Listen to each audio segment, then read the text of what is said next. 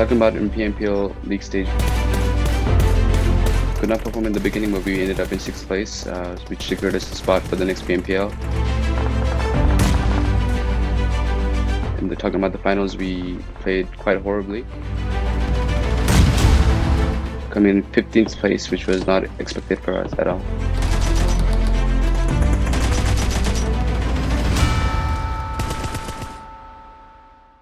Hello guys, my name is Leon. I'm from Skylightz Gaming. We were looked up as the dominators in the league. We were supposed to be the champions, but our scores went dramatically low.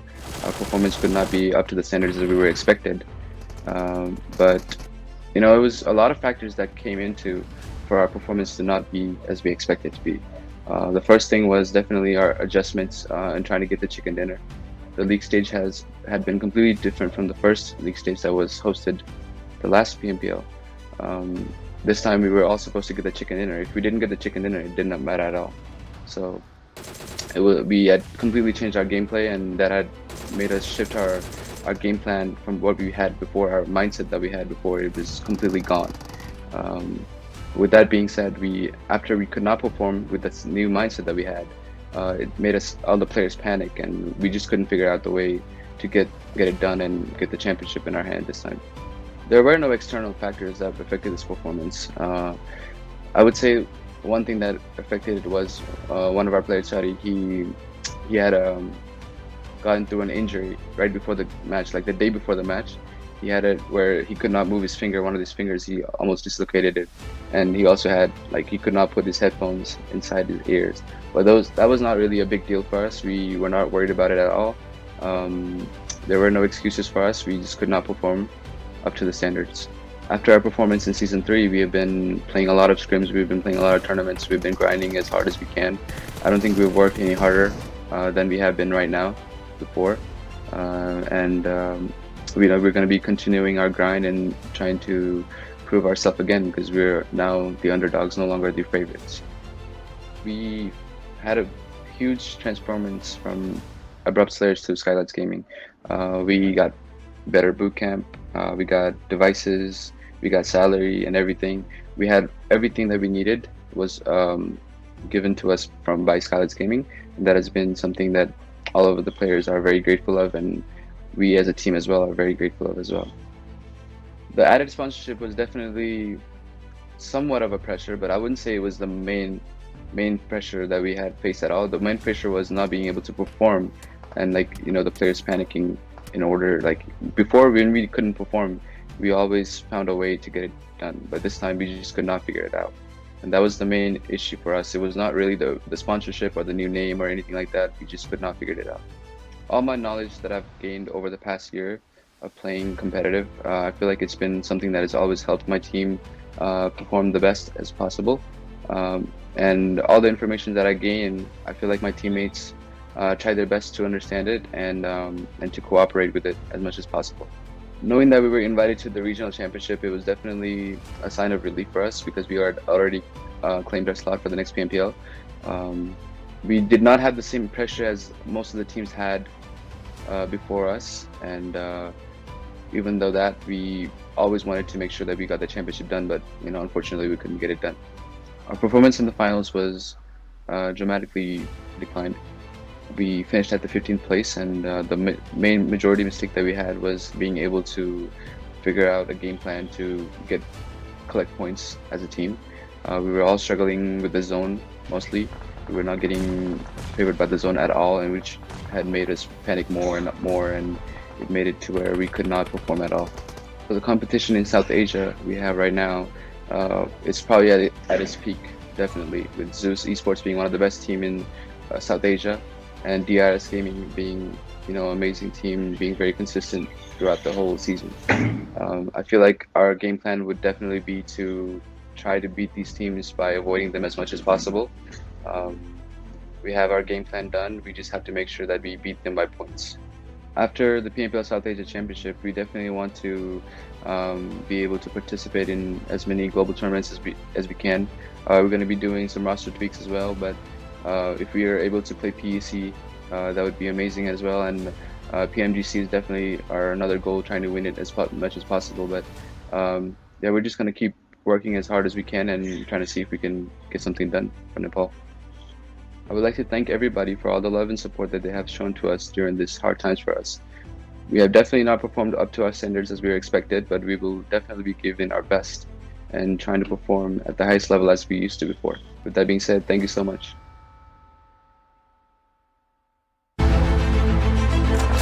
The pressure, everything was a lot, and fighting for only one spot. The top 8 obviously, and also the winner of the PMPL.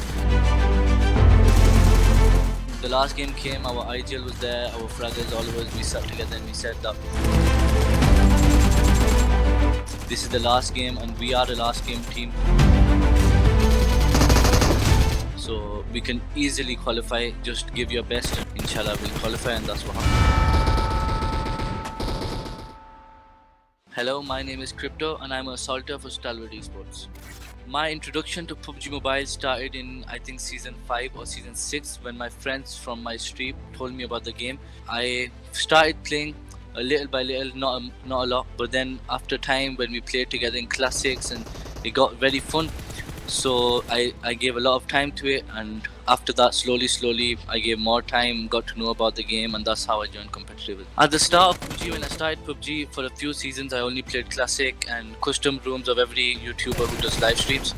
So this was the only time I used to play, I think at night time or in the morning. So I had a proper schedule for when I'm gonna play, when I'm not gonna play, when I'm gonna go football and stuff like this. So one day I was just playing classic with my friends until one of my friends told me about something called competitive PUBG Mobile, where you actually compete against other teams to win something, maybe prizes, maybe slots for bigger tournaments. So at first I thought that this is a waste of time because already I'm giving so much time in classic, so if I start that then I'll have to give more time. But he convinced me, he showed me a lot of videos of other competitive players, and I got very fascinated by a few players. So when I saw this, I decided to build my own team. The best thing about our team is that we have brotherhood and friendship. Not only in the game, but even outside the game, we share everything we have together. And this really helps us because obviously the synergy inside the game also needs to be good outside the game. Knowing that we're the only Pakistan team to qualify for the regional finals, that has never been done before. So basically before the last day, we were pretty happy. We knew we were going to qualify, obviously because we were in top 3. We actually wanted to fight for the top 1 spot before the last day. So we were happy, we were confident, everything. But then as soon as the last day came, our confidence, everything broke down basically, because we were from 3rd, we came all the way down to the 10th position. So that was very scary because we had only one thing in our mind, is that first, no Pakistani team has ever gone to the regional final or any level at that. And now, if we're not going to go, it's going to be a very, it's a very sad moment for us. I think the region which will give us the most problem is obviously going to be Mongolian region. In the league play and in the normal PMPL finals, Team Zeus was at the top of the leaderboard. They were playing very good with their kills, aggression, zone, everything, even in the top fragger list, all their players, nearly 3 players were in the top fraggers list.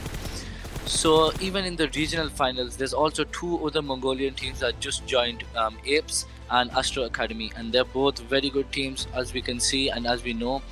So I think that's the region which will give us the most tough time, because at the end of the day, all of them want to go to the next stage, which is the PMGC, and to do that, I'm 100% sure no team will make a mistake.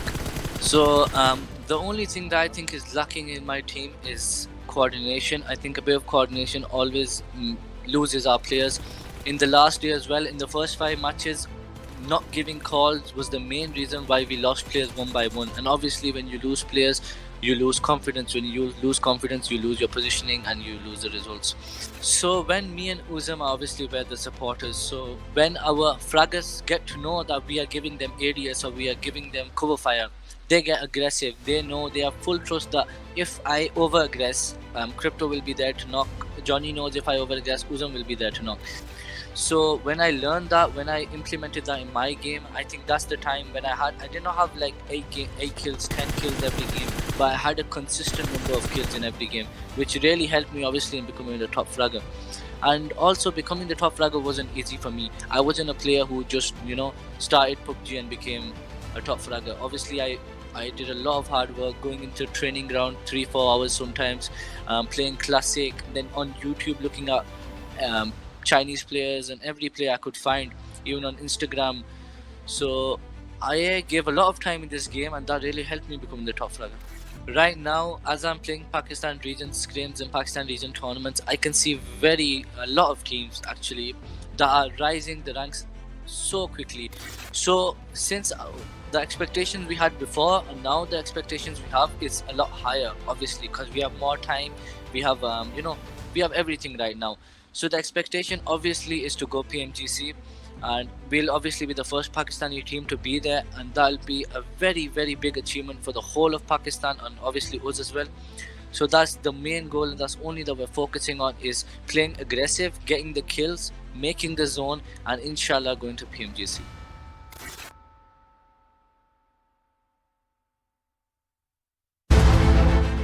तो basically जब हमें वो पहला second year मिला था ना, उस वक्त हमारा एक्सपेक्टेशन बहुत हाई हो गया था,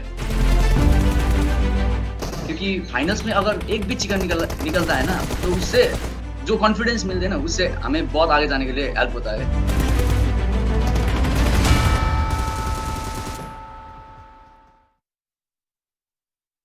Hi everyone, my name is Zain and I play from team T2K and my role is IGL. हमारा जो वो रहता है ना, मेन स्ट्रेंथ हमारा वो स्काउटिंग है, क्योंकि वही सबसे इम्पोर्टेंट चीज़ है ना गेम में. क्योंकि अब हम जोन जा रहे हैं तो वो जोन कैप्चर करने के लिए भी स्काउटिंग की जरूरत होती है, बंदे किधर है वो सब पता लगाना पड़ता है ना, इसलिए वो रोल ब्ला ब्ला फुलफिल करता है, इसलिए वो मोस्ट इम्पोर्टेंट चीज़ है. हमारा स्ट्रेंथ ही वही है हमारा. इस पैंडेमिक से तो कोई असर हमें तो नहीं हुआ ना, because we are safe, but online friends they were all there for me. पहले से ही वो थे ना, ऑनलाइन पे पहले से ही खेलते थे, हम साथ ही थे, आज भी साथ ही लगता है. अभी Nepali teams they have improve a lot, I can see that, because they are competing in different levels ना, आई हैव सीन दैट. अनि इसी से ना हमें भी कुछ सीखने को मिला ना. सब टीम्स का जो हम वो स्टडी करते थे, वो देखते थे किस लेवल पे खेलते थे, उससे हमें भी बहुत सीखने को मिला. बट इन नेपाल ना, this scenario has change. Now we are getting platforms ना, we are getting good opportunities, so I think it will go on and we'll get more opportunities now. Basically हमारे पास कोच तो नहीं है, पर एक coach का ना मेन चीज होता है, वो डिफरेंट टीम्स का वो रोटेशन रीड करते हैं, रोटेशन स्टैट्स वो रीड करता है. सो हमारे पास भी एक बंदा है निशांत, वो बंदा इस चीज में माहिर है, जैसे कि एनिमी की रोटेशंसहरू वो कॉपी देख के है ना, वो आप हमारे लिए एक स्ट्रेटेजी बनाता है. सो उससे हमें बहुत हेल्प मिलती है. लीग पे हम थर्ड हुए, पर फाइनल्स में फिफ्थ. क्यों इसमें हमारी वो क्या गलती हुई थी ना, ये हमारा फूबी फाइट वो सबसे खराब गया था, तो इसलिए हमने जो पोजीशंस ली थी वो पोजीशंस किसी और ने ग्रैब कर ली, उसकी वजह से हमें वो अच्छा मोमेंटम शो करने का मौका ही नहीं मिला, इसलिए हम पीछे टेबल के पीछे आ गए. बीइंग एन आईजीएल मुझे बहुत सारे टफ कॉल्स लेने होते हैं. सो बेसिकली जब कोई रॉन्ग कॉल्स होता है ना, सो उस वक्त गेम पे बहुत प्रेशर आ जाता है. क्या किसी भी बंदे अब मैंने किसी बंदे को आगे रश करने के लिए भेजा और वो रॉन्ग कॉल्स की वजह से मर गया ना, सो सारे प्रेशर मुझ पे आ जाते हैं, क्योंकि अब मैं आईजीएल हूँ तो सारे प्रेशर मुझ पे आ जाता है ना, क्योंकि रोटेशन करवाना होता है, क्या करना है आगे देख के. बट उसी टाइम पे हमारा एक लॉजिक है, हम उसी टाइम पे तो बात नहीं करते, आफ्टर गेम हम बात करते हैं और स्ट्रीम देख के बताते हैं कहाँ पर हमने मिस्टेक किया है. सो उसी चीज से हम वर्कआउट करते हैं. ऑब्वियसली जब कोई टीममेट लिफ्ट करता है टीम को, सिनर्जी बहुत इफेक्ट करती है, क्योंकि जो सिनर्जी उसके साथ जो हम वो साथ में बहुत टाइम खेले होते हैं ना, तो उससे हमारा एक रिलेशन, जस्ट लाइक रिलेशन वो बैठा होता है ना, उसके वजह से भी हम एक दूसरे को अच्छे से समझ सकते हैं. सो उससे हमारे गेम पे भी बहुत इम्पैक्ट पड़ता है. जो कॉल्स हम देते हैं वो परफेक्ट होता है, कैसे कॉल देता है, ये कैसे हमारे कॉल्स अंडरस्टैंड करता है. सो इससे भी हमें बहुत इम्पैक्ट मिलता है. सो मिस करते हैं उसी से, वो उस बंदे को मिस करते हैं, और जिस बंदे के साथ आप सिनर्जी मिलाना होता है, सो उसके साथ भी हम वैसे ही फ्रेंडली बिहेव करते हैं, so that we don't have any problem. Basically अभी जो होने वाला है वो PMPL साउथ एशिया फाइनल में, मुझे लगता है कि मंगोलिया टीम हमको बहुत टक्कर देगी, क्योंकि वो they have given us very bad time, like Zeus and though more teams coming like APES and Astra Academy, they are very tough. I have seen their games. So basically they have gun powers and they are more, no, they play more like rushing. They have a rushing gameplay. So they will give a tough time to us. जेन से T2 जेन आने तक मैं दूसरे clan पे था, normally खेलता था. तो जब पहली टूर्नामेंट खेला, मैंने जब टूर्नामेंट जीता ना, वो जो मनी जो मैंने पेरेंट्स को दिया, उसी से they started trusting me. So they helped me in many things. After they bought me a device like that. So they did a great help for me. Fans और community के बारे में बोलो तो they helping a lot of way ना. They while streaming also ना, they do supportive messages like that. They do supportive messages. After seeing them, no, it boosts up my energy. It feels like I have to perform more so that they can trust me. They can see me. I'm playing for my reason. Like that's it. To my friends, family, and my fans, I'd like to tell that this trophy is ours. We're coming. So do support us, and I love you all.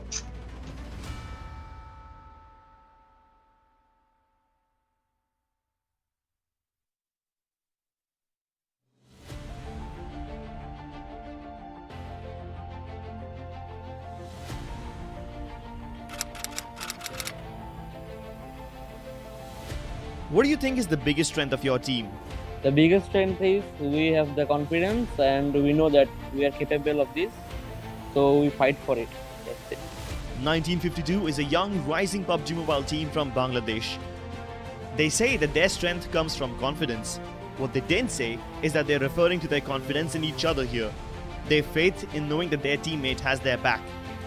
They stick to the core fundamentals of gaming seriously, and that's something that we can learn from them. 1952 is a dynamic squad of raw talent. They're the symbol of youth with the potential to be a force to be reckoned with. Their rise to fame started when they won the PMCC Bangladesh. Soon after, they also finished third in the PMCO Spring Split 2021 Bangladesh and secured a spot in the PMPL South Asia Finals Season 3. Their sudden and meteoric rise has grabbed everyone's eyeballs, and this young squad is starting to take on bigger names. The reason 1952 is the best squad to watch and learn from is because one can relate to them. Unlike several strong teams out there, 1952 didn't have elaborate strategies or remarkable rotations. What they do have is a strong base of fundamentals that helps them in every situation. Very often, normal players like us try to replicate what the pros do in our own games and fail because those strategies require a certain amount of teamwork and better mechanical dexterity that we haven't developed yet. But if we stick to the fundamentals that 1952 swears by, there is a lot to learn from them. They follow basic concepts like trade fragging and double peeking to win their fights. Trade fragging refers to following up after your teammates' fights. Double peeking, as the name suggests, refers to peeking enemies together. You might be playing against the best aimer in the world, but no matter how good they are limited by the fact that they can only shoot one person at a time. They can't shoot both of you down unless you line up. The same is relevant the other way around as well. Whenever you're in a clutch situation, always try to have only one enemy on your screen at a time. Isolating 1v1 fights is the key to avoid getting traded out. That's the best part about their gameplay that we should learn about. 1952 was a volatile and unpredictable team. Since they are young and not very experienced, they sometimes tend to make more spontaneous decisions that may or may not work out in their favor. Sometimes even more experienced teams face this issue. If it's one of those games where a circle tosses a curveball, everyone's well thought out strategy goes right out of the window. In such games, it's sticking to these fundamentals that will bring you success. Let's take a better look at how they do it with the help of some examples. Let's start with a good double peek. Look at how Magnet and Entry attack in tandem. Magnet swings left, Entry swings right. There's no way Hungrybox can shoot both of them. Another example of how they back each other up can be seen in Miramar from the same day's matches. 1952 Magnet tosses really good grenades where he knocks out two people from Carnegie's foes. Unfortunately, he blows himself up in the process as well, but that's okay because they still have more players on their feet and the revival comes through quickly. Magnet rushes in to finish what he started, Tawfiq right behind him. He knows that Carnegie Esports are reviving in the house, so he tries to push. Just as he's about to enter the house, he sees the door of the other house swing open. He instructs Tawfiq to deal with that, while he himself rushes into the first house and sprays them both down. Double peeking together is a great way to win, and in order to do that, one must not overextend and be mindful of where your teammates are. In this example, High Voltage has the zonal advantage and the high ground over 1952. They can easily gatekeep 1952. Sharp and Tofik are walking up the slope, meanwhile Magnet hops into a buggy to join them faster. Dizzy knocks out Sharp, but Tofik pushes into trade and makes sure that his teammate wasn't knocked at Wayne. But the important thing here is that Tofik doesn't start fighting Assassin right away. He waits for Magnet to arrive so that they can double peek him. Props to Assassin too. He understands that he can't fight them at once, so he falls back to revive his teammate. Now, Tofik can push them right away, but he waits for Magnet to drop down just for extra safety. This discipline helped 1952 stay alive. Unfortunately, they lost Sharp to the play zone, but considering the amount of height advantage and the zone advantage that High Voltage had, this is still very impressive trading. And it was all possible because they don't overextend and wait for their teammates to be in a position to be able to back each other up. But Tofik striking again as he turns down very low, but this is where Magnet is going to chime in, gets that knock onto its Assassin and wipes out High Voltage. Wow! Incredible plays from 1952. Once you start getting the hang of basic trade fragging setups, you can start building crossfires. This footage is from the last game of PMPL South Asia Finals, and it's the only chicken dinner that 1952 tasted in that tournament. They're already applying ample pressure onto 7Cs. A great grenade knock is bound to keep 7Cs licking their wounds for a bit. They use this timing to quickly rotate to the center of the next zone and secure the advantage. Once they've taken the shack and are in position, Magnet moves closer to the rocks to keep an eye on all the fishes in the sea and to see that nobody sneaks up along the coast. Sharp and Entry form the main line of defense, firing upon teams like Zeus and R3D. Meanwhile, Tofik is near the hills, covering his team from a different angle so that the opponents don't find any cover. He's also responsible for keeping teams like Stalwart Flex at bay.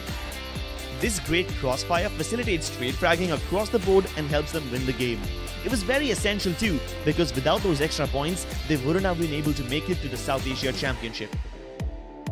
Sometimes, even the best laid plans can backfire, but 1952 made the best out of a bad situation. It all starts with a bridge camp. This trap is set and Stalwart Flex falls right into it. Wait for the other vehicle to go by. Crypto, this could be problematic as 2 vehicles, 3 vehicles now go through. That was perfect execution. And Crypto straight into the water, but no, he manages to drive off. However, a knock has taken place. Uzum will be spotted out and taken down. The trap worked, 3 enemies are dead, and now the last surviving member of Stalwart Flex is hiding across the other side of the bridge. Notice how Entry is already driving to get an angle on him. He doesn't quite get the kill, but he can't stay there for too long because there's more trouble headed his way. Hold on, another team has arrived to the party, and 1952 need to be careful because Seal have arrived, and now they got 1952 in their crosshairs. They do indeed, but Seal's got to be careful as well because, again, everybody heard that commotion. Skylightz Gaming is going to be heading down south as well. A crossfire to hunt down Reviews must now be repositioned to rescue Entry. Entry tries to escape, but he's trapped deep behind enemy lines. He tells his team to escape and to take better positions, while Entry embarks on a solo survival mission. Oh, now he does. Can I just point out how fortunate 1952 have been? The fact that How Seal, fortunate? Skylightz Gaming, and Venom Legends came in, and they yet to lose a man. That's what I was saying. I mean, the target was 1952. However, it's going to be someone else. Ooh, that got so close! Entry gets 1 kill, but the rest of Venom Legends pounce on him, and upon seeing that, Seal team also jump in to get a piece of the action. At this point, there's nothing that 1952 can do to rescue Entry, but at least they don't let his death go in vain. They start stealing kills by shooting down Seal members. They lost 1 player, but killed 2 opponents in his place, thus salvaging a bad situation by trade fragging. To sum it up, 1952 is a team that has faith in each other. They are the symbol of youth, the representative of all underdogs. They prove that one does not need complex strategies to take on the best in the world. More importantly, they prove that with a clear mind and good teamwork habits that are deeply rooted into your blood, everyone can be a David. Everyone can topple a Goliath. You just don't get zoned playing the center. The hard shifts are really dangerous. You can't just go along with it. You can't just push us, then you will die. That's it. You have to show them fear so that they don't push. And we are confident that you can keep the Bangladeshi flag flying high in the upcoming South Asia Championship. We wish 1952 the best of luck, and we hope that you all learned a thing or two from them today.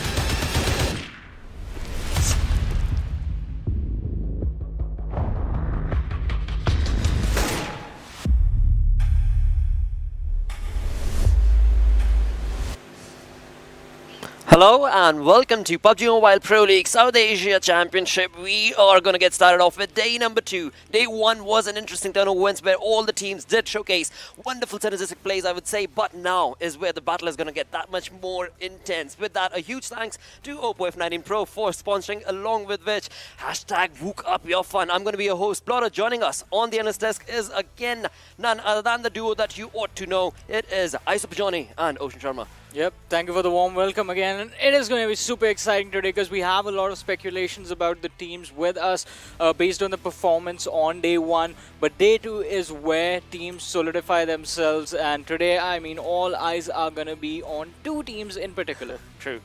I would say 3 teams. I mean, all right, yeah, third. Let's because I know obviously you're talking about DRS and obviously Astra Academy.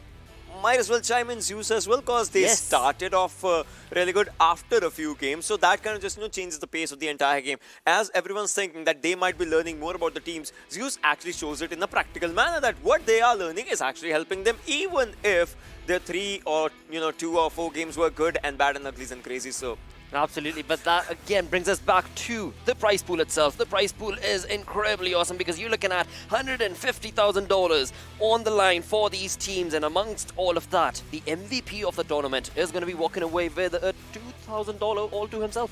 Yeah, so the performances that we are talking about carry with them a lot of pressure. I mean, there's a lot of pressure on these lads to take home that prize money, and we were having a look at the MVP rankings yesterday as well. We're gonna keep having a look on them today, and well, they look quite interesting because there's this one player above everyone else with a lot of kills, but the other players are catching up in terms of the survival times and the damage numbers, which actually account for a lot more than the kills themselves. I mean, I still remember that's where you're talking about IC, right? But if you talk about the player that's at the top, I still remember it's Action, who has been since the start, those jump shots that actually just help them. So those things, it's good, but you'll have to be consistent. And Astra Academy in the final few games, they were not consistent. So I would love to see where it just takes them. Absolutely, because again, when it comes down to the consistent gameplay, it is the kills as well as the placement points that you need to be working towards, and that is what these teams will have to stand up every single game for. Exactly, and we were talking about consistency and how the points stack up. There's one thing that we always mention is those kill points, getting those few kill points in every single match in order to survive. That is something that DRS were able to do. If you remember what I said yesterday, out of all the 6 games that DRS played, they got top 4 finish in all 6 of them. They even won 1 game, and in all 6 of those matches, they were getting decent number of kills as well. I believe the lowest they went out with was like 5 kills. That was the lowest they did the entire day. But that is still pretty good. So, I mean, everything combined together, DRS had an amazing run today, but I also want to focus on the teams that are on the second page of the standings that we did expect a really good performance from. And that's where T2K actually comes. That's where Skylight actually comes, as we were talking about it. I believe we'll be talking about the teams, more and more as we'll be seeing the names of teams. Absolutely, because again, there are 16 teams that are, of course, part of the lobby, and you bring it down to the matches themselves. Well, 24 matches in total is what's going to be played. We did get through the 6 matches yesterday, and today another 6 are going to be taken over. But in terms of the teams, Astra Academy dominated in terms of the plays yesterday. This is where the conversation comes on, right? 1952. If the circle's there, they get to make the game theirs in a really good manner. Top 3 finish, that's a good thing for themselves. That happened in the first game yesterday. But now it comes down. We have seen yesterday 3 zones around School Rozok for Erangel. If today is the same thing, they would love to take School before anyone else because they know it's uncontested, and from there they can move on.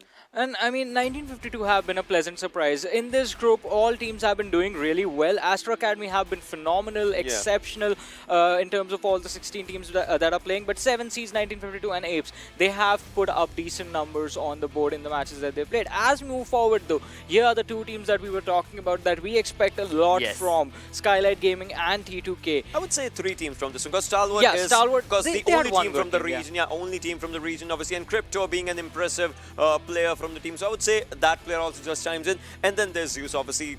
We know about the Zeus. Zeus had a pretty impressive climb in the last 3 games that they played.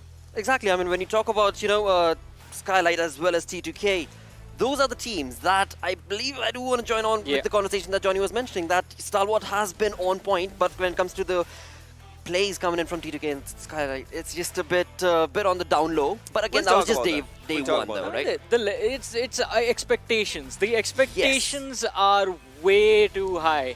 That's the key. For That's these the word, studios. mate. Yeah, that's the reason, right? Because we are judging them on a totally different scale at this point. But as we move forward to the remaining teams, High Voltage, a team that we do expect a little bit of a consistent performance from DRS. I mean, we can't talk any more about DRS. They are doing really well, sitting on the first position right now. The first team to hit the triple-digit marker, and again, top 4 finish in every game they've played so far. We had this conversation, before this day even started, and we were talking about it. I told Johnny one thing: if DRS is on the top today, they win the tournament. They win. They win the tournament. They win the Again, tournament. I mean, I do want to, emphasize on the fact that it is a 4-day saga that we're part of. It is, but having one good day is good. The lead will maybe but keep this fluctuating. These are the teams that might change the competition, because we talked about dark horses yesterday. Last game though, they started off decent. Before that, they were on to the last position. Nightmare, PN Crew. Well, if it's Miramar, I mean, PN Crew is really good with those kill points. They have surprises. They are full of surprises on that map, and Miramar is one of their strong suits. I mean, if you remember the PMPL South Asia Season 3 as well, that is the one map this team always shines out on. And again, PN Crew, High Voltage, they also can bring the same level of consistency that we do see from DRS Gaming. So that is something that I would love to see from these teams. SDGaming, still waiting to see them sort of pop a few more heads before we actually see them bounce up on the leaderboard. Absolutely, lads, because again, when you talk about the story itself, right, the storyboard, as I like to call it, which is the overall ranking, is looking phenomenal for the side of DRS Gaming as well as Astra Academy, and so many of these teams that are on the first page, rather. They're still lacking on 2 things. I mean, it's not bad, but most chicken dinners, that's where Astra Academy is, and most kills, it's just 1 kill affair. They're doing the good. I would like to add one thing to what you said earlier, like DRS Gaming having a good day today, leading to the victory of the trophy.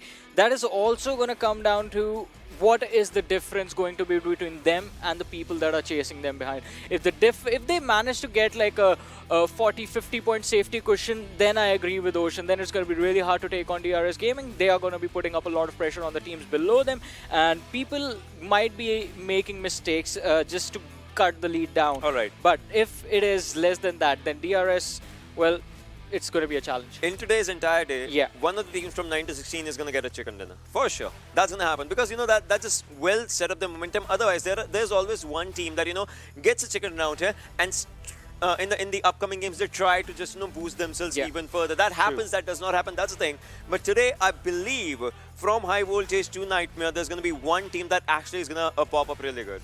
Along with that, one more point I would like to add is the teams that are on the 7th, 8th, 9th and 10th. PN Crew, Stalwart Esports, High Voltage and 7C. All these teams are slowly and steadily, they are known for this. They are known to slowly and steadily build up the momentum. Then in a snap, you don't realize they end up getting those chicken dinners for themselves. They start getting those kills. So that is something that we have to look out for today. They are in a position from where they can actually bounce off really good, since the difference is not too big. But let's see how they perform in the matches that we have lined up. Well, along with that, whenever it comes to every single game, we know the graphic that comes up right after that. It is the MVP from the game. With that, as we did just mention, $2,000 are on stake for the lad who will be on top at the end of the day, and that is a 4-day affair that we're part of right now. As you guys did mention, Astra Academy action with those jumping awesomeness that he was showcasing yesterday is dominating, but there is a ICN zone very close. So if action actually plays in the same manner, like he had 23 kills, let's round it up to 25, right? Let's just keep it there. In 4 days, if this lad gets to 80 plus kills, let's just keep it there. That's going to be a record in its own self for 4-day affair. But for that, obviously, Astra Academy and that individual will have to play in the similar fashion. Otherwise, things might as well just change. But that's going to be a good number. True. Exactly. And that's the thing, though. That's the thing. We did see a fall off in the performance from the side of Astra Academy in the last 2 games that they played. So 4 out of 2 is still a pretty good conversion rate in terms of the matches that they have to go. But they have to keep the first 4 matches. They have to make sure that they happen. Otherwise, DRS is definitely going to put them in a lot of pressure. Absolutely. Couldn't have said it any better. Because again, when you talk about these teams, when it comes to the top teams themselves, right? We're looking at, of course, DRS. We are looking at Astra Academy. Now, yesterday we had a conversation where, Ocean, you were mentioning, right? 2 points is what they shied away from, but DRS took a lead and got that wonderful 1 or 2 points and gave them, well, on the first position. 1 or 3 points. Yeah, this is a really good thing. Think about it, right?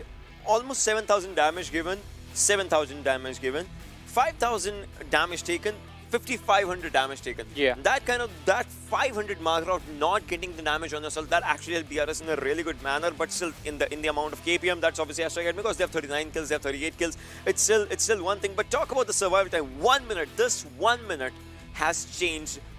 This 1 minute kind of changed itself in last 2 games for DRS. Exactly, Yes. that 1 extra minute is equal to those 5 extra points that they have Exactly. in the total points tally. It's those two games that DRS was still able to keep the consistency going where Astra Academy failed. And that is something that Astra Academy will need to cover up for today. It's just 5.1 match and you can get it over with. You can still have the first position back. So I don't think there's going to be too much pressure on Astra Academy. But I just hope they have figured out as to why they failed on those 2 matches that they did.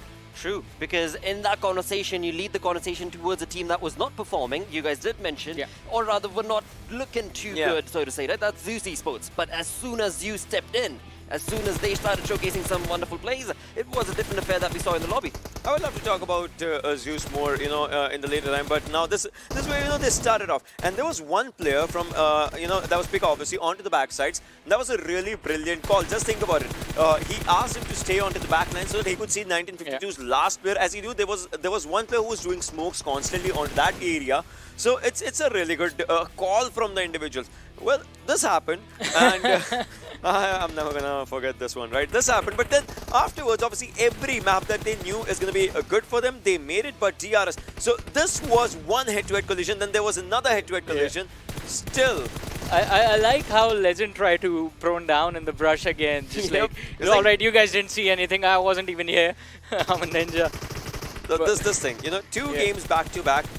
So it's like both of these teams, even at the top position, they still know what the other team actually gives in the competition because they have faced each other 4v3, 1v2 in the final circles, and that's the most calm way to take up a fight, right? You have everything on your shoulders. If your players are surviving, you have the support and everything. Yeah. Well, there was a grenade as well. I guess you were talking about that one. Well, yep.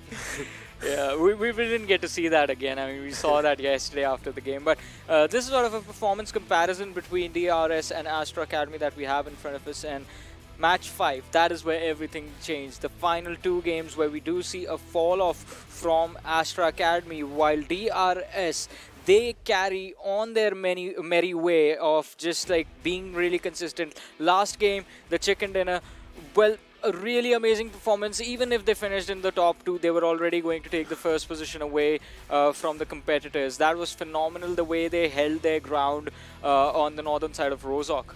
Absolutely, mates. But that is 2 teams that are, of course, right now on the first and second position. But along with that, of course, there is the team that we were just mentioning that Ocean did say we'll talk about. It is none other than Zeus Esports. That is, of course, bringing in a different level of play, hopefully today. We saw one thing from Zeus, and that was when we talked about the overall summary yesterday. Highest knockouts and highest damage from this team, and that too when they started off popping after the 3rd game. Third game, maybe 4th was not theirs even in the synergistic gameplay, but 5th and 6th game once again it was theirs in a really good number. That's what it shows. Zeol 1.83 KPM. Still, IC is the one who's just popping up the numbers because of his survival time in the MVP stats, right? He has a really good survival time, and he was the last one surviving in the last game as well to get those placement points and those skill points if he could find a few, and he obviously started up building up the pace and momentum for the team. So here's the thing, for Zeus it might just remind me for a few teams from the other regions. If we talk about it, it's not like if day 1 is not theirs, they still have that one day someday that they like to accumulate the point numbers. That might be today. One thing that happened with Zeus yesterday was like if in the first 3 games, not first 3 in particular, but game 1, game 2 and game 4, what went wrong for them was they weren't isolating their fights. every single time they were always picking on 2 or 3 teams engaging at the same time, and that is never going to work out. If you pull too much attention to yourself, if you are taking those multiple fights at the same time, you are going to get overwhelmed and you will be taken out. That is what happened. By the time the last game arrived, they had gotten a handle of things, and then they were like, all right, we'll deal with one team and then we'll deal with the next team, then we'll get the next one. And that is a way this team can actually function. That is a team that is known for aggression. As we did see, still the damage was being done by them. They were still, even in the early stages, if they were taken, as we mentioned, the death traps that were there in the first game towards the edges of the circle, they were still picking up those fights. This is where, as you see the game 1, that's where people were a bit surprised. Yeah. Game 2, people were a bit shocked. Yeah. Then they got to know Zeus is coming up to their element, and then till the last game they were like, so imagine if a team is in 12 to 16 in the first 2 games, and after that they come down to the top 5. That just shows, right? Yeah. The team has the capability and they can do that, and they would love. And if you saw those highlights, you know, I was really happy to see one thing, and that is the way they are playing. Some other team, if you'll be looking at that moment, they are maybe panicking or maybe just, you know, talking about some calls. But this team still calm, you know, just always. That's just no that panic one in the precision, fingers as well. Yeah. Right? That one precision, that one mind that they work towards whenever they're part of that battle is just wonderful to see. And of course, with that, when it comes to the day, let's get it day started. Let's move on to the schedule. That is going to be bringing us the different maps that are going to be part of today's journey. Well, starting things off on Erangel again, and it is going to be the most important map of all time that you're gonna play. This map is where you establish yourself, and especially for the 2 teams that we have been talking about, Astra Academy and DRS. This is the one that is going to decide how close the fight is going to be. If the circle's north again, we know DRS moves from Yasnayak to the northern side. Yeah. They let PN Crew move forward, then they take up the fight from the backside, and then they move forward. That's why they are the top contending team in the map chance right now, as you can see just out here, because they just, you know, love to take those fights. You can see the kill numbers that they have. You can see, obviously, you know, the way they are playing. I know Astra Academy is there. 1952, they had really good, you know, matches for themselves. But still, if the circle's up north, DRS, that move helps them always, but they should not be predictable. Exactly. That is literally the thing that I was just about to say. DRS have done the same rotation that Ocean mentioned, moving up north. Let the other teams move in down from the side of Severny, and then just take them out from the back. They have done that in all 3 matches. The first match, it did not really work out because they were sort of slowed down. Map 2, Map 3, Erangel 2, Erangel 3. It worked out really nicely for them. If they do it again, there is a possibility that PN Crew might just be prepared. I would, so for today, but there's one thing that I would just, you know, want to say. Top 2 teams, 98, 103, then there's 62 points, right? I would love to see what teams from 3 to 16 do today in order to get as close to top 2 teams. Absolutely. I mean, again, when it comes to the entire lobby, everyone is going to be trying to bring in their level A performance eventually, but it is going to be based off of the game itself. First game itself will set up your day, and with that, it is time to move on to the bros who are going to be taking us through this first game. It is none other than Panda Bros, and it is Fixus and of course Necro. Well, thank you so much yet again, and here we are with the second day already getting started, and right now we're talking about Erangel, right? So we've been seeing that similar kind of a circle lately. So today, anything or any circle, any particular circle, to be precise, is what you want to see? Well, I mean, Erangel, I mean, you do know what I like to see. The military-based circle, without a doubt. I mean, come on. It has to be one of the best circles without any doubt. Like, when teams try to make that rotation on the bridge, the most exposed lines out there, and especially the only other way you have is either boats or water. And we do know how risky it gets. I know, I mean, we have seen literally fishes being blown up inside the water, and yeah, it had been a storyline yesterday. But you know, we talk about day number 2, right? Usually we consider it to be the day of comebacks. So let's see if, you know, Team Zeus can really get that first position going in, as we've already entered inside the portal, and we can take a glance at all these players right in front of us, everyone geared up to get inside the battlegrounds and prove themselves. Exactly. I mean, in the battleground, you gotta prove yourself. I mean, for sure, as Ocean did mention as well, you know, he wants to see the teams that are in the bottom actually try and come back on the top side. again, it's not going to be that easy. It's going to be quite a tough competition, especially if you're going to have Astra against you, Zeus against you, and then DRS is of course there.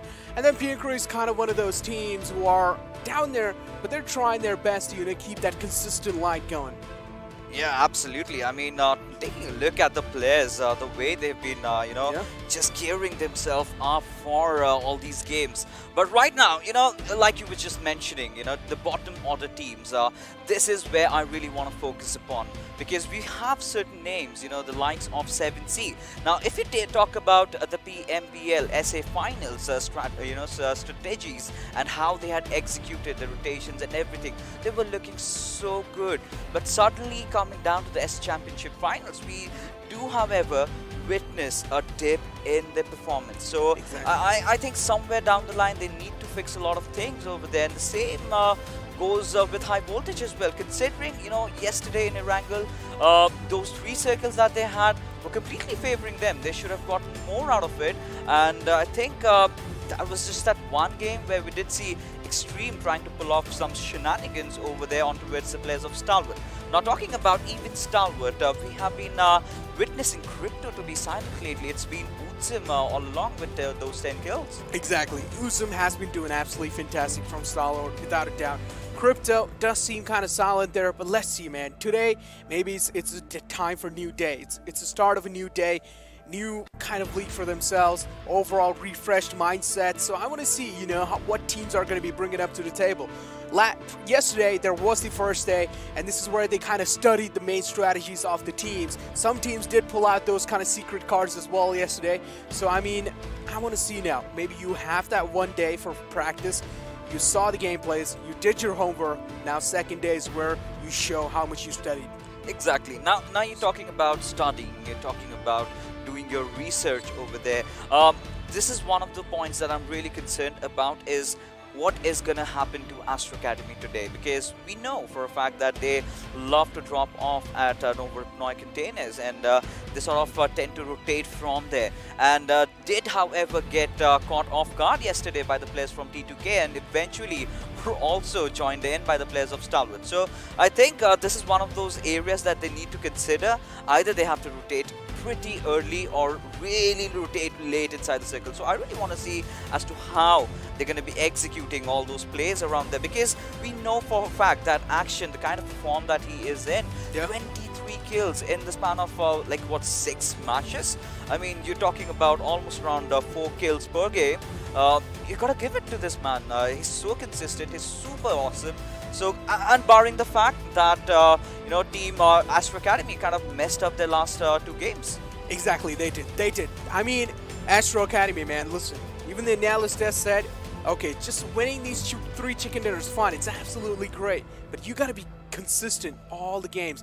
As soon as they kind of dropped those 2 games, we saw DRS just overtake them instantly, and that shows how DRS is consistent in each and every single game, which is pretty understandable. We have seen them in the past as well, play just like this, and now as well. DRS takes things pretty slow. They take their sweet little time to, try and climb up the boards. Even though they know things are not looking good, they won't really panic, and this is what is kind of a sign for a good team. But Astra, on the other hand, they like their aggression, which is what the Mongolian region is. For so far we've seen, the aggression has been pretty good from their side, but aggressing all the time, is that the way though? I mean, somewhere down the line you need to actually put a leash, you need to control yourself, and if you have to talk about a team like Zeus, even the desk would agree that somewhere down the line Leo kind of brought that kind of a performance on the board where you could see him trying to control the players. You have Godless not really overcommitting in situations. But then again, we were talking about consistency. Of course, it resonates with how well DRS have been performing lately. But for a matter of fact, if you're talking about numbers, the first day itself, it has been AJ and Nima all along. I mean, if you talk about DRS, Gyaltsen has definitely been one of those players that you would expect to get a lot of kills. So, what those star players are definitely not having that kind of a start that they wanted, but today might be the day that they might recover. Then same thing goes even with Godless. We've seen Zyol and Icy pick up the pace, and Godless has been silent. Not too much though, with 7 kills. Exactly, he has been. Now I want to talk about TDK here. I mean, that team, again, yesterday, they didn't gain any kind of spotlight on themselves. Today is the day where you cannot really afford to lose any kind of games. 4 days were only in your hand. 1 day has gone away. 3 days left, counting today, 1. And the next upcoming 2 days are going to be so important. Like, you cannot just give away one game thinking by, oh, maybe we'll try to recover in the next game. No, that's not how it's going to work. Each and every single team in here, even 1952, that team has came such a far way. And, I mean, their journey has been pretty immaculate, pretty clean journey. And overall, I really want to, like, say that 1952, man, you guys have got some guts in you. Like, they have came real far away. You know, you have to give it to them, the kind of cojones they do possess. Like, I mean, you talk about this squad, of course, Sharpex, definitely one of those players who has had a really good time. And even Tawfiq, in fact, in the first game of Erangel, we did see him going on for a surviving spree over there. And then again, you're talking about teams like PN Crew also, where we have Sandesh, the messenger from the gods above, and the way he's been playing, I mean, we've got to give it, he's been so consistent. But now let's bring the conversation down to another Nepali team that we have, that's going to be DEADEYES. Now, you're talking about DEADEYES, you've got 3 star-studded players that we have known and seen in the in the previous PMPLs and everywhere, all the tournaments all along. But this time, we have a prodigy amongst us. That has to be Suyok. The kind of performance that he's been showing from this past PMPL, I think I'm really impressed with this lad. Exactly. Suyok has been absolutely like one of those, he's one of those players who is consistent. Let's be honest, he's one of those players who's consistent. On the other hand, we have Hungry Boxer. I mean, this man, I cannot really elaborate much on this man. I'm pretty sure at this point in time, each and every single person in the community knows who Hungry Box is. So, I mean, it's pretty much more understandable that he has to be one of the best players in the region. That's why he has so much fame. And, I mean, we have seen a little bit of glimpse of that in the games as well. Even yesterday, we saw Hungry Box, pull off some insane clutches and some insane kills. Yeah, of course. I mean, Hungry Box, we do know for a fact that this guy knows how to survive. And DEADEYES, at the same time, they are really doing good in terms of their overall rankings, how they position. But then again, we've got to say it. It's the harsh truth, because the 3 circles that we had in Erangel completely favored them. So I'm still yet to see them getting tested in the waters, in the battlegrounds, to be honest, over there. Of course, they did manage to get a chicken, so that's a really good thing. But then again, Erangel having being one of those maps that is played the most, that's where you need to be really consistent, something like Team DRS that they have done. But now let's talk about the teams from the HTM region. Well, now this brings us to Team LIT. I think this was that only one team that did kind of survive pretty long in the final game. That's where they started stepping up. But today, I think the first day they were kind of nervous, maybe feeling the pressure.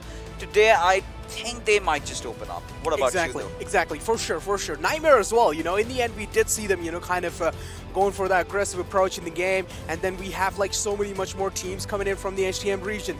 Now, of course, my personal eyes are on SD, for sure, without any doubt, because SD, I mean, I've seen them in the past play in the PMCO, and I feel like they were doing quite a good job in that. But now, yesterday, the first day, SD wasn't really able to prove their mettle. Maybe the second day with a new, fresh mindset, they will be able to do that. But now, I also want to talk about, teams like APES coming in. Right. APES is kind of a team who has that controlled aggression, right? They do aggress, they don't shy away from a fight, but it's like they won't really challenge a fight by themselves. They only fight if enemy team is fighting, or if enemy team is challenging them. Right, I mean, if push comes to shove, they really have to do whatever it takes, and they have been playing really well, to be honest. I was just getting there. Mongolians, they have been dominating so far. All 3 of them, the kind of resurrection that we did see from the gods themselves, that's Team Zeus. Now this is something that we have even seen in the past PMPL SA final, where Zeus did not really have a first day. They were getting heavily targeted, but despite that fact, they still ended the day on a good note. And from the second day onwards, they started picking up the pace, and that's where they kind of were going neck to neck with DRS. Exactly. And DRS, I mean, come on. Like, I feel like at this point, DRS has to be like one of the most consistent teams in the entire SA. Let's be honest. Yeah, I mean, we've got to accept to that, and we both indeed do. But right now, ladies and gentlemen, we will definitely be continuing with the action, and I am getting restless. But before that, we've got to take a short little break. We will be right back. You don't go anywhere.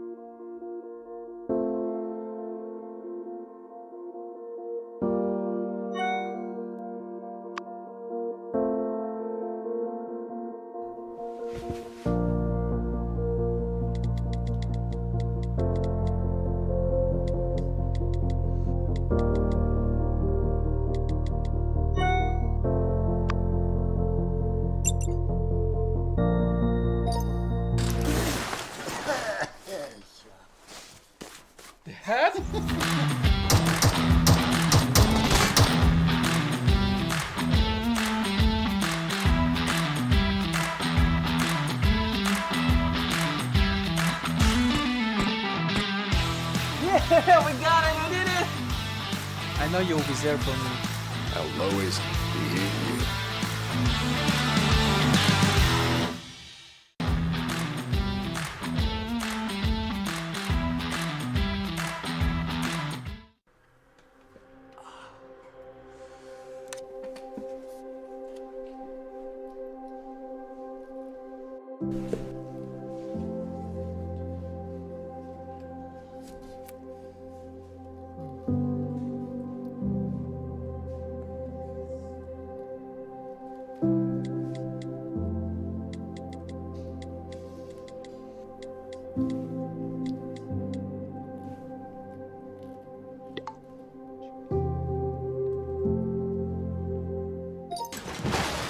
Whoa! How you?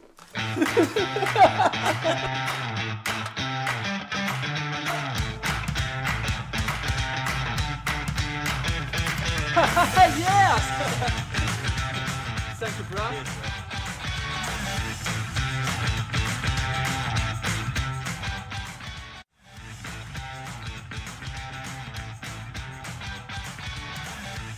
Hello ladies and gentlemen, welcome to PUBG Mobile Trivia. We'll ask you some simple questions about the game and you must try to answer them within 10 seconds. Comment your answers below and no cheating. The first question for today is arrange the following maps in ascending order from smallest to largest. Your options are A. Erangel, B. Sanhok, C. Vikendi and D. Karakin. Keep in mind that in order to make this happen, you have to put the smallest map first and then the larger maps. And your time's up. The answer is D, B, C, A. D, Karakin, the smallest map at 2x2, followed by B, Sanhok at 4x4, C, Vikendi at 6x6, and A, Erangel, the largest map of these all, 8x8. Here's the second question. Arrange these vehicles from the fastest to the slowest. Your options are A, the Dacia, B, UAZ, C, the motorbike, and D, the boat. Your time is running out. Tick tock, tick tock. And your time's up. The answer is C, A, B, D. C, the bike is obviously the fastest of them all. Then A comes the Dacia. B, the UAZ, which is slightly slower but a lot tankier. And then of course, the boat is the slowest of them all because it's on water. The third question is, arrange these areas on basis of how far they are from the center of the circle, starting from the closest to the center to the outer areas of the map. Your options are A. Yasnaya Polyana, B. School, C. Zarki, and D. Rozhok. Here's a hint. Pochinki is in the center of the map. So start with which one of these areas is the closest to Pochinki. That might help you out. Your time's up. The answer is B, D, A, C. B, School, is the closest to the center of the map, followed by D, Rozhok, which is just a little farther away, followed by A, Yasnaya Polyana, which is even farther away, and then of course C, Zarki, is literally on the edge of the map. The fourth question is, arrange the areas from north to south. A. Cruz del Valle, B. San Martin, C. Pecado, D. Prison. Imagine the map of Miramar. Imagine you're in the Golden Mirador driving across the map, north to south, and your time is up. This was a trick question. The answer is A, B, C, D. The options are not interchanged this time, just to play with your minds. Cruz del Valle at the north part, San Martin somewhere in the center, followed by Pecado, and then Prison at the southern island. We hope you were able to answer them all correctly. If not, don't worry, we'll always be back with more quizzes later on. For now, let's get back to the games and enjoy the matches.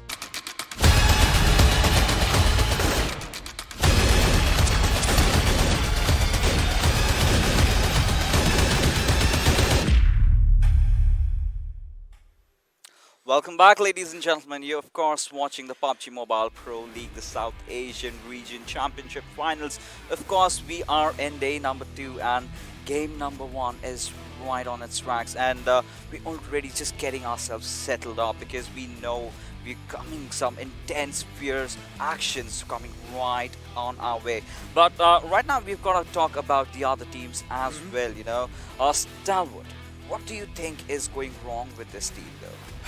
Well, I mean, it's like they haven't really been getting that much of limelight, right? Let's be honest. Like, not much of like things being done from the side of Stalwart, not a lot of fights being challenged from their side as well.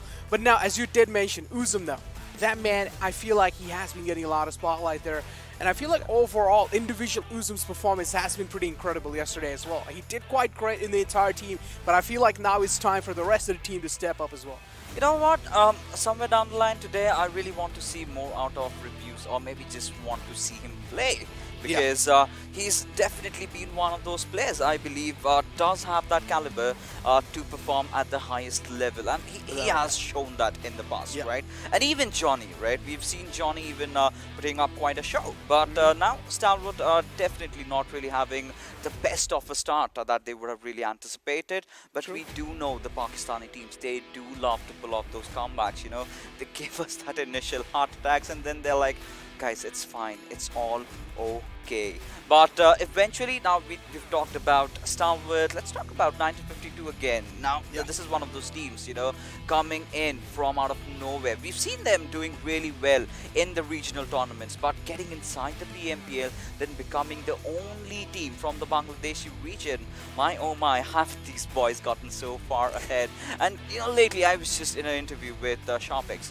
He looked really nervous, but he was looking firm, he was looking determined. He knew that he had a goal set up right in front of him, and boy, is he not the best fragger out there from their team. And I think, you know, these are the new talents, the new kids in the blocks. They're coming in, they're proving the mettle, and they are taking the glory home.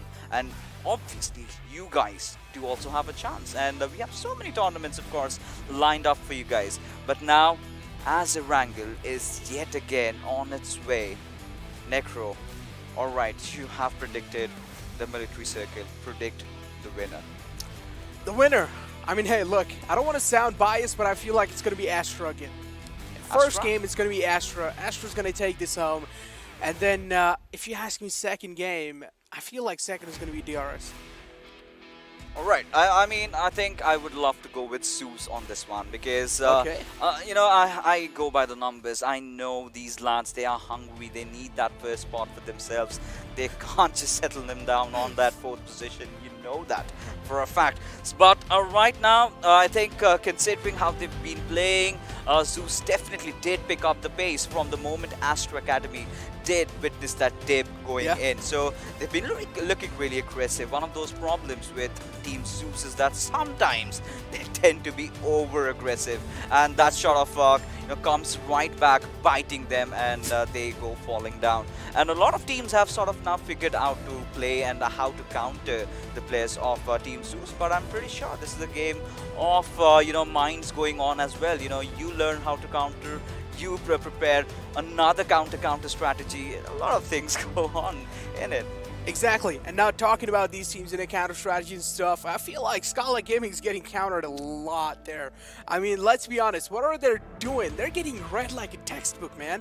Like, it's like, I feel like it's time to roll out that secret strategy from your book and show these teams that there is a reason why you're invited here.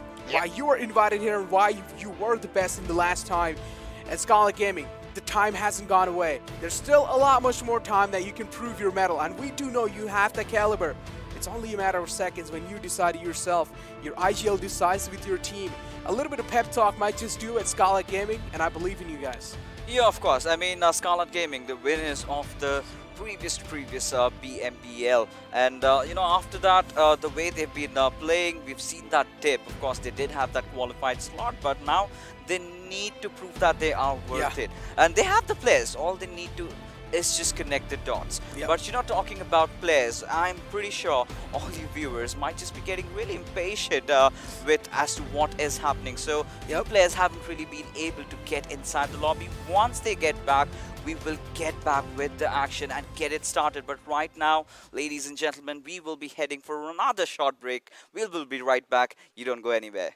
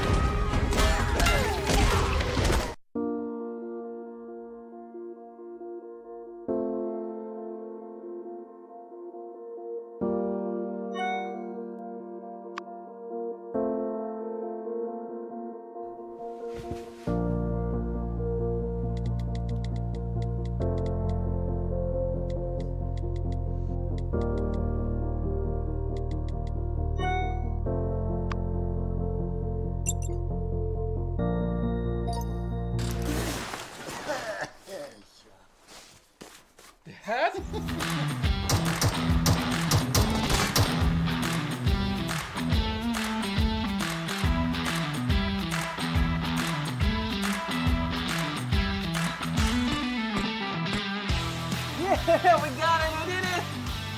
I know you'll be there for me. I'll always be here.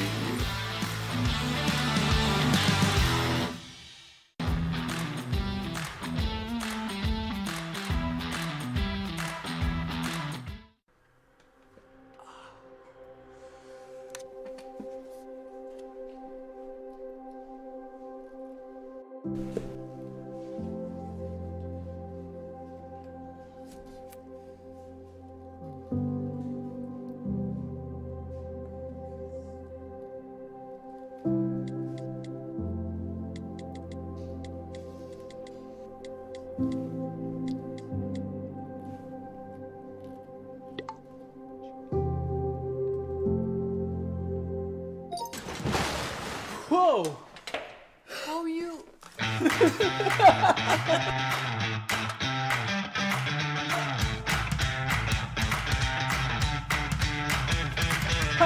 Yes!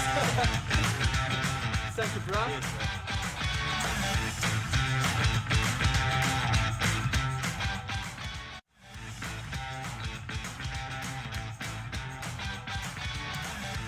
Hello ladies and gentlemen, welcome to PUBG Mobile Trivia. We'll ask you some simple questions about the game and you must try to answer them within 10 seconds. Comment your answers below and no cheating. What is the size of Sanhok? A. 2x2, B. 4x4, C. 6x6, D. 8x8. Now 2x2 is a very small size and Sanhok is a pretty small map. But do you think it's that small? The answer is B, 4x4. How many Pakistani teams are playing in the South Asia Championship? 1, 2, 3 or 4? Keep in mind that a good way to figure out this answer would be to check out how these teams got here. The answer is 1. Stalwart Esports is the only Pakistani team playing in the South Asia Championship. Find the odd one out. M4A4, AKM, AUG and Scar L. Once again, most of these weapons have something or the other in common, but one of these stands out. Can you figure out which one? The answer is AUG, because it's the only airdrop weapon. The rest of the weapons are ground loot. Identify which one of these is the correct spelling. This town is in Miramar, close to the bridge on the southern part of the map.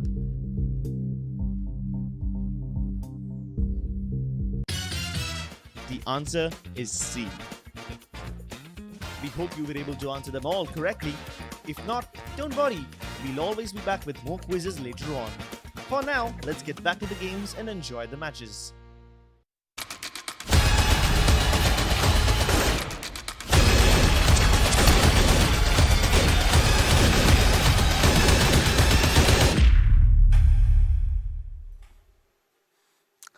Welcome back once again, ladies and gentlemen. You are, of course, watching the PUBG Mobile Pro League, the South Asian Region Championship Finals, and we are finally here. Let's just head inside the game.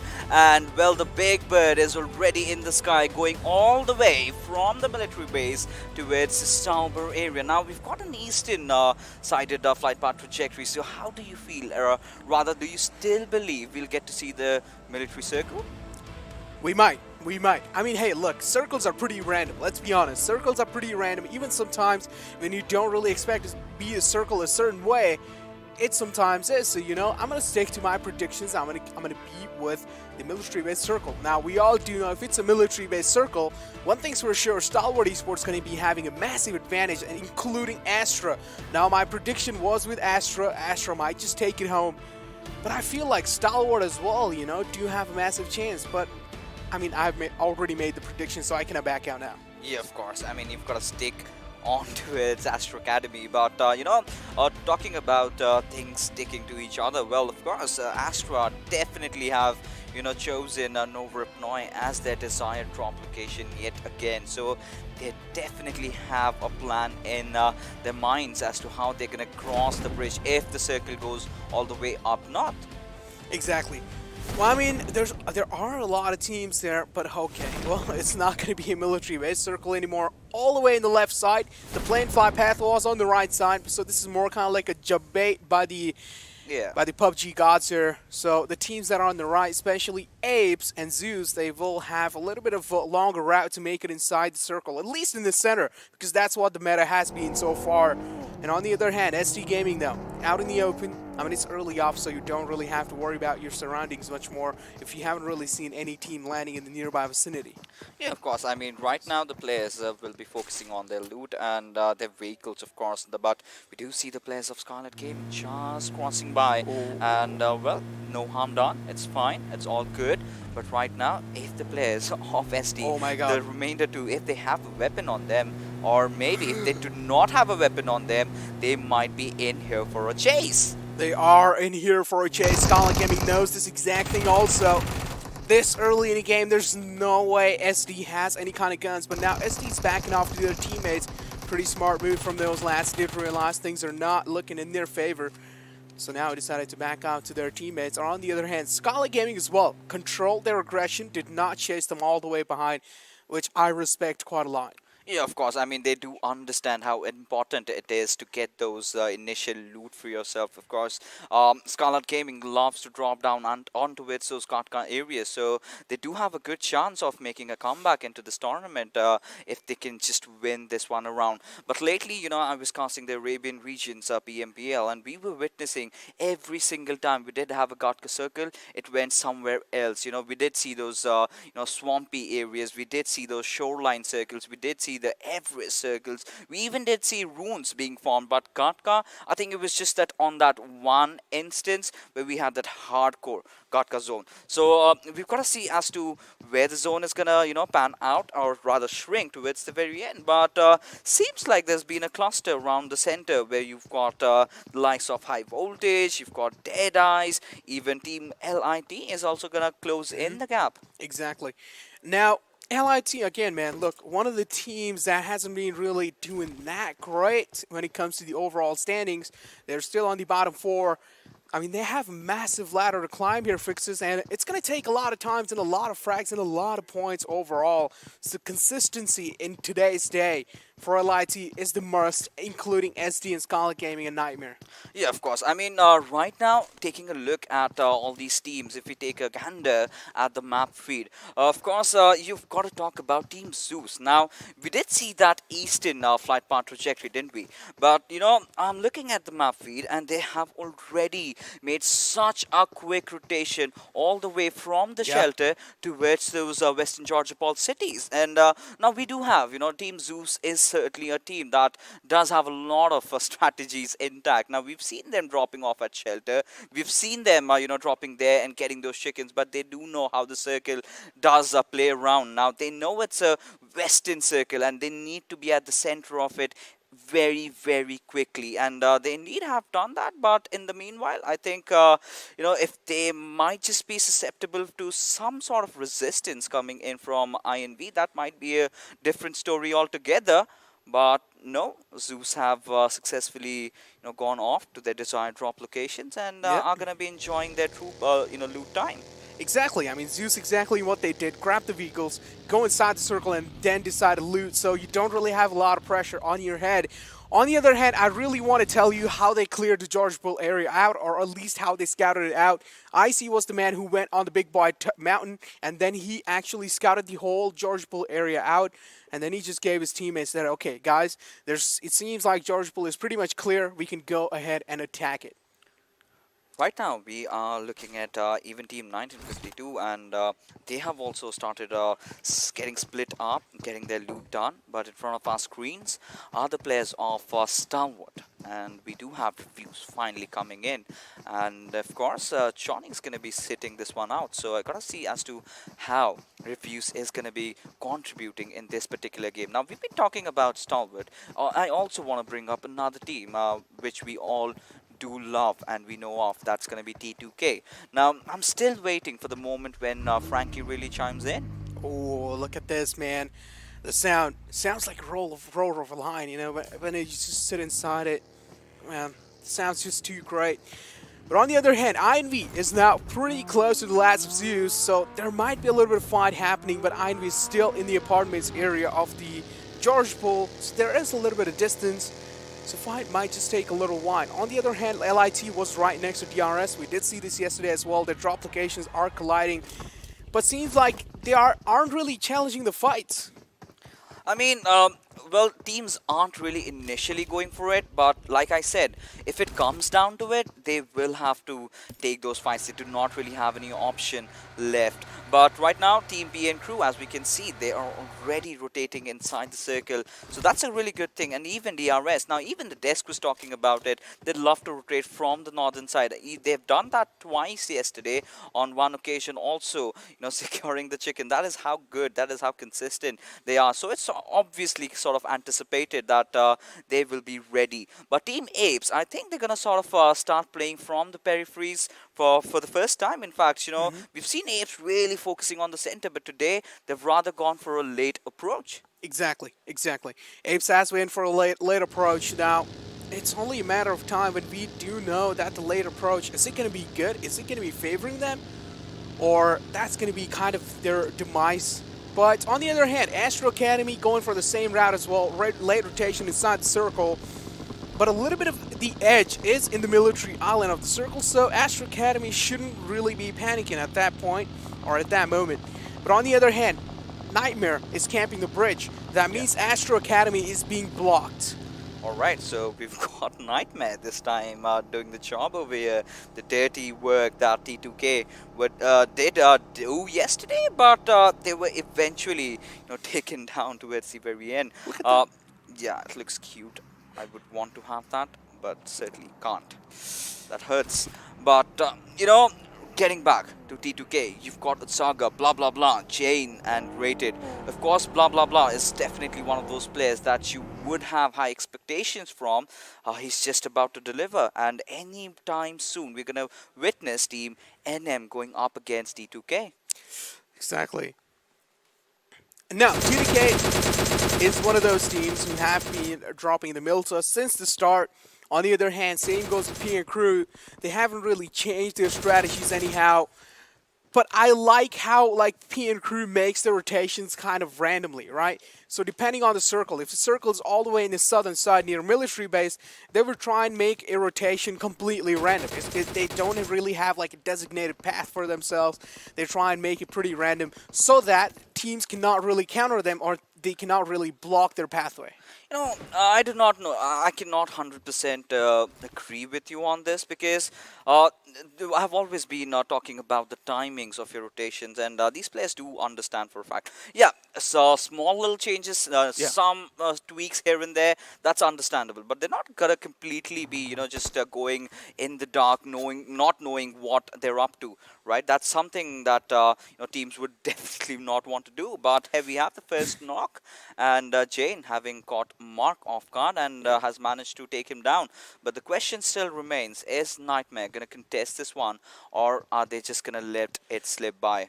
I'm pretty sure just letting Mark die just like that isn't really a good choice. But on the other hand, blah blah blah, kind of creating already that flank angle for himself. But Hong is there in the back lines of Nightmare. Mark still trying to be as safe as possible. The McLaren is providing that cover. I don't really know if you want to use such a good car for the cover, but hold on, Coco. That nade is designated for success. It is meant for succession, and it is going to be finding the right time and the right placement by Nightmare Gaming. And take a look at that. Now Hong again repositioning himself, not letting his position get compromised. On the other hand, Coco is fighting in life and death. Well, certainly. I mean, considering how Team Nightmare have turned the tides over here, I love that nade coming all the way up towards blah blah blah, and there's no chance on earth he's gonna survive this, and has already been taken out. And we were just, kind of predicting that this might just be his comeback game, but certainly isn't gonna be. But we still have, and we still do have the whole day right in front of us, right? But now we can take a look at Chain just trying to reposition himself, and T2K, they do realize for a fact that this fight is definitely not going to help them getting their objectives secured, considering how the circle has been. And Utsaga does respond, however, taking down Roshi in the process, but is he going to get the confirmation though? The damage has been done on the side of T2K. One player did go down, blah blah blah. It's just a three-man squad now. Sarga did take down Rose G there. Unfortunate turn of events for Nightmare, especially taking a look at your overall standings when you're not really looking good. Things, I mean, it is going to be pretty disappointing, and especially being a Nightmare fan, especially knowing that how important this day is and you're already screwing it up like that. I mean, I feel like you cannot really afford to do that. On the other hand, Astra Academy, seems like this time they're going for a passive approach in the game. Pretty late rotation inside the circle. But this also might mean that they want to create a flank angle on the teams. You know, I might not really say a passive approach, but a more smarter would be the choice of words over here. Because considering the fact they do know it's the first circle, they can, you know, withstand the damage really coming in from the blue zone. And they do know for a fact that a lot of teams have their eyes set on towards them.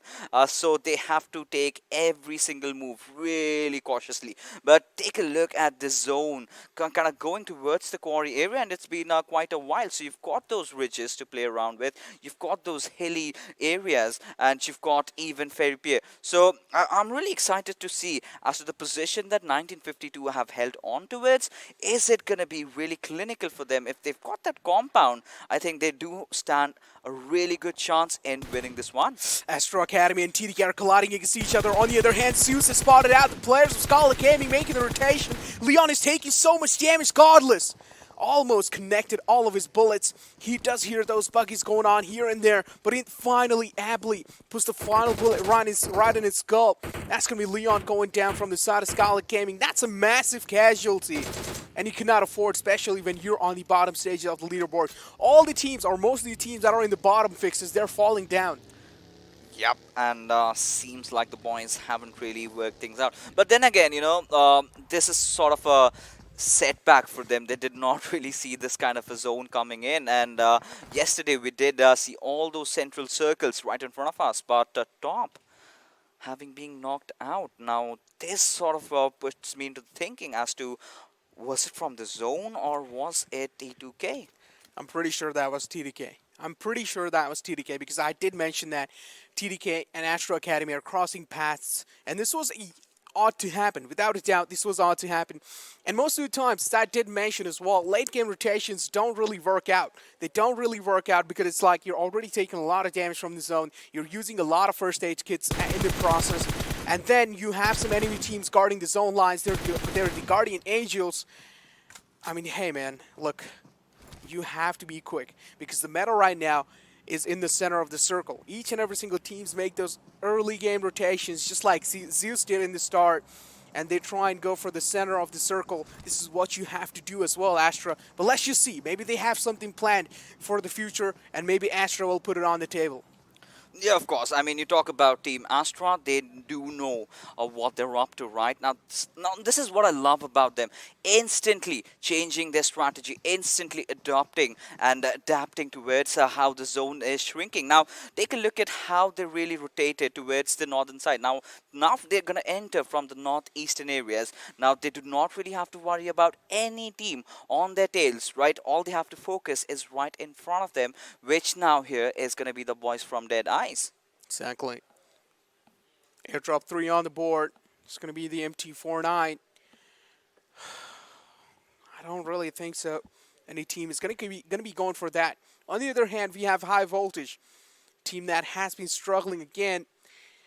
A team that isn't really doing that great in the overall standings as well. They are pretty close to the lads of Skylightz Gaming.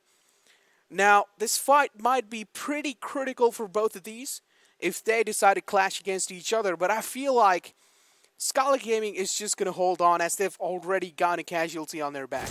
No, I'm really already enjoying the position that Team 6 has already gotten for themselves. That high ground area, the control already at the fourth circle itself. I mean, look at the spread from the boys. Now, Icy's already has his eyes set on towards on top, and I'm really excited to see as to how it's going to really turn out for them. Now, on top, he's already spotted. He's taken some massive damage, but somehow did survive, but not for long, as he goes falling down. Goes falling down there. Abley finally finds the kill that he was looking for. DEADEYES still there in the nearby vicinity. On the other hand, 1952, take a look at Astra Academy. What a brilliant rotation from these lads. All the way from the northern side, but hold on, DRS, man, continuing their domination in this game as well, finding so many kills for themselves. INV are in the opposition lines, and it seems like INV are not going to be backing off anytime soon. But APES, they are going to be challenging another fight against the lads of APES. Hustler went down. Sancher is going to be sticking the res here. Nate's lopped in from the side of Apes as well, but Century does realize the depth of his situation and he cannot really afford to stay behind one single cover. Repositioning is the best bet. He can take another nade from the side of Century, takes down PZ. And right now, I think the revivals are going to be coming in as the fight is yet to get reset. And we do have the players of High Voltage also engaging against Stalwart. And we do see Sanchir trying to make some movements over there, but connect with that beautiful nade right on the face of XPZ yet again. But quite somehow survives though. He needs to heal himself up. Now he's definitely indicating and signaled his teammate to just kind of come down. But Sanchir having spotted out another squad right in front of him. That's going to be DRS, the current table toppers, the big sharks in the ocean. The big sharks in the open. The big boys in the lobby as well. Kind of seniors of the juniors there. And now, nades lopped in from their side, Galzen. We do know how accurate DRS's nades or utility usage is. On the other hand, Apes as well, kind of exchanging utilities here and there. DRS lobbing that nade, Apes kind of taking a passive approach. Sanchir's position is pretty interesting. I loved what Team Apes just did right now, completely blocking the vision of the players of DRS with those smokes. Now they have no chance, and they can afford to peek from that area. Mafia Ninja is gonna wait for the smokes to dissipate, but this again gives the chance for the players of DRS to sort of reposition themselves in the shroud of the smoke that they have for themselves. And Nima, he certainly could be one of those game changers over there. But look at Sanchir, he is getting restless and he's getting impatient. He wants to take the fight head on, but still in pursuit for one good angle. Apes, seems like they do not want to back off this time. They want the smoke and they will get it. Nade's locked in from both sides. DRS as well, trying to deal as much as damage as possible. On the other hand, another fight happening from the lands of High Voltage. Oddsy knocking out one player from the side of PM Crew, but Cooney from the side of High Voltage has already been taken down and eliminated from the game. There's so many teams right next to each other, and as the circle is going to be shrinking down, the hell's going to break loose. Any moment soon. So far it has been a rather slow start, but right now we've got to see PN Crew right in front of them are the players of High Voltage. But look at Oddsy, now he is stepping himself up right on those charts as he's managed to secure that one good knock. But can he get the squad wipe over here with a beautiful change in pace over here as he takes down two? Can he get the third one though? We've got Sandesh and Ayush still in contention as he sprays on, but this time sort of whips away. But no, the backup is definitely there as Assassin. This time he's gonna be the one who's gonna take the charge, and he's getting those kills for himself. Now going in for the rest. Can High Voltage clutch this one out though? They definitely can. Assassin is still alive in the game. Ozzy did an incredible job keeping PM Crew on their toes. He does know now. Someone is getting rest behind the back line. Sandesh peeks out a little bit. Did catch a bullet right on his head there. And now Sandesh is playing on a defensive stance there, healing himself behind the rock. Don't really know if this is a good idea. Assassin is just going to be falling right on his head. Assassin is trying to play this out pretty safe, but Sandesh fell down from that mountain. And he might take a little bit of fall damage, and yes, he did, and he got taken down by the play zone. That's gonna hurt, man. But right now, look at Magnet. Memo right beside him, just begging for his life, and he's gonna go down. Even Smokey not in a really good position either, as the players of Nightmare, they're just trying to close in, and we've got Honk right in front of us. Has he ignored the fact that Smokey was right beside him? What is going on? Oh my god, there was a smoke there, and Smoke is hiding right inside the smoke, waiting for those right footsteps, right moment to strike, but Coco finally takes him out the game. 7C. Fortunate moment. Deadeye's though, a big team going down on 12th position. Not really a good news in the game. Chief for sure did try to kind of fight back, but SD was the one who put the final nail in the coffin and took him out the game. And Nightmare as well, kind of stepping up their game, man. I like this. Yeah, even I love the way they're going for those kills. They're actually taking those fights for themselves. But take a look at how the circle has shifted. Now, I have been talking about Team Zeus, the way they have been controlling that northeastern area.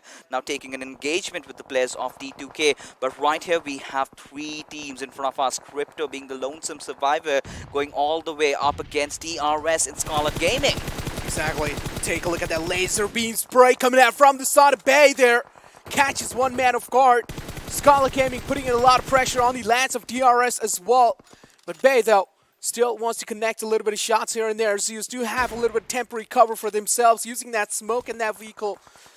Got that rest back on the teammate. Godless should be safe, at least for now. Suppressive shots being fired from his side. Just trying to suppress Zeus down, making sure or showing the Zeus that, okay, he is present there, so do not cross that smoke.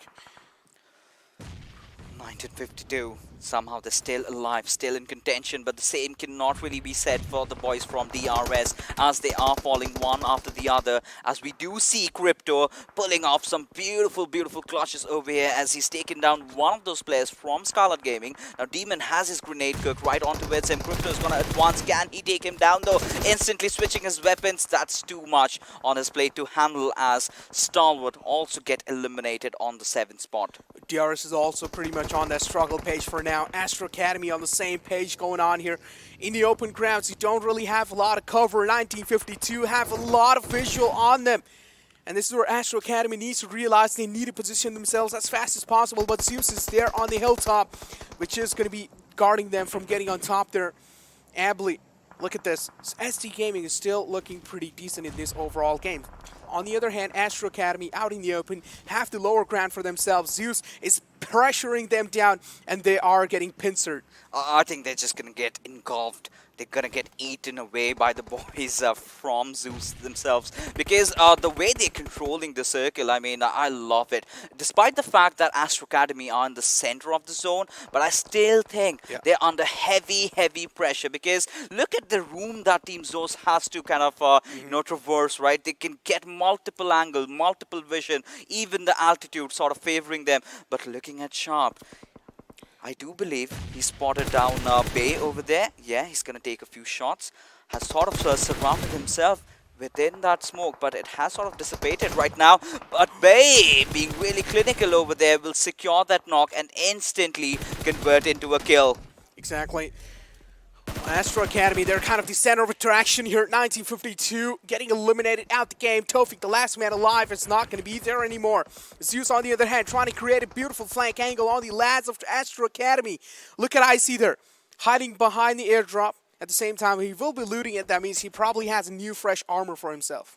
Maybe, yeah, of course, we would love to see that level 3 helmet and vest, and you've got a cross on top of that, will do the damage as he's taken down top in the process. Now look at Zeus, they are just going to be pushing in all alone. Pika, he is crying for his life, but he's not going to get spared as Team Zeus, the gods of thunder, are certainly back. We did predict that though, didn't I? In fact, I must say that I did win it. But you know, to be honest, this is not the first time we are witnessing the Zeus domination, right? The first day they come in, they mess up just a little bit, and in the second day they start off things in such a fantastic manner. But nothing really taken away from Astra Academy, considering how late they were inside the circle from the first zone into transitioning themselves towards the center of the circle, towards the very end zone.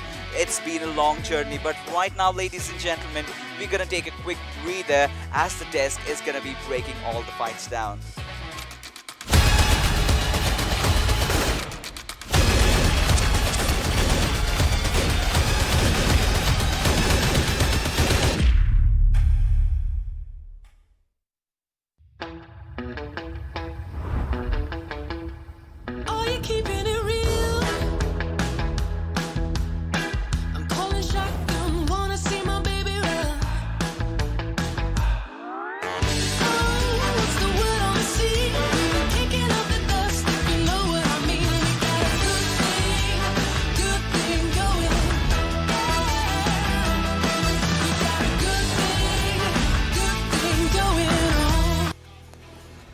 Hello and welcome to PUBG Mobile Pro League South Asia Championship. We have gotten the day started off with an annihilating play coming in from Zeus Esports, but along with that, a humongous thanks to OPPO F19 Pro, hashtag Wook Up Your Fun. I'm your host, Blono. Joining us, of course, are going to be Ocean as well as iSuper Johnny, who are looking in the pose that, well, what? Where was this team in the first 3 days yesterday? Exactly. That's our like, question now. That's the only question that we are asking. I mean, obviously they might be testing the waters, but the way they are playing right now, this is the Zeus that we actually knew.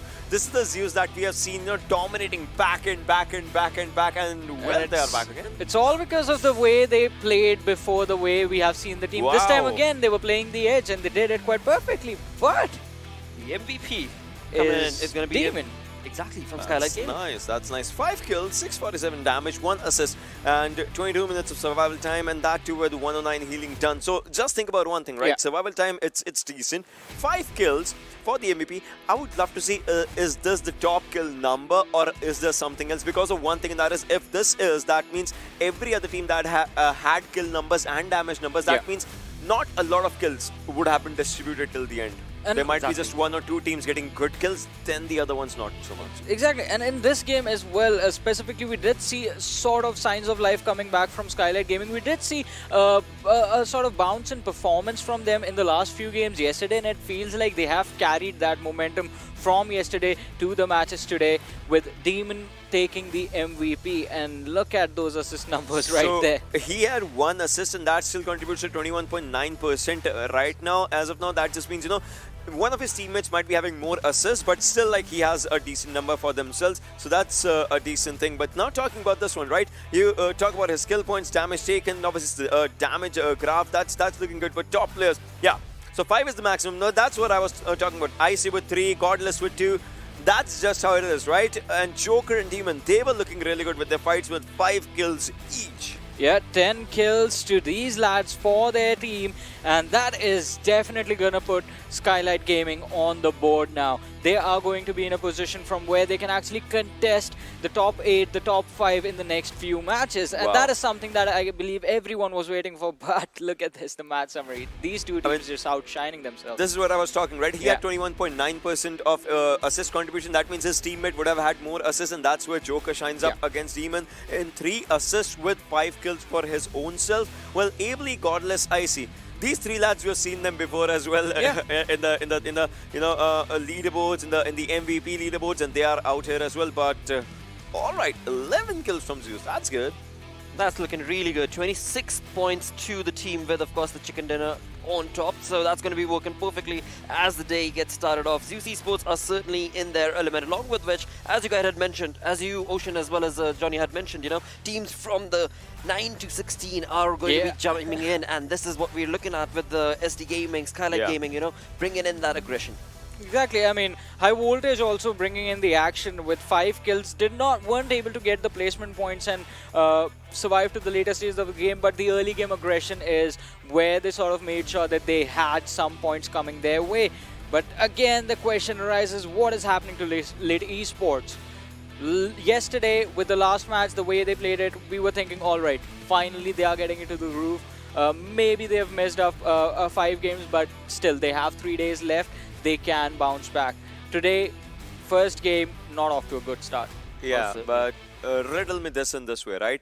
If you talk about it, 7 points for DRS, 15 for Astra Academy, and then Zeus is there as well. It's a jump for Zeus to get in the top 3, but what's next? The bridge that those teams still have for themselves. The difference is still going to be pretty massive between Zeus, DRS, and Astra. So I believe Astra would have taken the first position away. DRS is going to come down a little bit to the second position, but Zeus is going to bounce up to the third. It's going to take them at least 3 games to make it to actually contend these 2 teams. Boy, oh boy. I mean, this is looking real good when it comes to the teams, because finally the rotations are working in their favor. The zones, yes, are good, getting a little further away. But again, talking about the zones, let's move into the zone analysis, where we did see Astra Academy make a really late rotation. And that kind of held in their favor, because, first of all, they thought of moving from the southern side, then they moved from the northern side again. They were behind the fights.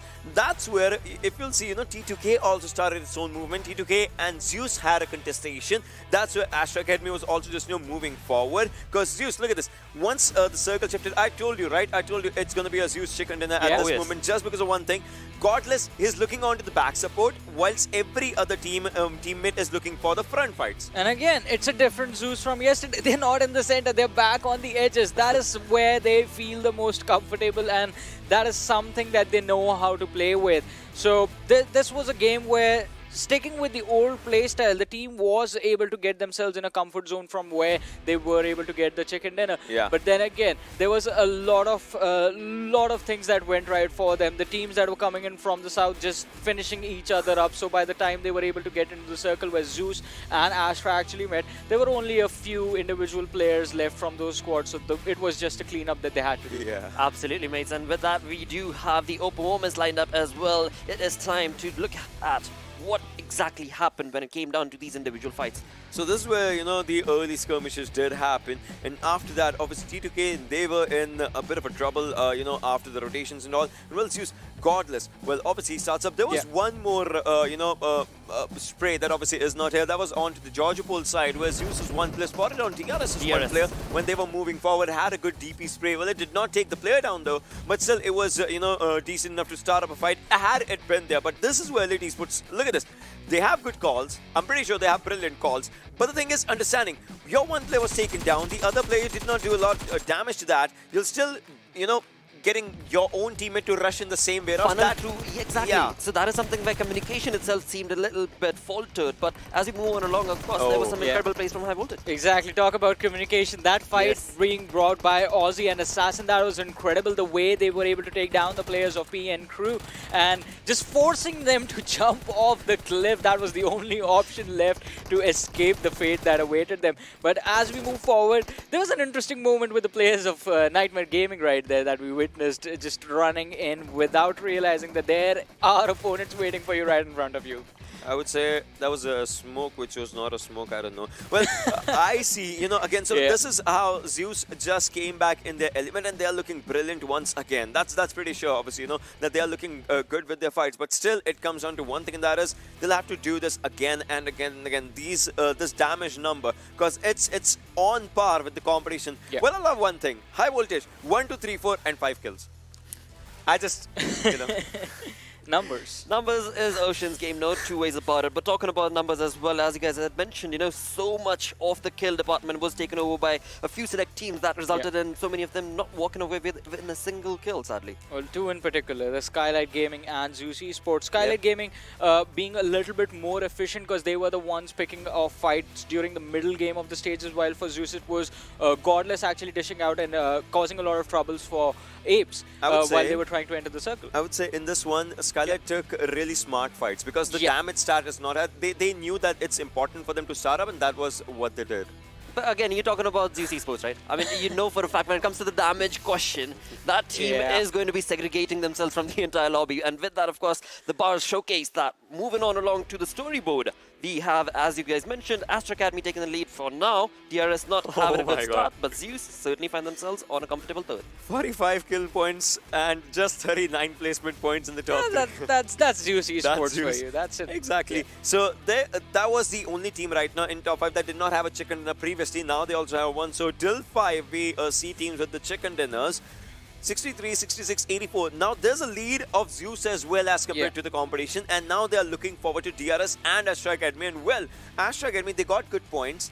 I just want to see. It's still 3-point marker. But if you want to talk about kill, we have to mention Stalwart Esports as well. 32 kills by the team, just 14 placement points. Stalwart Esports is an aggressive team. That is their playstyle. They are kill hungry. They like to get those points for themselves. But they need to slow things down just a little bit, and I think they will have a hang of things. We're going to see this team make a bounce to top 6, top 5 maybe. But as we move to 9 to 16, this is where, I mean, things get really interesting because the gap is not that big. From High Voltage, even if you go down all the way to Lit Esports, one game can change everything for these guys, and it is that one game that they're going to look for. One game, and from just even struggling to survive, you are going to be challenging the top 8. And with that, we've got one game done. 5 more remain. Let's move on to the schedule and find out where exactly are we jumping into next. As we did have a look at it earlier, it is going to be Miramar now. It kind of just plays with one thing, and I would love to call it, if Godless gets the AWM, we see some crisp shots. We see some crisp shots, and this time we might see them in the final circle. We saw that yesterday as well. They were just getting warmed up. They were just getting to know the lobby, and now it is time to just put that pedal to the floor. I still remember if we're talking about Miramar, I mean, you guys will agree. The best fight that we saw yesterday, DRS versus Astra Academy. I would love to see something like that with Zeus involved. Top 3 teams just again. The setups in those fights, DRS versus Astra, the final fight, those were so critical. One single mistake and we saw what happened. True. Also, talking about those sniper shots, I believe we have someone with us who loves seeing the bolt action in action. So we're going to talk to them a little later. But Oh yes, we are going to go there. We are going to go towards the virtual gang. But right now, let's have a look at the map chance coming in for the map of Miramar. And in that, it is going to be Astra that is taking a big leap. Yeah. So I love one thing, and that is P and Crew always have themselves in the map chance. Either ways, you know, it's just about one game. But you remember how they actually just have that chicken dinner tendency, especially in a map like Miramar, that shows that they like to start slow. Given the fact their drop locations and their rotations, they like to start slow. But then they move forward. PN Crew is a threat that never goes away. They're always going to be lurking around the corner, just waiting for an opportunity to strike. And the moment you slip up is when they will take the chicken dinner away from you. So you can never count this team out. Absolutely. Along with that, of course, when it comes to consistency, that is going to be the name of the game. And in that, we are hoping that the teams on the latter half of the leaderboard are going to be bringing themselves up that much more. But enough banter. Let's jump into the game. Let's move on to the virtual gang. It is none other than Play and XP to take us through this Miramar game. Well, thank you. Thank you again for that, Blotter. Always wonderful to share the desk with him. Although, you know, the caveat being we are not there in person. I also noticed how Ocean has finally rolled up his sleeves. It looks like we kind of got to him, XP. He wants to show off his veins popping out. If he's getting the vaccine, I'm assuming it's going to be super easy for this guy. Oh, it's going to be super easy. All he has to do is just roll up his sleeve and that's it. They don't even need to go any higher. But the thing is, it is an intramuscular injection, so I guess he's safe. Does he have any muscles, though? I mean, right? That's a problem. He does have a structure, and you know, even for normal functions, you need to have some muscle. But let's not take the mickey out of Ocean right now, because of course he's doing a wonderful job there on the analyst desk. I was going to say segment, and I almost mismatched those words. But anyway, it is exciting because Deskment. I love the fact that I'm going to pick an example. I'm going to just take Zeus Esports for an example. Yesterday, by the time we got done with Game 3, they were sitting at the bottom half of the table in the 13th position, Blade. At the end of day 1, they shot up to 4th, and right now these guys are on a roll, which just goes to show anything is possible. Just do not lose your wits about you. I want to actually highlight something which was alluded to on the desk as well. They brought up the team that's, you know, obviously Stalwart Esports. So right now 8th place with 46 points in total. Here's a curious stat. I'm not sure if our desk pointed this particular stat out. They have the 4th highest number of kill points behind Astra Academy, DRS Gaming, and Zeus Esports. Like, there's 45, 42, and 41 for Zeus, DRS, and Astra Academy. And the 4th is Stalwart Esports on 32. They also have the 3rd lowest placement points, right above INVEsports, Nightmare Gaming. And right above those two teams is Stalwart Esports. So I have to agree with the desk. I love the aggression. I love the fact they're taking fights.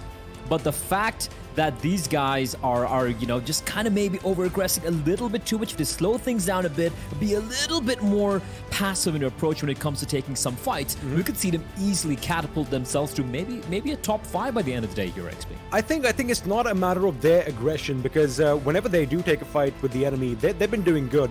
It's all about their tactics as to how they approach the new circles, because time and time out, I've seen these guys are getting caught off during that transition phase, during migrating into the circle, and that is something that of course they need to work on. Maybe they should, in certain cases, leave a little late for the circle, or be, in their vehicles as soon as that shift comes in. But right now, as the teams are going to be jumping out, we are going to expect, everyone dropping down to their favorite spots. Of course, I want to see what's going to happen in San Martin, because usually it's Astra Academy who drop down, but looks like they're going to be taking the fight to 1952. In 1952, you cannot count these guys out. Beautiful. They are right now placed 4th. And they are looking like they are looking to challenge some of the best in this tournament. As we switch over to where Nightmare, they're having a waking Nightmare XP, but right now they're going to be starting off on the right note. Hong will get the first kill. The map feed is not working for me.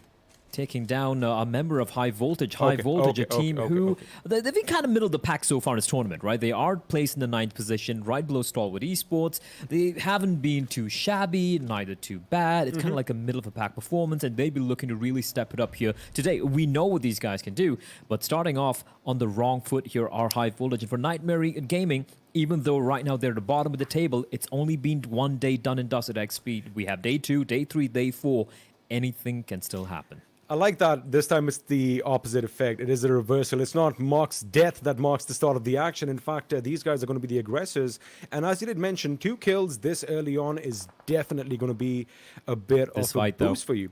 This is something that I'm actually looking forward to, because this is a new 1952. Now, if we just travel back to the past just a little bit, just a month ago, 1952 were looking a bit shaky, even during the finals, the regional finals of the entire tournament. And, some might say that they scraped through. Some said that it was a calculated affair. However, this time around, these boys are on a whole different playing field play. They've been aggressive. They've been keen, in fact, on picking fights with the top tier teams out there. And, they're going toe-to-toe with some of the biggest names in the game right now, which, again, it goes to show that the confidence is really there. And, I guess practice makes perfect, right? Because there was a month since the last time we did see them on our big screens, and they really have improved. They've done their homework. And it's just showing on our screens, and it's something that you feel good about, because it's a message for everyone out there. Hard work really does pay off. Hard work does pay off indeed, and sure, you might have some flukish games here and there, but it's a consistency that we're looking for, and some of these teams are really hold on. That circle has basically just screwed almost everyone. The plane path was, I believe, from Ladriela to all the way towards Puerto Parayo. And the circle is way up north towards La Cobreria. We have Torre Amuda, water treatment, Hacienda del Patron, one of your favorite towns. And for the side of APES and LIT, they're going to be feeling very comfortable, and so are DEADEYES guys. But for the remainder of the teams, how do you see some of these teams making the rotation into the play zone here? I can already see 7C heading towards El Azhar, taking the highway route. See, again, they have a lot of options. Mind you, Miramar is the biggest map in PUBG Mobile right now. It is an 8 by 8 kilometer square map. So, a lot of options available now on screen, because of the fact that, we are using these amazing markers just to show off the logos of these teams. There's a lot of space around them. And mind you, the fact that normally human players, they usually render in at about a distance of 350 meters from your position. It's going to be pretty easy maneuvering around these little nooks and crannies. Of course, the vehicles are going to be out there. They're going to be on full display, but they can take a few shots. Right now, I would not be too worried about the paths that each team takes to make it into the circle. Now, what I would be worried about is how they are going to gatekeep them, because now the best thing is if you are at the periphery or at the edge of a circle, you want to get some high ground and make sure you are shooting down at the enemy. Because again, like I said, the first thing that you are going to see as far as movement goes are those cars moving in the distance. So, you can kind of gauge as to whether they're coming in your direction, whether you need to even let loose a few shots, because you got to keep one thing in mind. The moment you do that, you are potentially giving away your position as well. So again, it's a give and take. If you can make the shot, and if you can make sure that kill is going to come through, I guess it makes sense. But right now, it does look like, see, that's exactly what's happening. It's triggered this mid. Winter knows that he has a vector. Finally, he shoots as his shot lines up, and now he has given his position away. And lucky for him, Astra Academy are not in the mood of slowing down.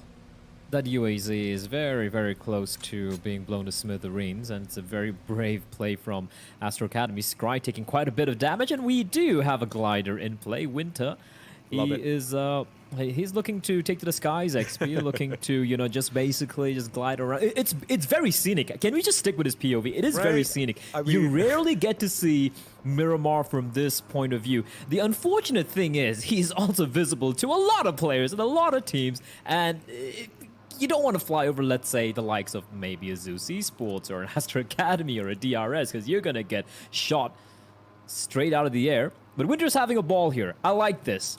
I like how he's having fun. maybe the opposition might be in a good mood as well. They were like, oh, wait a second, look at that. That is unusual in a competitive level match. Maybe we'll just let the man fly. He's just having a good time. But of course, now Screw the the thing game. is, Screw the game. I just want to watch this. the game is out of the window. But now the problem is, although it does look pretty and we are seeing Miramar like never before, he is going to have to touch ground sooner or later because, well, that level 1 helmet and vest is not going to cut it when bullets are going to be flying at him. Of course, he needs to make sure he has all his loot in as well. But that was a nice little change of pace. Normally, you know, you get excited when you see one of those beautiful cars roaming around, but now it's a little plain, and it felt good. It felt good. But right now, the circle does look like it's going to be calling for some action, especially down at the center, as a lot of teams are congregating at one position. It's like someone set off a beacon, and everyone is answering the call. Legends in a bit of vehicle out in the open, but Sandesh is gonna get the first knock onto LIT. Finishes off the job as well. And Lit are getting lit up by PN Crew. Legend obviously had some quite brilliant moments yesterday in a couple of games there.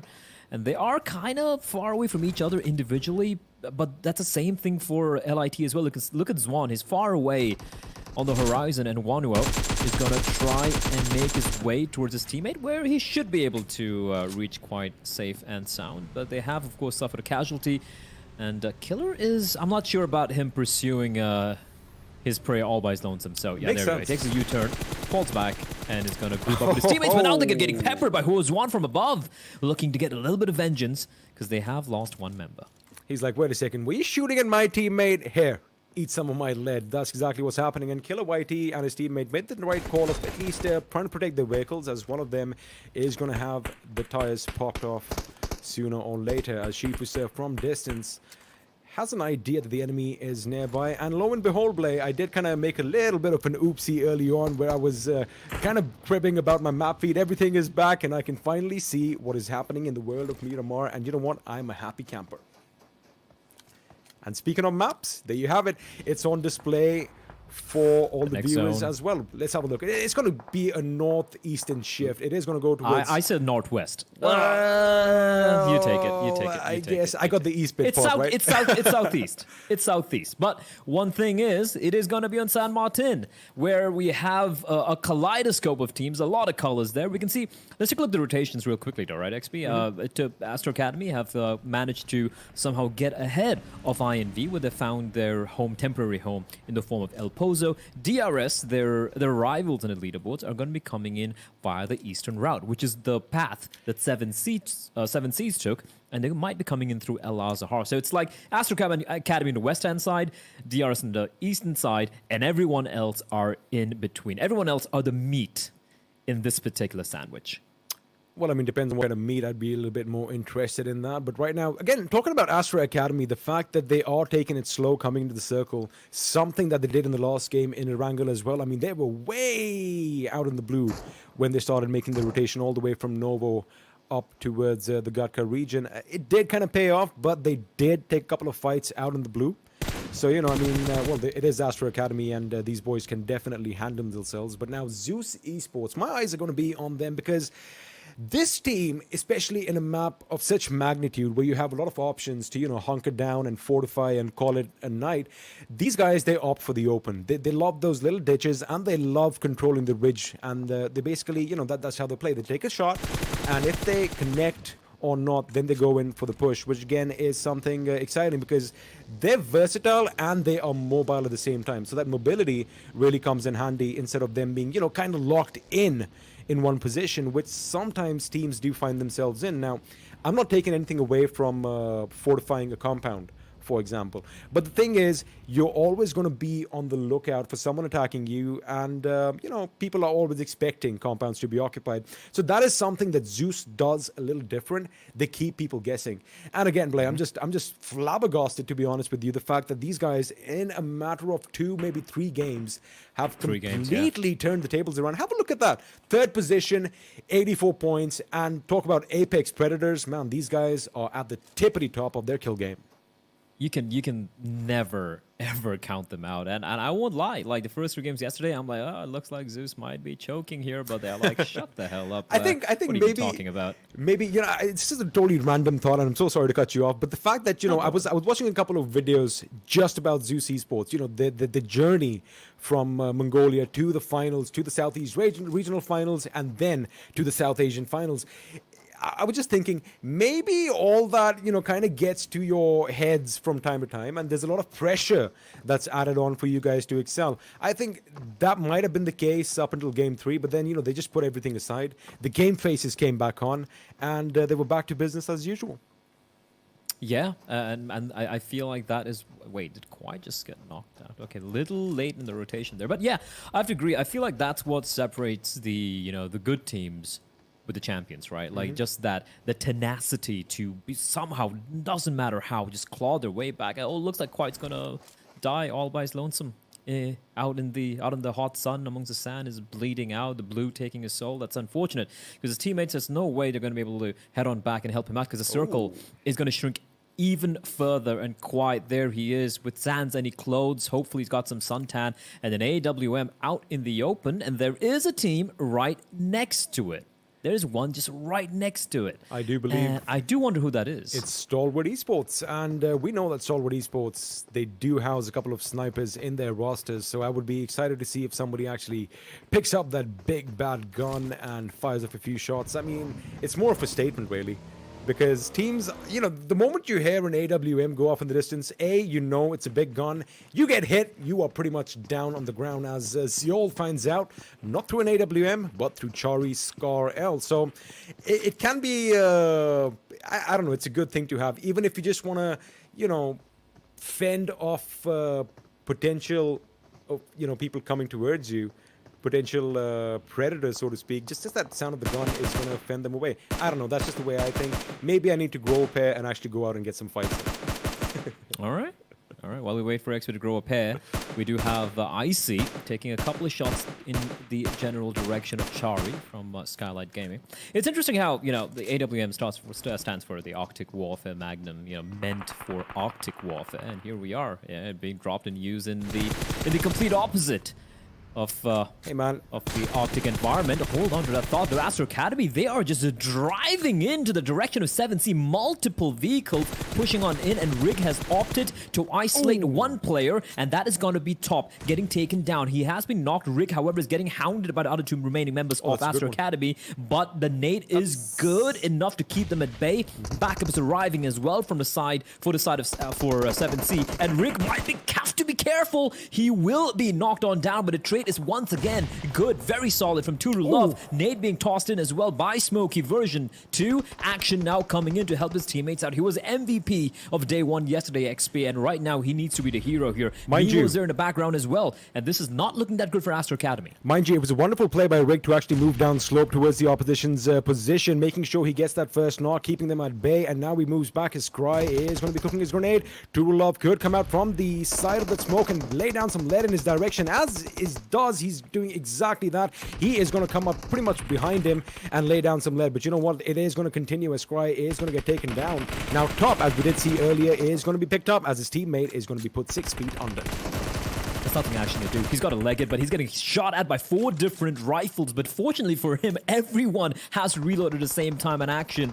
He will run for the hills, tails tucked between his legs. At Astra Academy, they have looked phenomenal in almost every game they've played so far. But this time around, 7C will put a stop to that. Now, Action's still alive, but he is at the periphery of the circle. But with his play zone shifting right now, maybe you can take a look at it very quickly. There we go. It's not bad, right? He can make his way down. He can. There is that sheer cliff, XP. There is that cliff. There is a cliff which is occupied by Nightmares as AJ, oh my goodness, has run himself over with his own vehicle. That is definitely going to come in and haunt DRS later, because Nima seems to be under fire from elsewhere. Now, just quickly going back to that little fight that we did see, kudos to Rig. Kudos to his thinking over there, the fact that he actually, the presence of mind, he actually made sure the way Astra Academy kind of pushed in on that hill, top. Had he actually dismounted from his vehicle, used it as cover, it could have been problematic, because had they got a push at the same time, maybe it could have been a different story for 7C. But Rick did a wonderful job, and that grenade was phenomenal as well. As another grenade is going to be good from Ken BB as he's taken the fight to Stalwart Esports.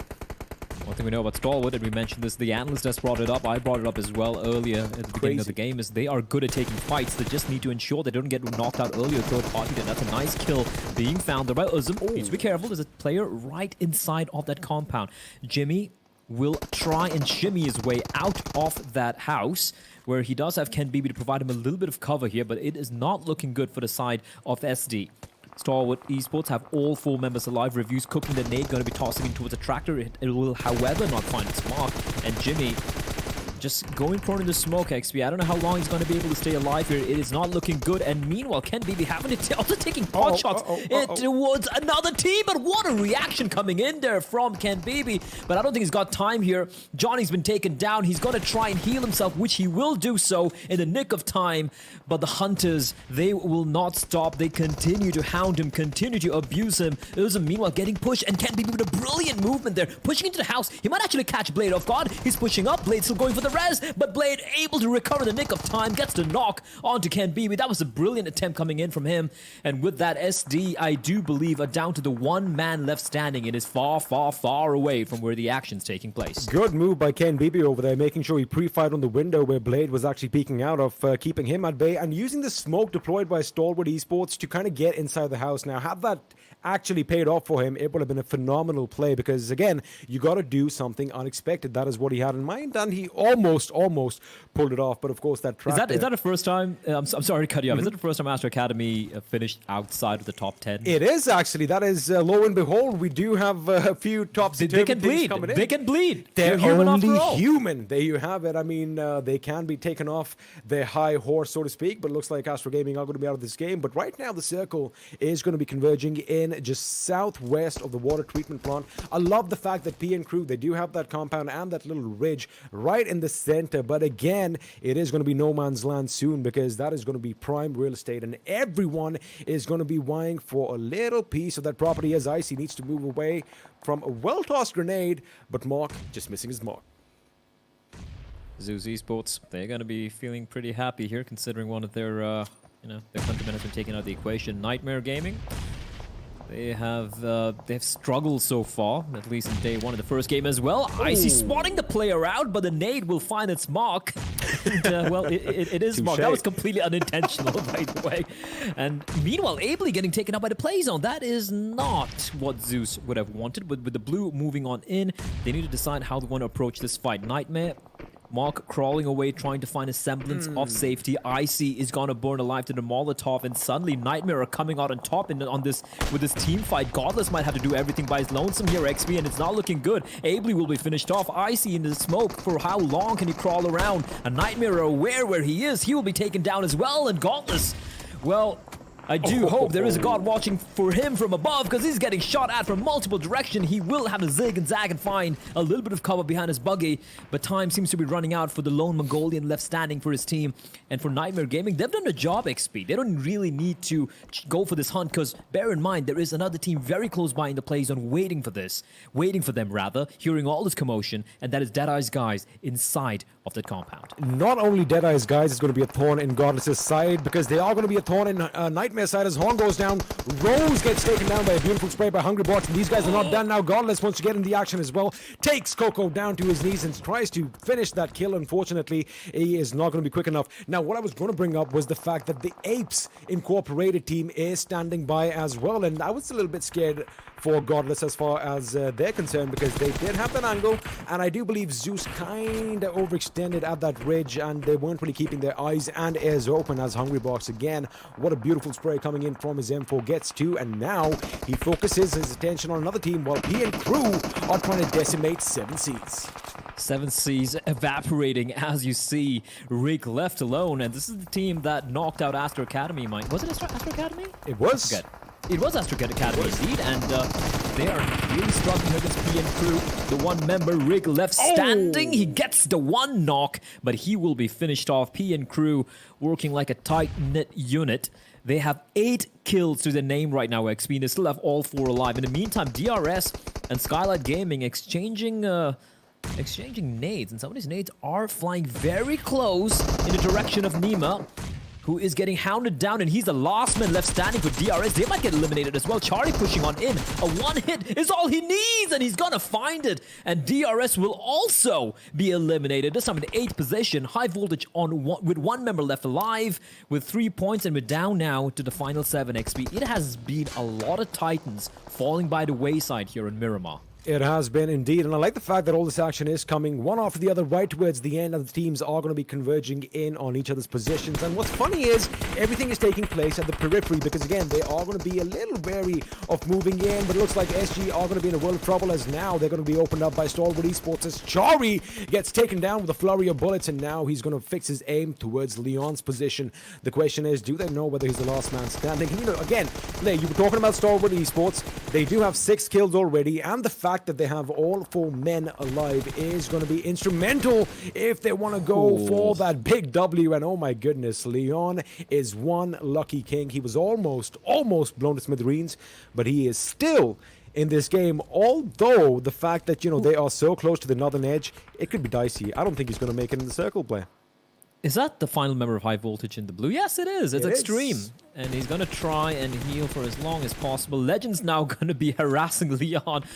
He's just getting bullied. He's just getting bullied. It's like a schoolyard, and Leon's a little kid, and all these bullies just running around trying to beat him up. And he will finally be finished off by PN Crew, who have now racked up 9 kills. And XP, I am excited about this, as Shifu will fall to his death, gets shot in the face. Extreme will also be eliminated by the blue, however. And bear in mind, a team who has been uncharacteristically very quiet so far, APES, is starting to bang this chest, XP. 3 kills, 4 alive. Stalwart Esports, they have 2 knocked down. Hopefully the res does come in, and it should. They have a lot of smokes to work with. And T2K, although there's just 2 members left alive in this play zone here, they can still be very dangerous. I take the name, and Utsurga will fall. And with that, T2K will also meet their makers. The man with the golden tongue, but not the one that you want on your side, as now DE is going to be coming under fire by APES. That is what I was actually worried about. Now, APES do have 2 members down on their knees, and I do believe a revive is going to be coming in simultaneously right now. But again, I was worried about DEADEYES, guys, because they were quiet for so long, and finally they made a little bit of noise. In fact, not just a little bit of noise, they made waves right now the way they're coming in. Although they are a 2-man squad, they are in a position to lay down the hurt. But looks like Ayush does have an idea where they are, and Siyog is going to have to change his position. Mind you, at this moment, APES are going to be in the zone, but right now, Stalwart Esports, although we did kind of see them in a dicey situation, they are still alive, as now relentless rounds are going to be sprayed in DEADEYES guys' direction. And with that, I do believe that is all she wrote. They have been eliminated, which means now we're down to the final 3 teams. And, well, we did call it earlier. One particular team is missing from this equation. Well, I know one team's here, though. It is APES still alive. White and Canic, the double combo with the nades and Stalwart Esports. They're in such a good position, but the nades are pristine. And now PN Crew are lobbying in a number of nades as well. It is tactical bombardment. Crypto managing to heal himself. They will have to edge back a little bit, but look at Ayush taking a forward position and using a drop as cover as well, XP. PN Crew are in a fantastic position to take the chicken dinner away from the remaining 2 teams. They have the high ground, and they have that selective cover as well. There's not just one rock. Ooh, some quick snipes coming overhead. Someday she just might get a lucky shot, as Ayush is going to blow Crypto to smithereens, and with that, well, that is going to be a plunge as far as the market is concerned. But again, the relentless barrage of grenades and Molotovs coming in, that's a big one. That's the game changer. That is the game changer. Reviews against all odds is still alive on his belly, trying to hug Mother Nature as closely as he can, because, well, she is the only one that can save him right now. Now, what's going to help is the fact that APES, they start picking off PN Crew as Legend finally gets taken down. Canic just pushing on in. They're trying to take a forward position, pushing into the circle. I love this. Just pushing on in. Canic taking a Legend as well. APES are taking the fight to PN Crew down to basically the final 2 teams here. And there we go. Stalwart Esports has been finished off. Blade and Reviews will be the last 2 to fall. Canic getting knocked on down as well. And now it is a 2v3. But Ayush tossing in another nade. They have so much utility to work with, Dupi and crew. Hustler, though. 14 kills, He is lying prone. Yeah, that's insane. They are just on a rampage right now, but they still need to take out Apes, and you can never count these guys out. Hustler will, however, be knocked on down. White replying back onto Killer YT. And Sandesh lying in wait, trying to jump and spot something. Ayush with that ghillie suit, and he is going to riddle the body off White with the groza of his, leaving one man alive for the side of Apes. And P and crew, 15 kills to the name. They want to make it 18. They possibly can. They very well can. Canning is going to be the last man left alive here for the side of Apes. He's lying prone. He's trying to wait this one out, hoping that they do provide him some 1v1s. He's got to go to reload at some point in time, and it is going to be Ayush who will take him down. 18 kills. P and crew take a bow. That was absolute domination. I gotta give it to them. P and crew, what an amazing way of getting it done. I do believe it's 17 kills, if you're not wrong. It's going to be 17 or it's going to be 18. The point is, it's a ridiculously high number of kills. But again, kudos to Kanak over there, getting those 2 knocks, almost getting into 1v1 situation. In fact, it did kind of go down to the last HP because on our screens it faded to black, but you could see the health bar was missing quite a bit. But what an amazing game over here in Miramar and PN crew. I mean, 17 kills play. That is insane. I'm doing a little bit of mental math here, and I feel like they have managed to get to a top 4 spot. That's an insane game, and that's what we keep talking about, right, XP? You just need that one game to just catapult you right up to a top 3, top 4 position. And you never know, the big dogs, they might be having a bad day or a bad game, and we did kind of see that. But, with that, we're just going to keep all of this in our minds. Let's process it, and let's see what the analyst desk has to say about this match. I'm pretty sure they have a lot on their mind, but that's going to happen at the end of this break.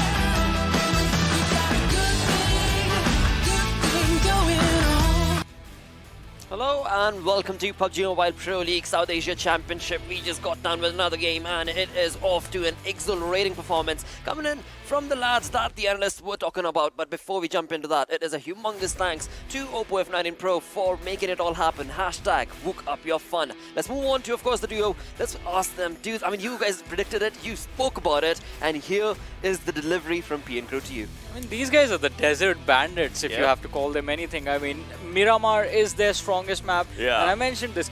You slip up, they will snatch that chicken dinner away from you. I mean, what a massive turn of wins it was compared to the number of kills that they walked away with. I mean, look at it right here. We've got 9 kills coming in from Sandesh. One shot of the double digit, right? Still, like, the getting there. Competition's getting there, I would say. Well, 940 damage, 1 assist, 231 healing turn.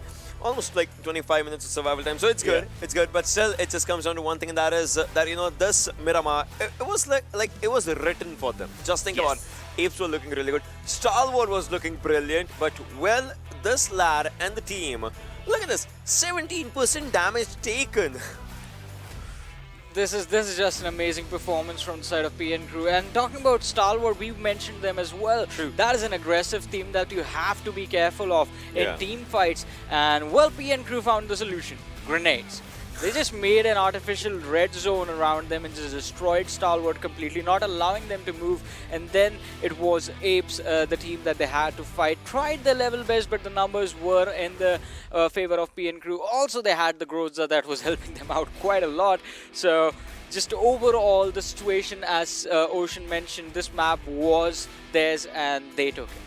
They took it by a storm. I mean, nothing taken away from Stalwart's performance because they did have a comfortable 8-kill game. So, looking pretty comfortable. And in that, doing so, we have the map summary coming in with the Uzum from Stalwart taking 14 utilities used. Exactly. 14 utilities, and that too in Miramar. I mean, it's a lesser number, though, but it just, helped them in every way, shape, or form that we talk about it. Well, talk about one thing, right? Legend with 5 assists as well. Sandesh with 9 kills. We saw, we saw players with good kill numbers for themselves, and obviously they got 18 kills.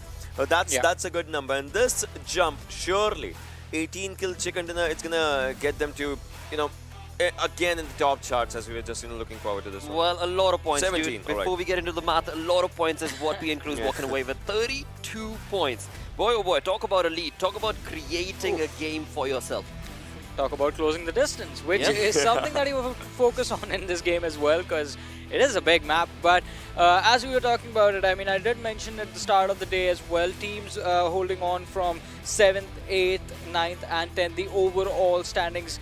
That is where PN Crew and Stalwart were. You have to be careful of those teams because you never know when they're going to start popping off, and I guess this was the game that they needed, both of them, to get the momentum. Although, again, surprises were there. Zeus Esports taking an early exit, DRS taking an early exit, Skylightz Gaming, amazing first game, but the second one, there is a bit of a follow. Astra Academy taking an early exit. Yes. Yep.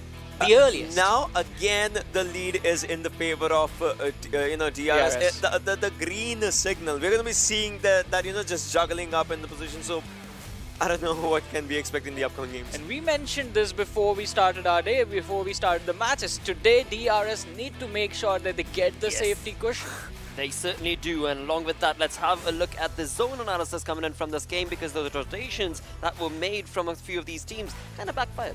Yeah, it did, and in that, I would say the late rotation, especially because the teams that actually read the circles. So first circle, everyone knows where they have to go. Second, third, fourth circles, they are, first of all, they are the slot circles. No fights are happening, less number of fights are happening, that's one thing. But then that's where the hardships happen. You get 30 seconds, 45 seconds to rotate. That's the most important one, that's the most crucial one.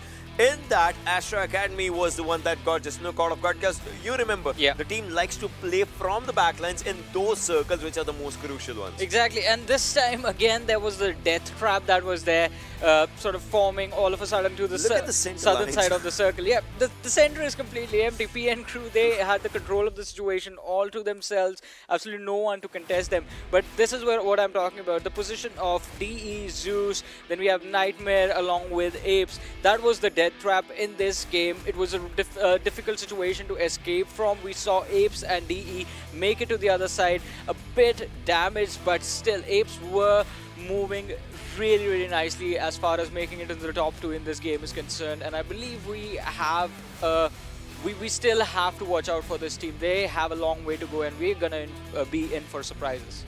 Absolutely, it makes the competition that much more fierce and interesting is what I would say, because these teams now genuinely, I mean, showing up that that absolute aggression that they're made of, right, is going to be making a bit of a leeway when it comes to the lobby itself, when it comes to the overall standing itself. But before we move on to all of that, let's have a look at the, of course, OPPO F19 Pro moments, which is going to summarize what went wrong and what went right for so many of these teams. All the fight right from the beginning, this just happened when NM started getting those skill points, and PN Crew, well, they had a lot, but look at this hustle. So it's like, if you catch them off guard, that's the only thing that could have taken this team down. But well, they did not give.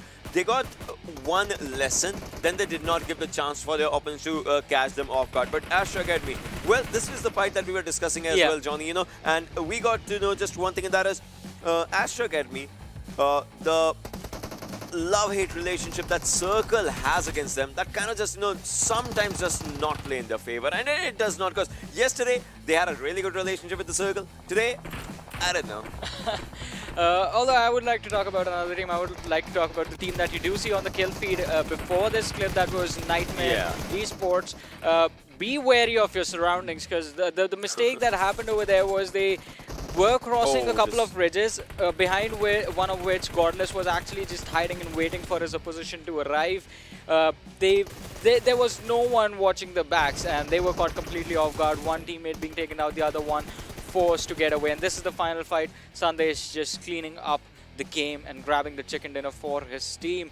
It was a valiant effort from the side of APES, though, just trying to bring the numbers down. At one point it was down to a 2v2 situation from where they could have actually taken this, but PN Crew, they were in their comfort zone. They most certainly were looking pretty comfortable, but alongside that, I mean, you move away from this side towards the latter half is where you've got so many teams not being able to participate in that good fight, bad fight situation, Ocean. In fact, APES is an example of that one. The last fight, obviously, they came second, right? But the thing is, 7 kills, more damage than PNQ and the team that had 17 kills. So that just means their kills might have been stolen. You never know. They might be taking up the fights, but the res advantage that the opponent gets after the knock, the revivals, back and forth, it kind of just, plays with the mind of this team as well. That's actually what happened with APES quite a lot. A lot of the knocks that they were getting, not even knocks, but they were dishing out the damage, but they weren't able to convert them to knocks and to kills because the fights are long distances and APES were in the thick of it from the very get-go of the game. So in the early stages, especially on Miramar where the circle is so big, it's really hard to secure those kills. That's why we see the chaotic game come into action during the late stages. Well, I mean, it couldn't have gotten any better. We've got a few games done. Now it's time to go on to the storyboard, as I like to call it, which is the overall rankings, and find out how massive a lead are these lads creating.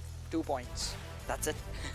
Wow. Still, That's between DRS and Astra. Let's talk about Zeus and PN Crew for a second. That's a single point right there. That's what I was going to say, right? Still, if you talk about the top 2 teams, then there's a different storyline otherwise for PN Crew and Zeus. Now, APES is and Stalwart. Those are the 2 teams in top 8 that don't have a chicken dinner. Look at Stalwart skills. Yeah, that's what I was going to come back to as well. 24 placement points, 40 kill points. That actually keeps them on par with the competition of top 4 teams there. PN Crew, Zeus Esports, Astra Academy and DRS. In the previous game, well, it was not that much of a kill-hungry game for both those teams, DRS and Astra Academy. But this time, Astra would like to just chase down the numbers and increase it in their favor. DRS would like to increase it in their favor. So next game is going to be real fun to watch. It will be. It is certainly going to be a change into the conversation when we'll come back to the storyboard after that game. Yeah, definitely. And as we move forward to 9-16, I mean, we do see a steady climb, I have to say, from the side of Skylightz Gaming. Last game as well, they made a bit of a jump. This game just moving up 1 position ahead, taking the 10th spot for themselves. But Skylightz Gaming, they need those top 4, top 3 finishes in the next 4 matches that we have lined up. If they want to make sure that they have a possibility of contesting the trophy. But on the other side, I mean, there is the collision that's going on between these 2 teams. I was just about to say it. Zeus Esports, PN Crew. Damage dealt number is something that's just, keeping Zeus on par with the competition. Plus kills as well. It's not a big difference in the kills as it is in the damage though. But that 1 point, that's where it comes down to one favor, and that is PN Crew's 19 minutes and 29 seconds survival. Now, obviously, previous game did help them a lot in that one. Not just previous games of today, the previous match of today, but the matches that they played yesterday as well. PN Crew yesterday had a pretty decent performance. I was happy with the way they were playing, because considering we have 4 days of matches, if you manage to stay within the top 6, the top 7 day 1, you can definitely move forward and contest the first position with the matches that you have coming up next. So I was happy with PN Crew's performance, and I'm happy with the way they're playing today. Well, with that, we've got 2 games done. Now it's time to move into the 3rd game, thus implying let's have a look at the schedule. That will, well, easy peasy. Sanhok is what's coming up next. Ocean said it's going to be fun. Yep. It definitely is going to be a lot more fun for one thing, and that is, the early contestations of the areas around bootcamp, because obviously we know that's where Skylight used to go, but they changed their drop location yesterday. I would love to see what happens with the new ones, plus the circle, like what zones are we going to see and what teams are we going to see popping up. Talking about teams, I mean, there is, we know this map is known for aggression, and we do have those aggressive teams with us. DRS, yesterday they played 2 maps of Sanhok, quite a decent finish in both those maps, as we do see those kill numbers for the side of DEADEYES guys, one of which was their maps. They got a really, really wonderful performance in this map of Sanhok, so today they're going to look to replicate the same. But the thing that I want to say is, again, this is a map that we always say is where aggression is going to help you out. And there's one team that is out for blood right now, Stalwart Esports. So I'm going to hope that they make sure that this opportunity is theirs and they have at least a top 3 finish in this map. Again, I mean, we talk about consistency, and that is something that Stalwart is showcasing again and again after every single game. We see them sticking to that 8th position for now, but this game might just change it, might not. Let's find out. Let's move on to the Panda Bros and ask them what do they think when it comes to this game, mate. Well, thank you so much yet again, and now we are heading into the rainforest of Sanhok, and we know how brutal it can be. Now, we've seen that DEADEYES are really performing very well in that particular map, but you know, like the desk did discuss, a lot of teams have changed their drop locations. So do you think they're gonna stick to the new ones, or are they gonna go back to the good old drops, especially teams like Zeus? Well, I mean, Zeus, look, Zeus, I feel like I can never trust them when it comes to like the drop locations. Look, now in the past they went towards Georgia Pool in the Erangel map, then now they changed it to Shelter. And now when it comes to Sanhok, I don't really know. They used to go towards Boot Camp. I saw them once going towards Paradise. The other time they were going towards like Quarry. I don't really know what exactly is going on in Zeus's mind there. But now I really want Zeus to actually stick to their basics and, like, you know, use strategies that they actually have perfected, which is pretty much the Quarry strategy since the start. We have seen, you know, Zeus kind of dropping in the Quarry region, but then later on they decided to change it, which is understandable, especially when you want some kind of fights, when you want some smoke. You might as well challenge some teams' drop locations, you know? Certainly, you know, even adding on to that, we did see Zeus going deeper towards the southeastern side, somewhere around in between of Kampong and of course Docks, as the portals have finally opened up for us, and we are gearing up for that intense, sweaty action right in front of us. And now, as the big bird is in the sky, Necro, my man, take it away. Exactly, starting from Camp Alpha, heading towards Camp Hawk. This is just an absolute fresh breather of a plane fly path. I like to see like one of these ones, you know. Then we have DEADEYES, already High Voltage taking an exit. Now, in the past, we have seen they like to go towards the Camp Alpha region and then rotate all the way from the waterways from the northern side, depending on the circle. If the circle this time is on the southern side, though, then High Voltage will have a different rotation path.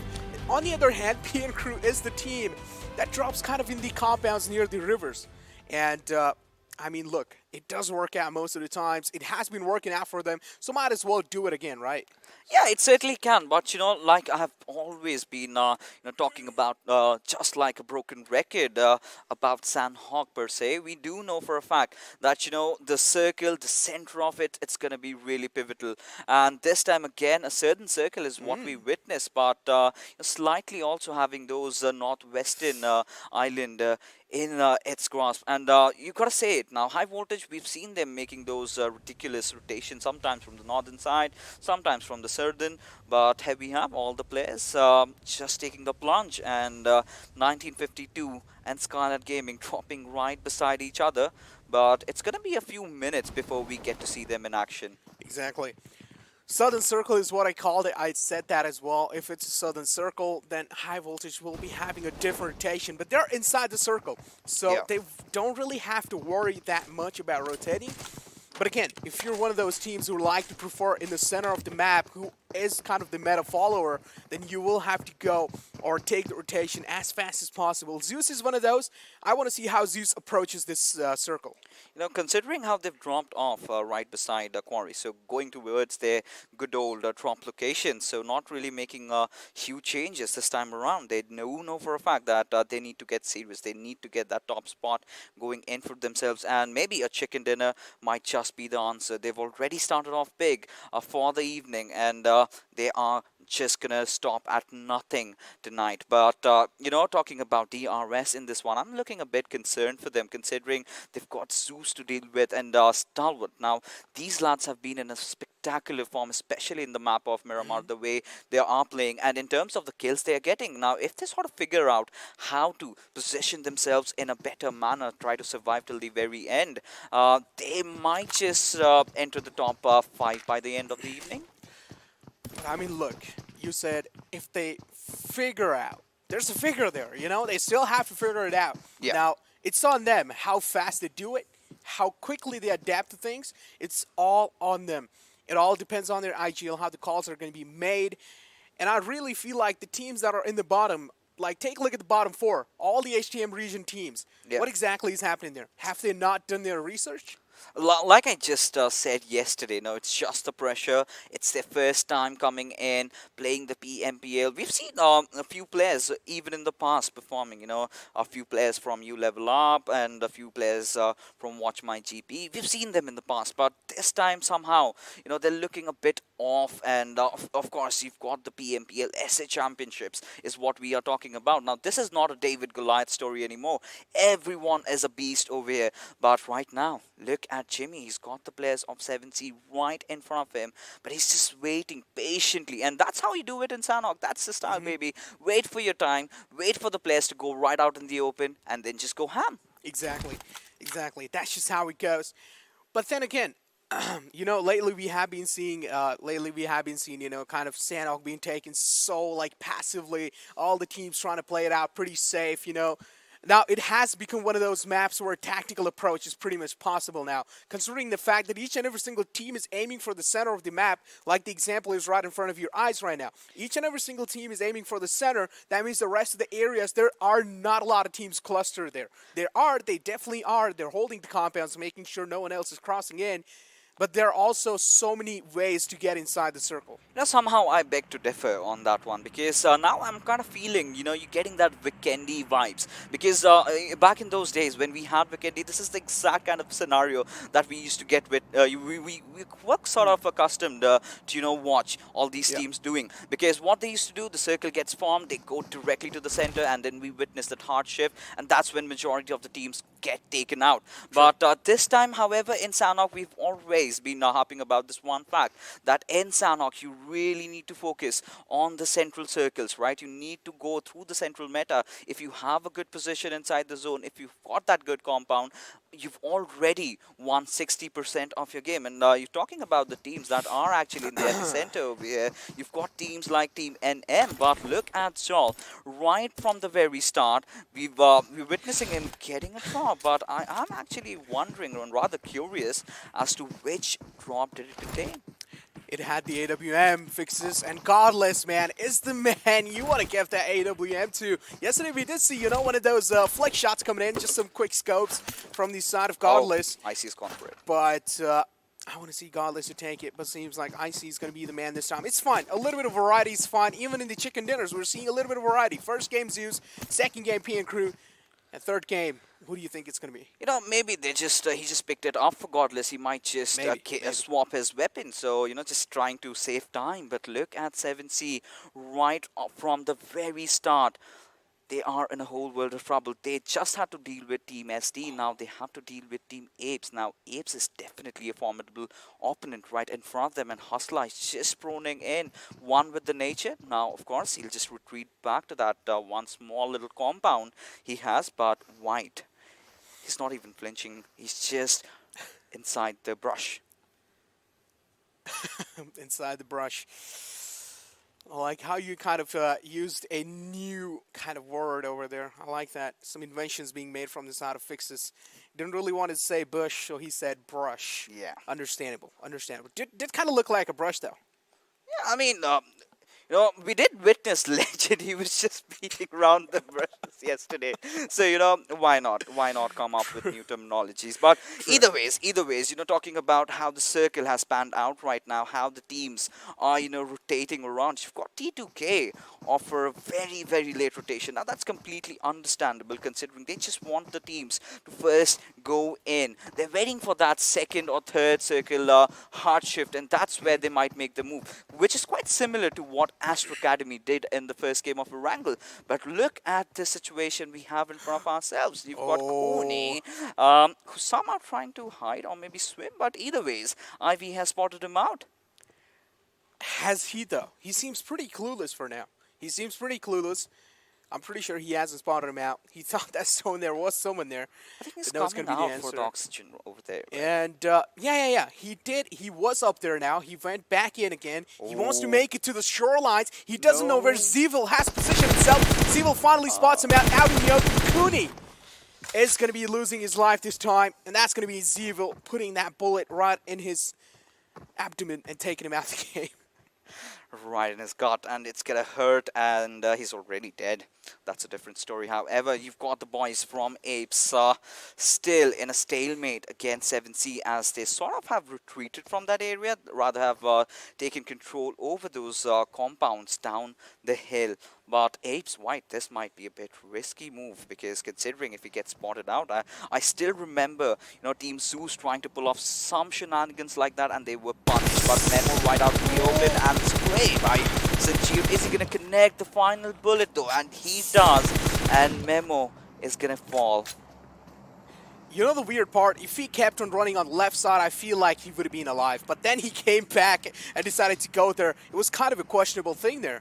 Yeah, it certainly was. Now, considering how, things are right now, Sanchir, well, we got to see as to what really happens. They've managed to secure that 1 kill. They definitely are hungry for more, but now they've given the position away. Now Team 7C exactly know what they're dealing with. On the other hand, Apes, though, still one man spotted out. White, skull is open. Gonna be catching a bullet right on his head, but gets back in the nick of time. Healing himself with that first aid, boosting himself up. 7C doing a great job keeping Apes on their toes for now. But Sanchir is a man who is going to be pretty patientless. He's the man who's trying to scout the area out, making sure he's getting as much as info as possible. But Apes, though, I mean, just take a look at this. So much time being wasted over here, Fixes. Now they're just collecting themselves, taking their own sweet time, considering where they are right now. They are the entire epicenter of things, so they do not really have to traverse around a lot. They just have to wait for the circle to kind of get in their favor right now. But looking at Hoshwan, he spotted off the players of High Voltage far across the sea, and he's definitely going to shoot at that coast ship right in front of us. I mean, it's barely even visible, but Hoshwan. We can just see the outline there. Yeah. The water. It actually looks like there's so much fog in the front of us, but it's just really far away. I mean, it's the safest rotation you can make in the entire game, and High Voltage is doing the same thing. And since the start, I've been always saying this. High Voltage brings another level of tacticality in the game, which is pretty good. You want to see some variety type of gameplays, and I feel like High Voltage brings that to the table. Yeah, they do. In terms of their macro rotations, I completely love how they kind of, get inside the zone. But look at DRS for a second. I mean, what are the boys up to? Do they have that ship for themselves, or has their boat sunk? I don't really know. It doesn't seem like they're moving, though.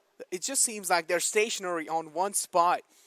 And DRS, man, I feel like someone needs to help them out, getting out there. Oh my goodness. Oh, they're taking a lot of time. This is going to be so much time getting inside the circle, especially those late game rotation as well.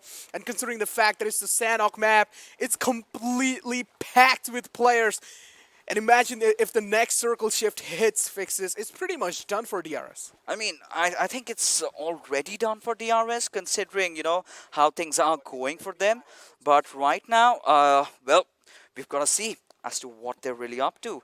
I mean, this kind of a strategy is definitely not going to take them anywhere inside the circle. I mean, it's going to be a blessing if they actually get inside the zone.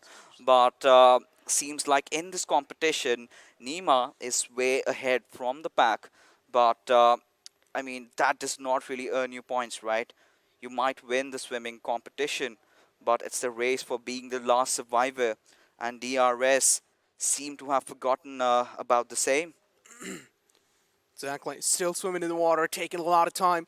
Imagine how many meds will be wasted from their side. This is going to be massive kind of tragedy coming out from the side of DRS.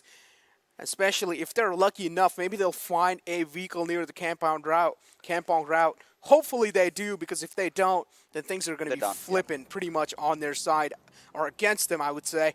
On the other hand, TDK as well, taking that late rotation in the game.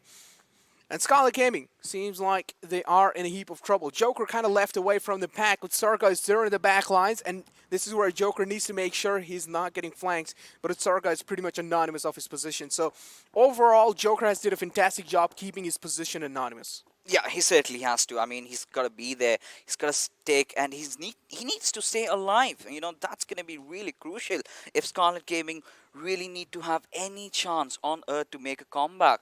And we haven't really been seeing any sort of spectacular play apart from the one clutch that Chari just pulled off in the last game. But Magnet had spotted out. I believe this time he's going to knock him down. Make sure that the kill gets confirmed. A very good setup coming up from the boys from 952, and LIT did not really see this coming.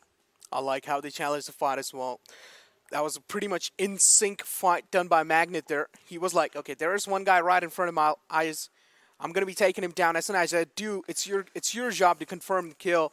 And he did that pretty well. DRS on a run though. It doesn't seem like they found any kind of vehicles on their route, so they will have to run. Unless, unfortunately, Zeus or PN Crew spots them out, then things are not going to look good. But hey, look, as long as they make inside the zone, it's fine. But they're not going to be having any meds on them. Yeah, I mean, they're definitely going to lose out on all those meds, but it's still the second circle. If they do have enough boosters, maybe in a parallel world, they can actually make it inside the circle. But look at the shift, Necro. I mean, completely going towards the western side now. Teams like SD, they are going to be enjoying the center over here. But now DRS, they seem to have found one vehicle on Nima. But I'm rather curious to see as to what exactly it is. Is it a bike or a buggy or a scooter or maybe a Ronnie pickup truck? And I believe Ronnie pickup truck it is. That's like the light of hope for them. You know, that vehicle. 100%. That might just give them a little bit of breather, a little bit of life there. Jane, though, cut out in the open, taking a lot of shots on him. But seems like on top isn't really on point this time, and he isn't really on top. Did miss quite a lot of shots on Jane, but I feel like he could have dished a lot of damage if he wanted to. I mean, considering the caliber and the potential he has, that was a straightforward knock for him. No other ways around. But, you know, it's the pressure, man. It's the pressure. Sometimes your nerves kind of tremble and eventually he'll get the hang of it. But right now, I mean, Team LIT do have the possession of the ruins area, and there you have DRS moving in together as a pack. Of course, they will be picking up AJ all along, and after that I really want to see from which area they're going to enter, because if they take the southern route, then of course you've got Team P and Crew who might be joining them, and if they take the eastern side, they're pretty much not gonna even enter the circle, considering you've got Stalwart, you've got Team Nightmare, and even Zeus on towards northeastern side. Now, I'm telling you right now, the next circle shift is going to be deciding so many teams' fate there. Imagine if the circle is shifting down on the southern side. Teams like Astra, Zeus are going to be struggling so much to get in the zone, including INV and DEADEYES as well. And I feel like this next circle might just make or break things. Can be. But look at Assassin. I mean, he's got Legend pinned down, but somehow still alive. Now, that's a miracle out there. But Magnet, having spotted the players of D2K, now blah blah blah, if he comes out in the open, he's definitely going to be taken down. And, well, Black really making that rotation in.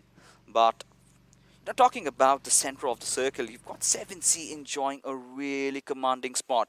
But now, taking a higher bird's eye view, we do see how well, you know, 952 have split up, a 2-2 split, and if T2K decide to cross from the roads over there, they're donezo. I don't think so they're going to do that, because it's like this late in the game, if you're going to be crossing with the roads, it's pretty much like you're gathering the attention onto you.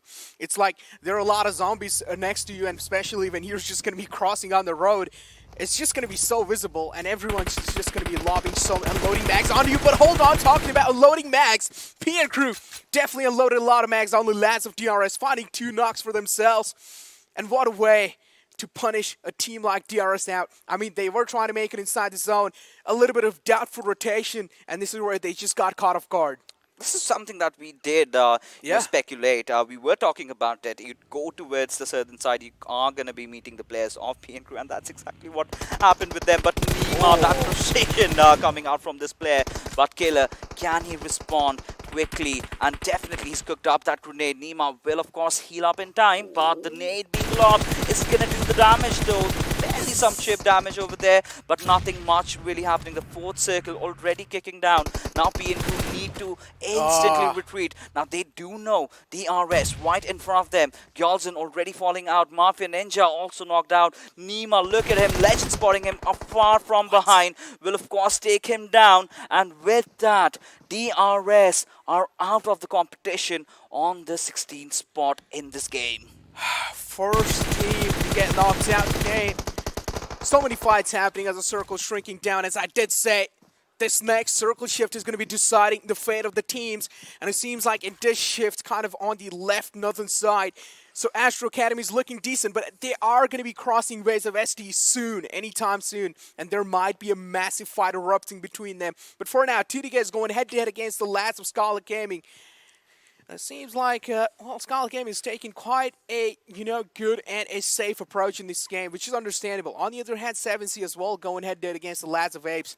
There are definitely going to be a lot of fights happening as the circle will be shrinking down. It's been ages since we last saw Rune Circle, and finally, I think my wishes are getting granted, considering the gods of PUBG have answered, and they have bestowed us, in front of us rather, the Rune Circle. Of course, Team LIT having the best possible spot, and if they sort of defend it really well, then they might find a chicken dinner for themselves. But right now, considering how 7C have positioned themselves, the southern area, if they take that higher ground, and if they clear the backlines, that's Team APES, Stalwart, NM, a lot of teams to deal with, then things are going to go round just the way they would like it. But I see this time he's not transferred it towards Cutlass. He's the one yielding the big machine. Exactly, that's what I was about to say. Finally connecting the dots, connecting the head there, and just breaking the skull open, busting it open with that AWM cracking shot.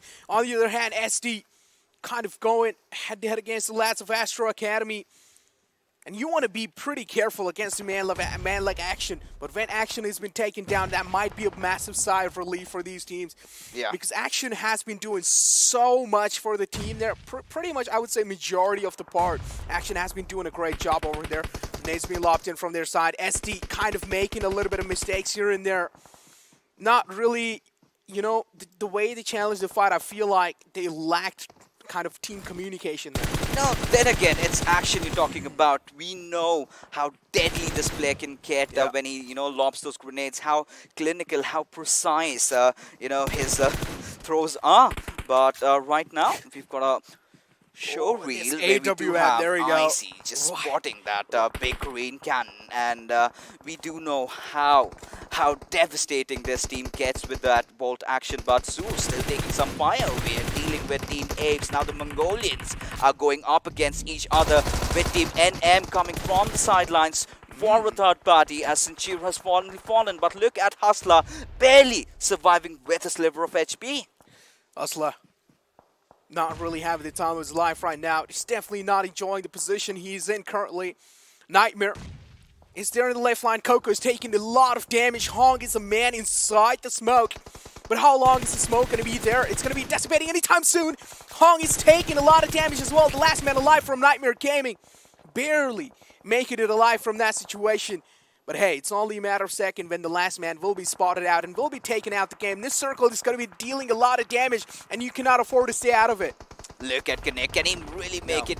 No, that's going to hurt him. But Crypto is there for that, snipe over there.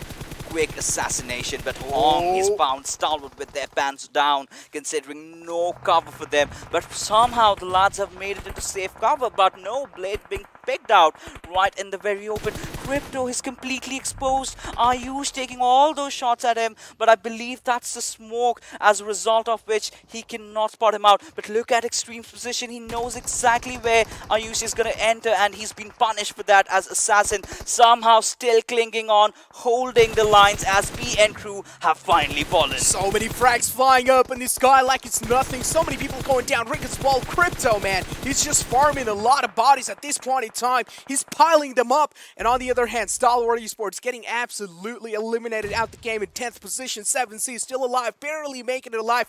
Turulov is the man, and we do know what he's capable of. He might just clutch the situation out, but again, he's being surrounded from all these sides by so many teams. Things are not looking good on his side. Yes, he's taking a little little bit of damage from the side of 1952. Magnet spotted him out. His position has been given away. But Lit still don't know where he is situated, so maybe he has a little bit of cover for himself. You know, 952 should really be playing the central circle right now. They did not need to make those extra bit of a mistakes over here, considering they might just get sandwiched any single moment, considering you have Deadeyes right on your tails. You've got, you know, teams like 7C, you've got teams like LIT to also deal with. Exactly. Even though you have that, but take a look at the next circle she fixes. It's right on the lads of 1952. That means they are in the center. And even though Deadeyes is behind them, they have the kind of like a little bit of shack for the cover. Right. So they are pretty safe from all the angles. All they can do is just go inside, hide behind it, and have a great time camping it as well. So 1952 don't really have to worry about their position that much. Even in the front lines, there's not really that many of the team. But on the left line, though, on the right line, sorry, there is Skylightz Gaming. And this is where trouble might just knock their doors. But hold on, as I was talking about Skylightz Gaming, man, the approach, the way they approach the fight, so many flaws in there.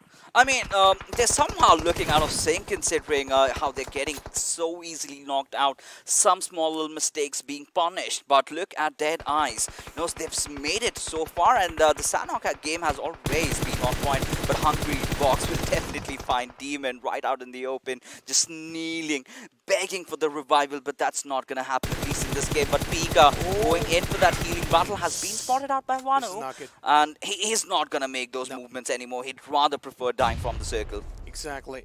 Rather not give your kill away to anyone. There, Hungry Box laps in that raid, not right next to him. But Entry denies it, and his nade is going to be finding at the mark this time. And Deadeyes, this flank has been shut down, and 1952 is on fire. Considering how they have the circle, I think this chicken is completely theirs. But Joker, he might just baffle us. Yeah, I mean, look at him. He's right from the back lines. And 952 have completely been blessed with the kind of a zone advantage that they have. All they need to do is play the cards right. But look at Joker taking down 2 players already. Now reducing the numbers. But no, Magnet is going to be ending his misery over there as 1952 are looking at their chicken right in front of the face, but Chashin, he is not gonna back off without a fight. Chashin wants the revenge, but it's not gonna be that easy. He's being held out the zone here. And look at this sharp nose, that exact position as well. Chashin, he doesn't have anything else to do rather than opt out for that healing battle. And he doesn't want to give his kill away as well. That means just 1 free point for himself. But 1952, the blessings of the PUBG gods are upon them, and they take that chicken dinner. Look at the calm, steely demeanor the Bloods are possessing. I mean, well, it's just another day in the office for them.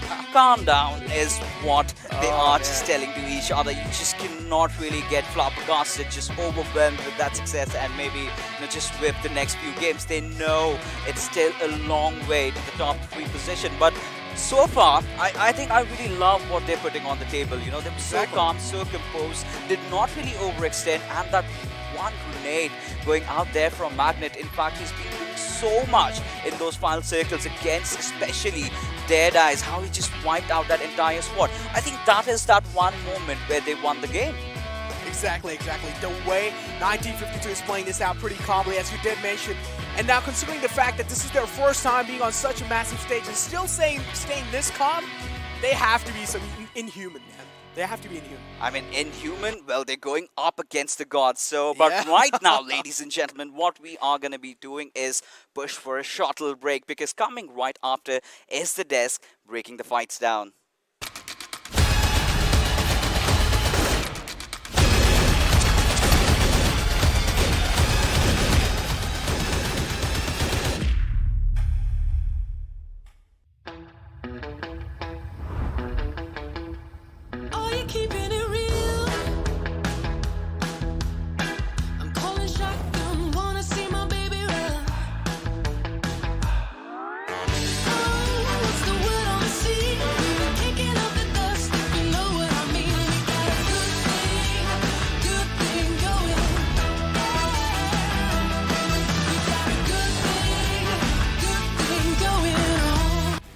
Hello and welcome once again to PUBG Mobile Pro League South Asia Championship. We have just done with the 3rd game, and boy oh boy, when it comes to that storyboard, it is looking really exhilarating as all the teams are in that top-notch category, I would say, when it comes to the gameplay, along with which OPPO F19 Pro, thank you so much for sponsoring and hashtag Wook up your fun. Let's move on to the duo. That is going to be, of course, Sai Supajani and Ocean Sharma.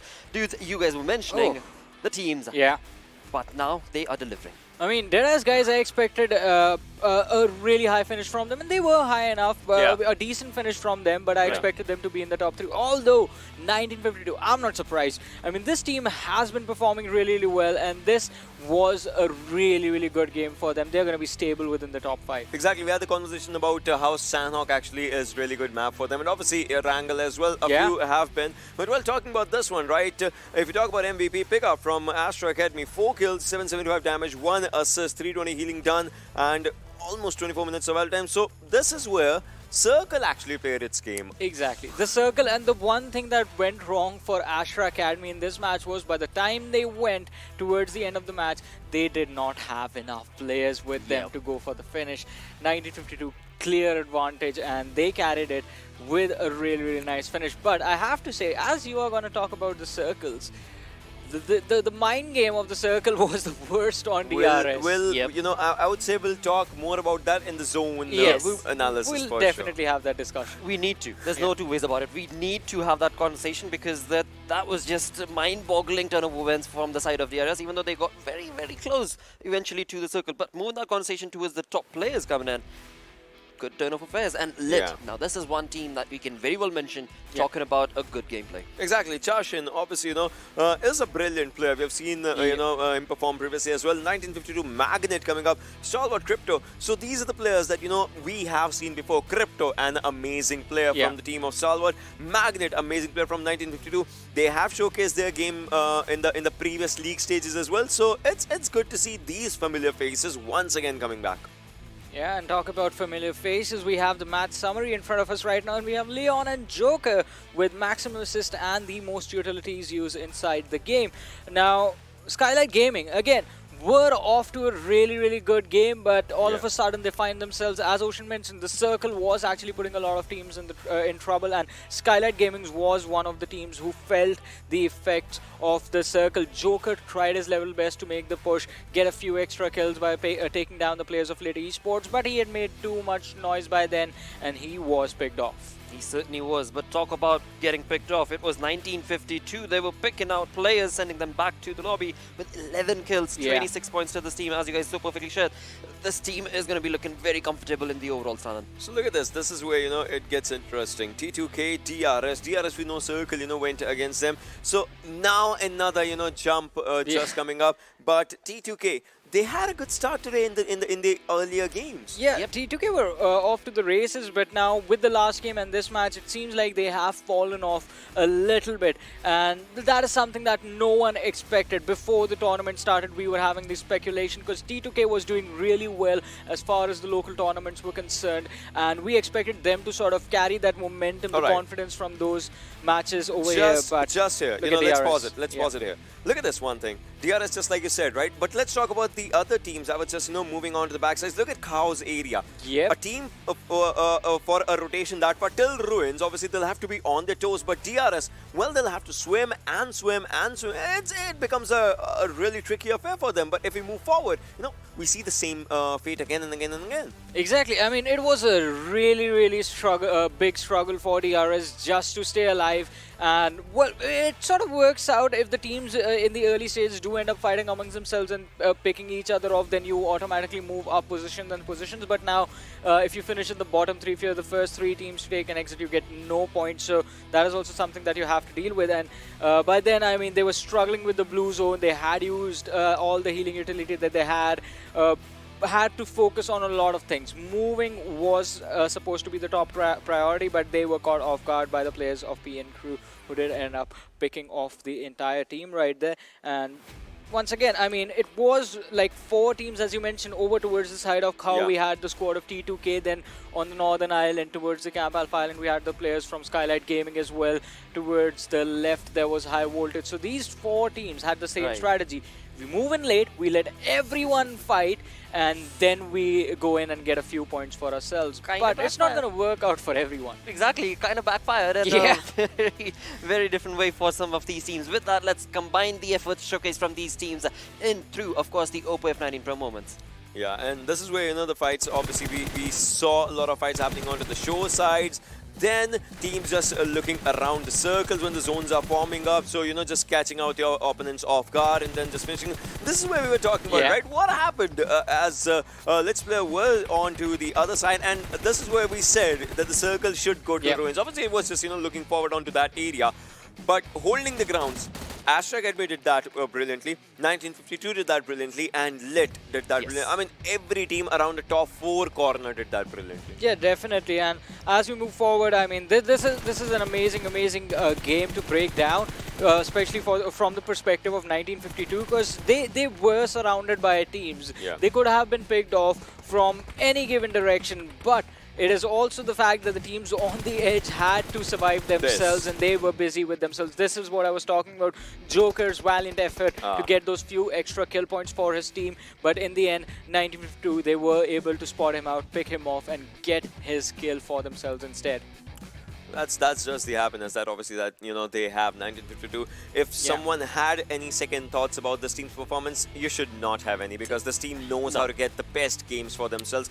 We saw them, popping up in the last game of League as well. Again, I just remember that because that was an amazing game along the water areas, the teams moving up. And this time as well, they know how to take up a good fight when the fights are in their favor and when the circle, again, is in their favor, and they did that. Talk about a journey. Talk about a journey. I mean, there's no other team to mention other than 1952 as far as today's day is concerned as well, because consistency is something that they are slowly and steadily working towards. Not just today. I would say, I'm sorry to interrupt you, but if you look at the whole picture of the journey all of the way 1952, right? exactly, all the way from qualifying from Bangladesh to here, 1952, they've grown quite a lot. Absolutely have. And again, when it comes to the conversation of that growth, it is the kills, it is the damage that brings in all of those numbers, and well, they are looking pretty consistent over there as well. With that, let's move on to the storyboard that's going to be showcasing how big a leap are these teams going to be making for themselves. It is 1952 with the biggest leap, four positions up on the third. See, I was just about to say 1952 and PN Crew are in the same boat. They are hunters. True. You mess up, they're going to take away your position. Here's the thing, right? The day started, we talked about one thing, and that is the teams on the top 2.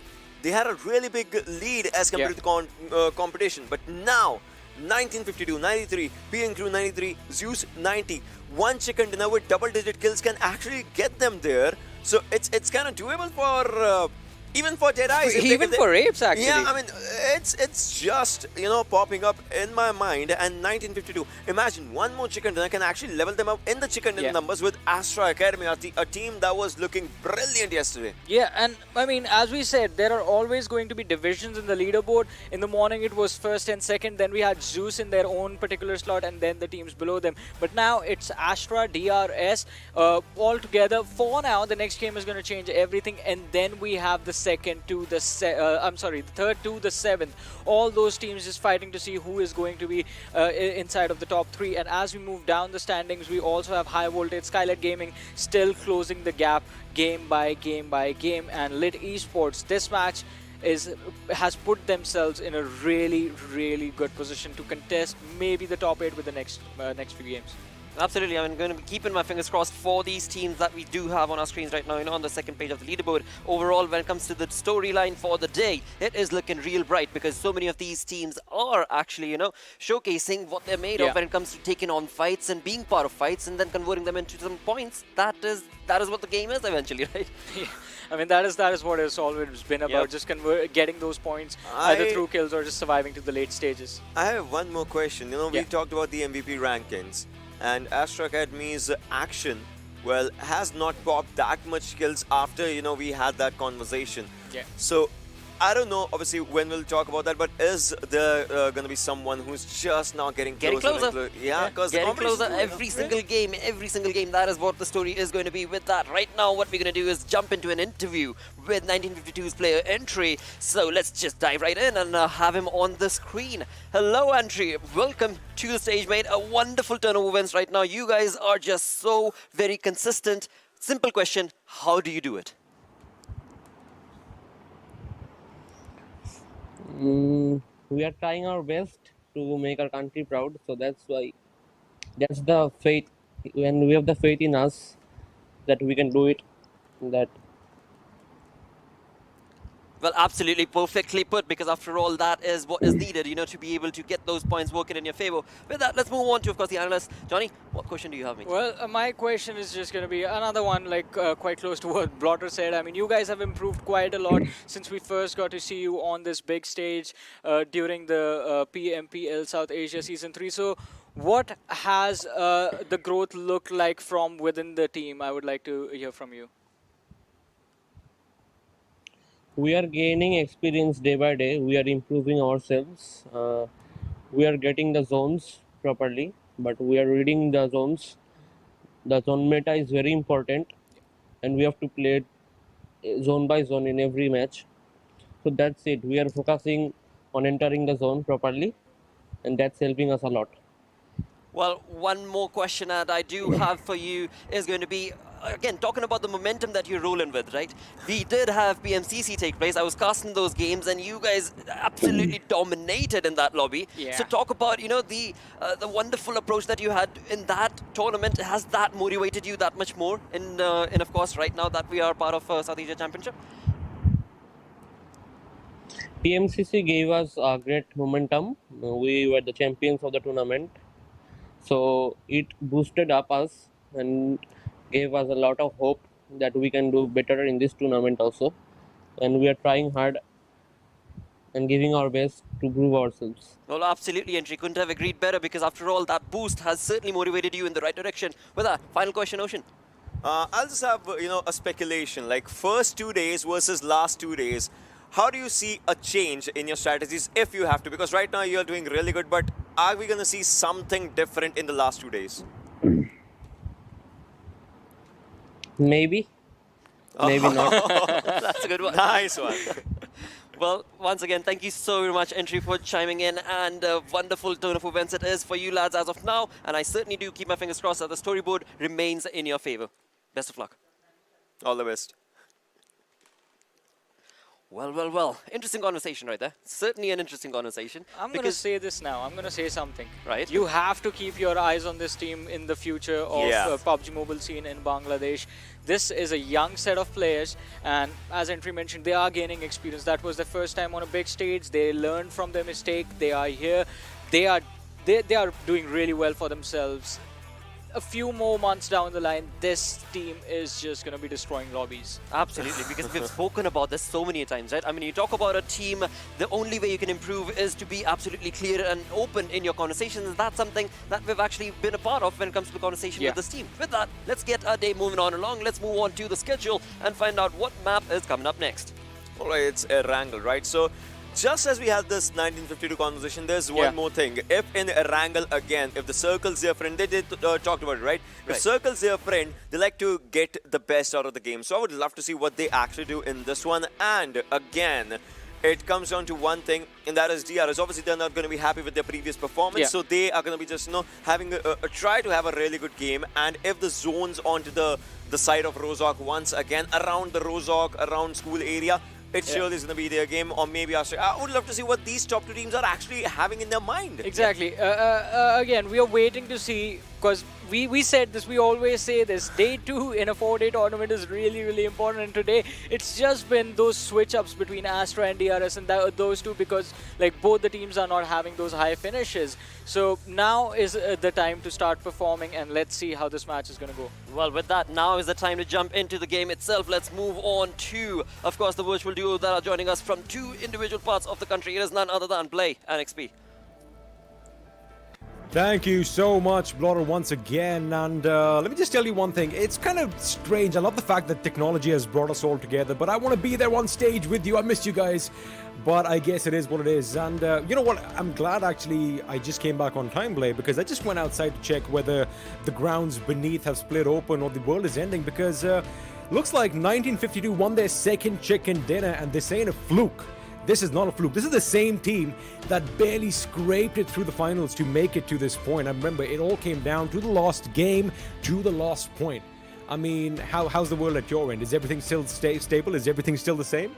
It seems reasonably fine right now, but I have to agree with you on that, right? 1952 I remember like the first week when we were watching them play, they were getting eliminated early in the game. They were coming into like 14, 13 position to a point where you had to bring up all these 1952 factoids every time they got eliminated early on, and for them to claw their way back, facts, but you know, clawing their way back into making to the finals and qualifying for the championship, and right now a top 4 placing, that is nothing to scoff at. They have really impressed and improved, and I love seeing, like, if you look at teams like Zeus and Astra Academy from the get-go, they were dominant, right? And you look at 1952 and these guys, it's just, you can see them grow as the tournament has progressed. And here we go.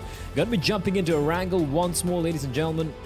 We're going to be starting off from Primorsk, ending all the way towards Stalwart, diagonally cutting the map in half. And you can take a look at the overall rankings as well. XP, you know, you got Astra Academy still on top, DRS second, but look at the gap between the third place and the 7th place. 11 points separate 5 teams. That's nothing really, to be honest with you. And while we do go over the overall rankings, I'm just going to tell you, so, you know, after the regional finals, I was actually in conversation with one of the members from 1952. We were talking about the fact that, you know, oh, it's good that you guys made it. All you got to do is put your head down, get your homework done. And it's actually rewarding as viewers as well to witness this growth that this team has shown. I mean, man, the 1952 of the good old days is a thing of the past, because these guys are just trailblazers, setting everything on fire as they go through. And well, let's see if they're going to do the same in this map of Erangel. Now, of course, it is Erangel. It is going to be the fan favorite. Look at Astra Academy. Well, chances are I'm still going to be a little surprised if I see some action breaking out early on. Now, what it does look like is that Astra Academy might, in fact... Oh, memo, you're not supposed to get out of a moving vehicle. That is a PSA for all of you watching at home. If the car is moving, keep your butt intact inside. This is hilarious. And Mark is still going for it. Oh, and Mabel's doing a fantastic job of dodge the UAZ, and Mark realizing, backup might arrive, so he is indeed gonna leg it. That was funny, yeah. I kind of realized a second too late that it was actually a member of the opposing team. I saw the UI. Out. No, I saw the UI and I was like, wait, that doesn't make sense. There's a player different. There's Mark driving the car. Why is it showing 7C on the UI? But and well, you know, we don't make mistakes over here. If it says so, it probably is the case. And oh my goodness, now imagine if that been the other way around. Over here, looks like Apes tried to run over his own teammate, Blay. Yeah, but they need to make a quick escape, and since they do have a gun in their hands, are they? No. Oh, they're chasing them down. No. They're chasing them down. All right, ladies and gentlemen, we're off to a hell of a start here. Zeus are hunting down Apes, Hustler and White already. One of the members getting tagged down quite substantially, and Zeus, maybe they want to pick up another vehicle, another weapon rather, and that might be that little opportunity that Apes needed to hustle the way out of what was looking like a very precarious position for the Mongolians. I like that they were all laughs around the Zeus camp right now. They knew that it was a little bit of fun, and had they got that kill, it could have been exciting. But what is exciting, Blay, is the map. And oh my goodness, I could not have asked for better timing. Maybe it was meant to be. But anyway, have a look at that. It is going to be a military circle, which means Astra. Now, you did kind of think that, you know, they might give Stalwart Esports a run for their money at military. But we've seen in the past as well, they've been comfortable in Nova Ripnoi. But it is going to get dicey, because Train to Kill sometimes love leaving Milta for the South Island as well. So we might see some early clashes. Now, 1952, of course, are going to be setting up their camp towards the southern end of the bridge.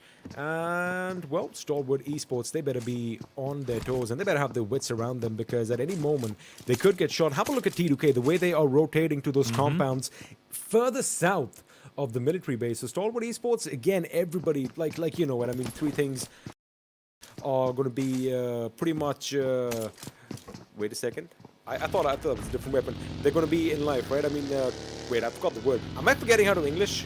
What are the three things that are what in life? Wow, my brain is completely shut off right death, taxes, and Stalwart Esports heading to the military island. Yes. There we go. No, but what would you they do without life? Me? What are they in life?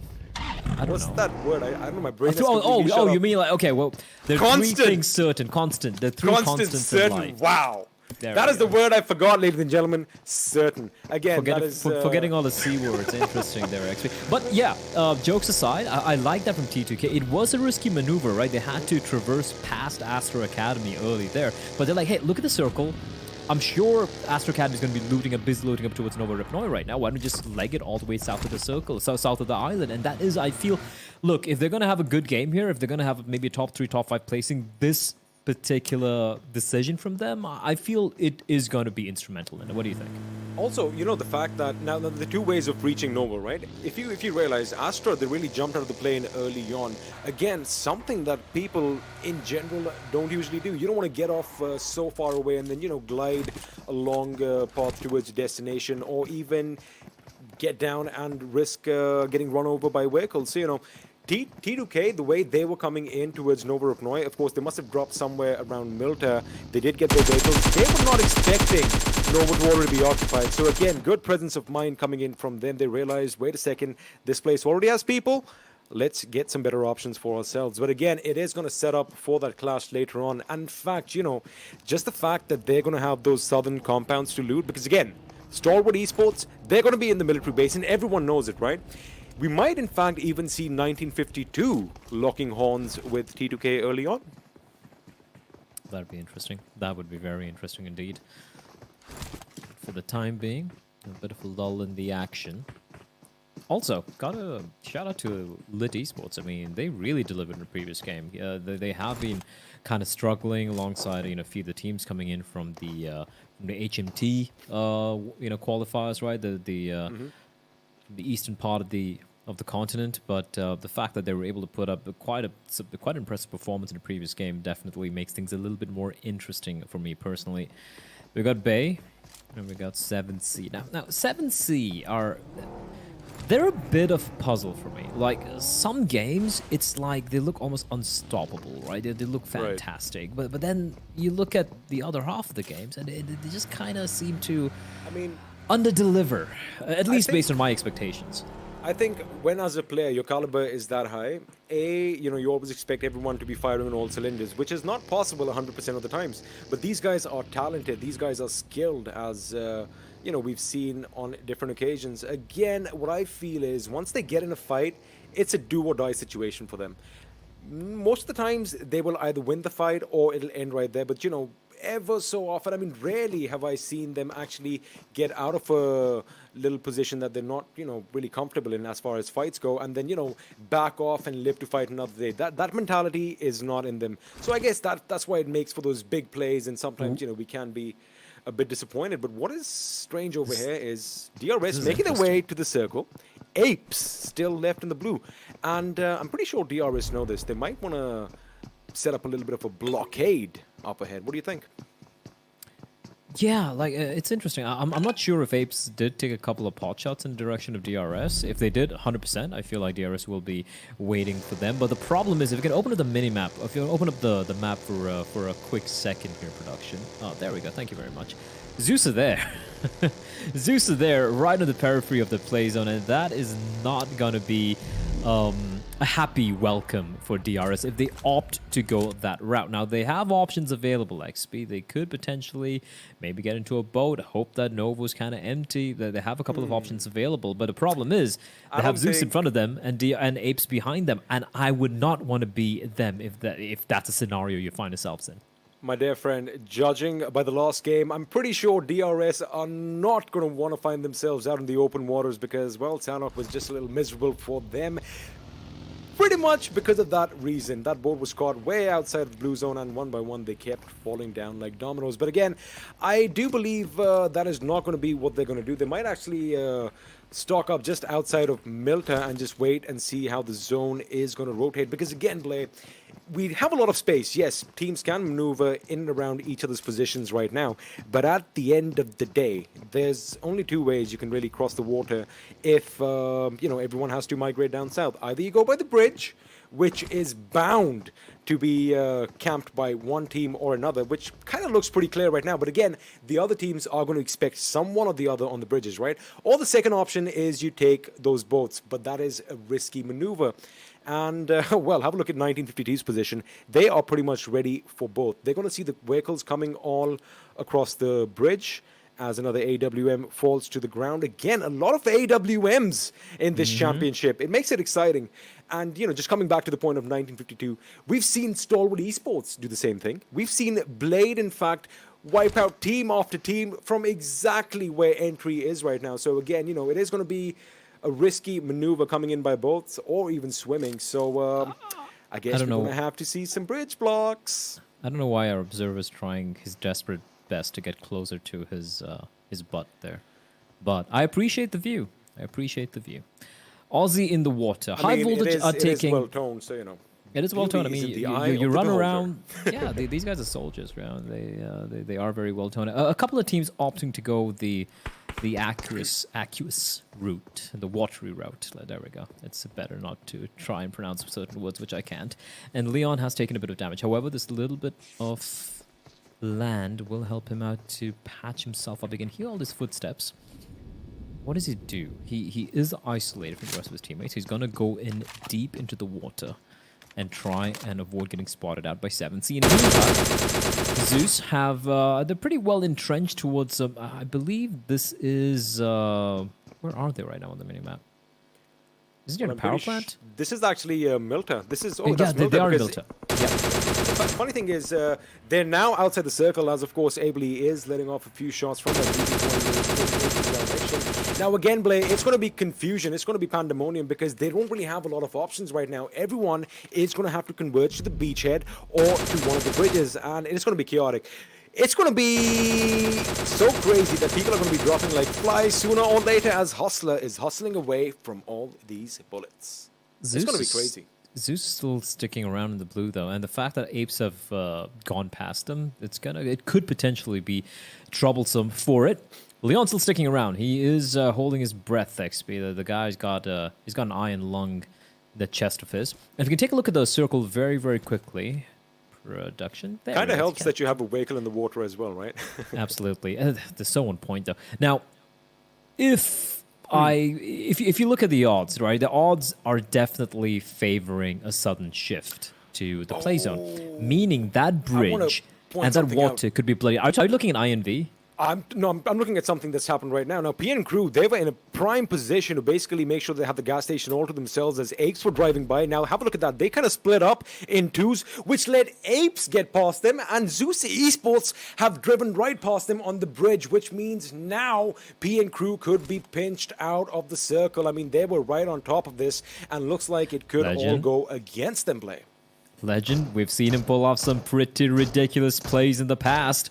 And here we go, another potential opportunity for him to live up to his name. He's got Ayush nearby, though he's not all by his lonesome. And as you pointed out, XP, relinquishing that gas station and giving up to Zeus might have been a bit of a mistake coming in. The circle has shifted. 1952 entry, spotting out Fear. He's just, well, virtually shooting fish in a barrel. And the circle is still favoring both the northern and the southern side of that bridge. But if you look at one team, that is Team Nightmare. They have opted to call the northern side of the bridge towards the gas station, not the gas station, rather, the couple of compounds there, their home. And considering how elevated a few dispositions are, if the circle does shift up north, Nightmare are going to be in a fantastic position as Legend is going to unleash onto Godless. And Godless is alone? Well, we were talking about it earlier, but Legend says that he gets a knock over here, which he does now again. Zeus, I was kind of thinking about the fact, wait a second, there's another team in the equation as now DRS are going to be driving past these fallen people over here. Godless is going to be on his knees, but soon he's going to be put out of his misery as Legend is going to make sure that he rakes up that kill, and he does definitely need all those delicious, juicy healing items from his body. Now again, Zeus Esports, the fact that they love aggression, I think they let it off a bit too late, making the transition over to the military island. They are going to lose a couple of members, but again, if it's only one or two of them surviving, they can deal a lot of damage, Blake. I've actually noticed this in the past from Zeus Esports, right, where they leave one player behind on the bridge and the three of them traverse the bridge, right? I've seen this exact same play coming from Zeus, where they leave one player behind on the northern side of the bridge and then the three of them just traverse on past. He kind of being kind of like the scout, so to speak, the recon guy conveying information, and that's exactly what he's done over here. Despite the fact that he's been taken down, before he died, he did hear vehicles making the way in the direction of the bridge, and that was DRS. And Zeus, yes, they lose a member, but they're able to find a couple of kills on the DRS and even prevent the rotation from taking place. So yes, they lose a member, but they do gain when it comes to an advantageous position, so to speak.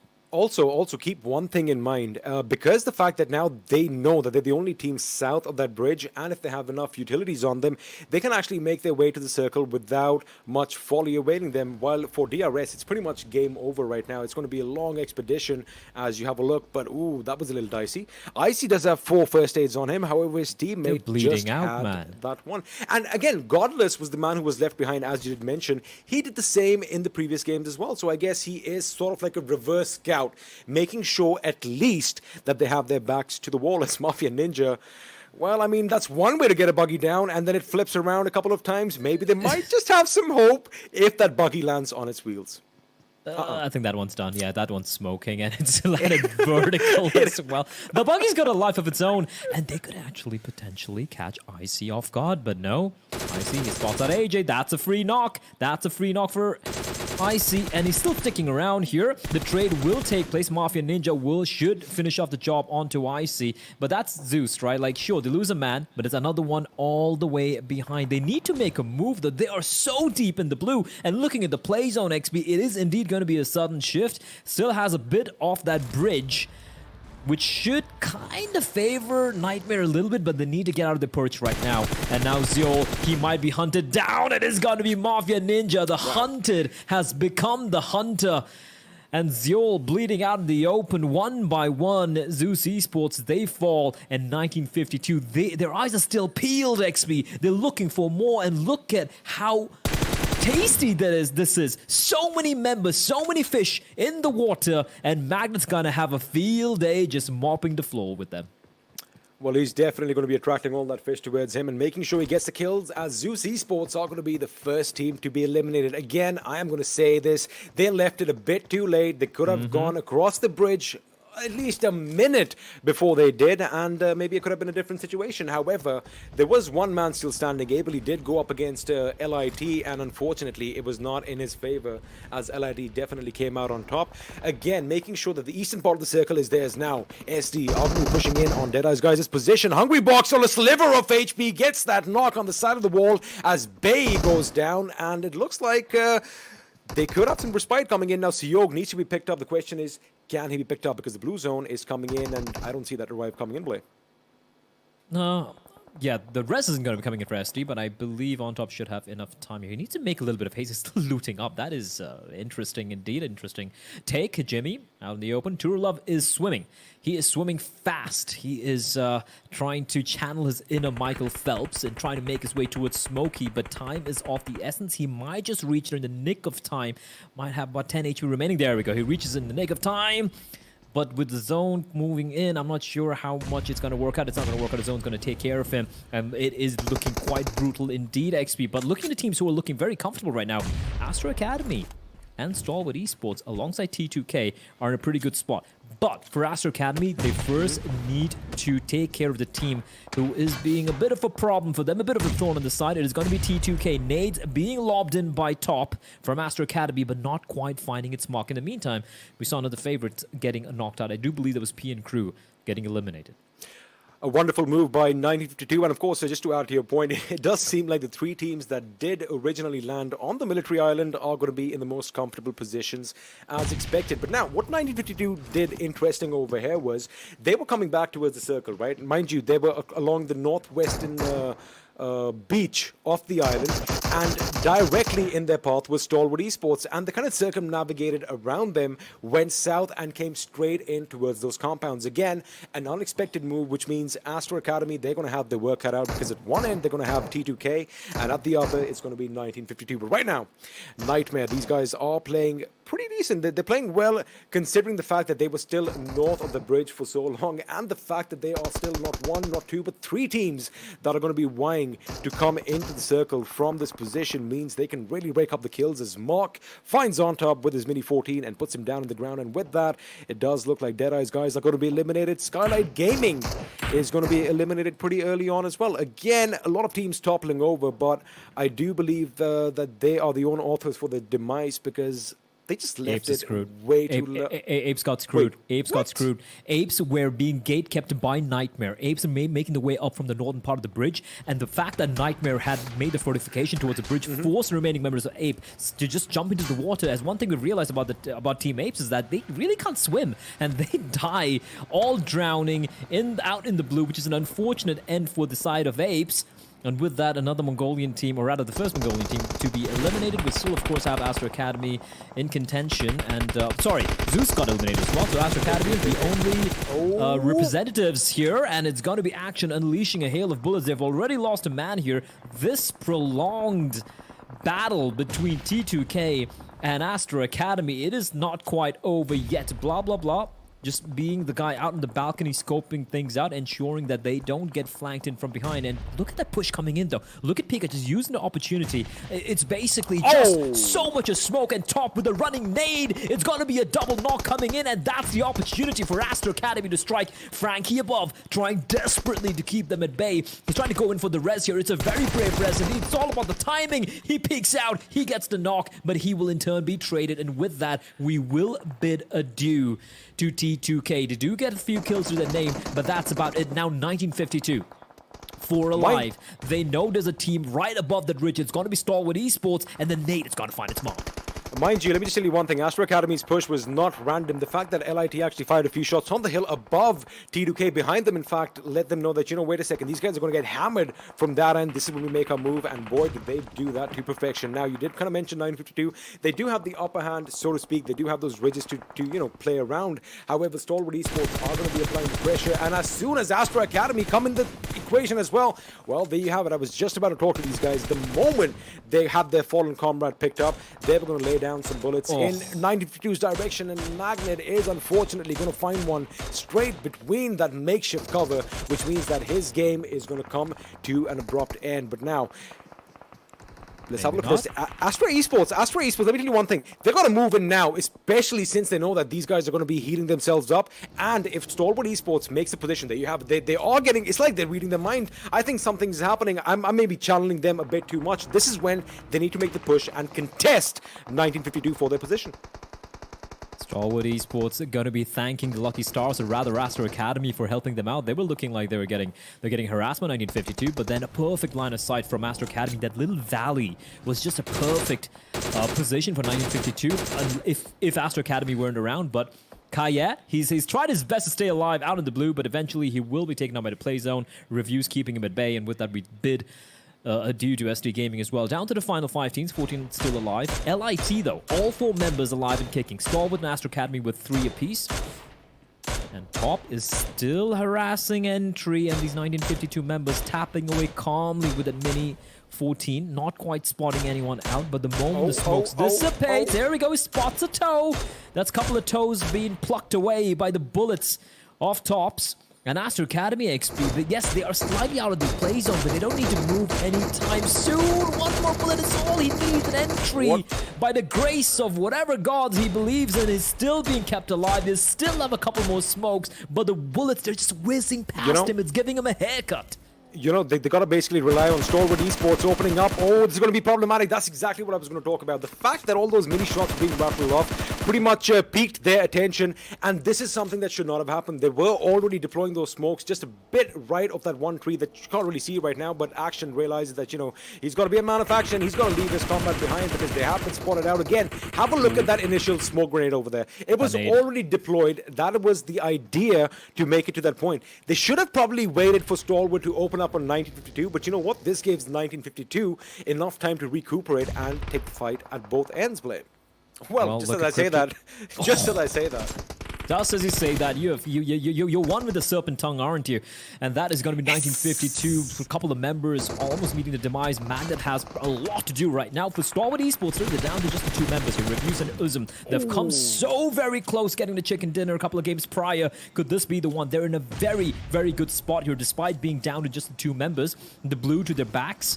They can't push on in though. Now the problem here for all these other teams alive is LIT. They are looking good. 4 alive. They're on top. They have the bridge for cover as well. A couple of well-placed nades. They don't even need the nades. It is going to be Hozwan is going to get the kill and the finish. And with that, we will have to bid farewell to 1952. 4 members alive, and in a span of a couple of heartbeats, they have been taken care of by multiple teams. Down to the final 4 here. XP, DRS still in contention. Astra Academy 2 still alive, and Stalwart Esports. They need to get that res, but the moment it comes on in, they will indeed have 2 still alive and kicking. When you have all that training to be clandestine, I mean, nobody does it better than Mafia Ninja. He does have a ninja in his name, and he's going to be quiet. He's going to be hiding in the shadows, as the drop is going to be heaven sent from up top, falling right on top of Astra Academy. Now, Shakshin is going to get a little bit of a domination spree over here. We are down to the final 3 teams. It is going to be Astra Academy up against LIT, up against the sole surviving member from DRS, Mafia Ninja. But again, I just want to bring something up. The way LIT pushed in on 92's position, again, taking advantage of all that commotion happening with Stalwart Esports is exactly what Astra Academy should have done. But I mean, they've been in such obscene, crazy, obscure situations. I don't know how they're alive as Action gets up, gets a double knock, down goes Shakshin, which means LIT are now at the receiving end of things. It's even Stevens, and Action's doing his all by his lonesome. And in the meantime, he spotted Mafia Ninja as well. And Action, look at him move on around. Wanuo's going to take care of the member, and LIT from 4 to 1. Wanuo left alone now. And all of a sudden, the tables have turned. It hasn't just turned, it's been flipped over on its head. The table has been smashed into LIT by Action himself, a one-man wrecking ball. He's done everything by his lonesome. At Astra Academy, they're eyeing chicken dinner number 4 in the championship final. They are, however, looking the wrong direction. That could potentially give Wanuo a chance to isolate some of these fights, but smokes have been deployed. The tree, no one checking the tree, but now they know where he is, and the M249 rattling off bullets, a hail of bullets at his face, and Wanuo, just his days seem numbered. Pika coming in with a flank, forcing him out into the open, and what a game from Astra Academy. It looked like LIT were going to take it, and Astra Academy, they stared him straight in the face. Beg your pardon, Action stares him straight in the face, and he says, "Not today, buddy. Not happening today." Again, I mean, we said this before. This man is a man of action. The way he just gets... once the throttle kicks in, he just does not stop. He does not have any brake lights on him. But again, Astra Academy, boy oh boy, their 4th chicken dinner in the South Asian Championship. I mean, these guys look nigh unstoppable. They have definitely cemented the #1 position. But again, the fact that they came under fire from Stalwart Esports at the end, you know, when they were fighting 92, I thought that was it. They made it through. They actually realized that, you know what, we got to cut our losses. One of our members is down. We got to forget about him and just push on ahead. They pushed on ahead and got the job done. And what we're going to do right now is push on ahead as well, because we still have, if I'm correct, 2 more games in store for you. So we're gonna stop talking right now, and we're gonna have a beautiful word from our sponsors right about now.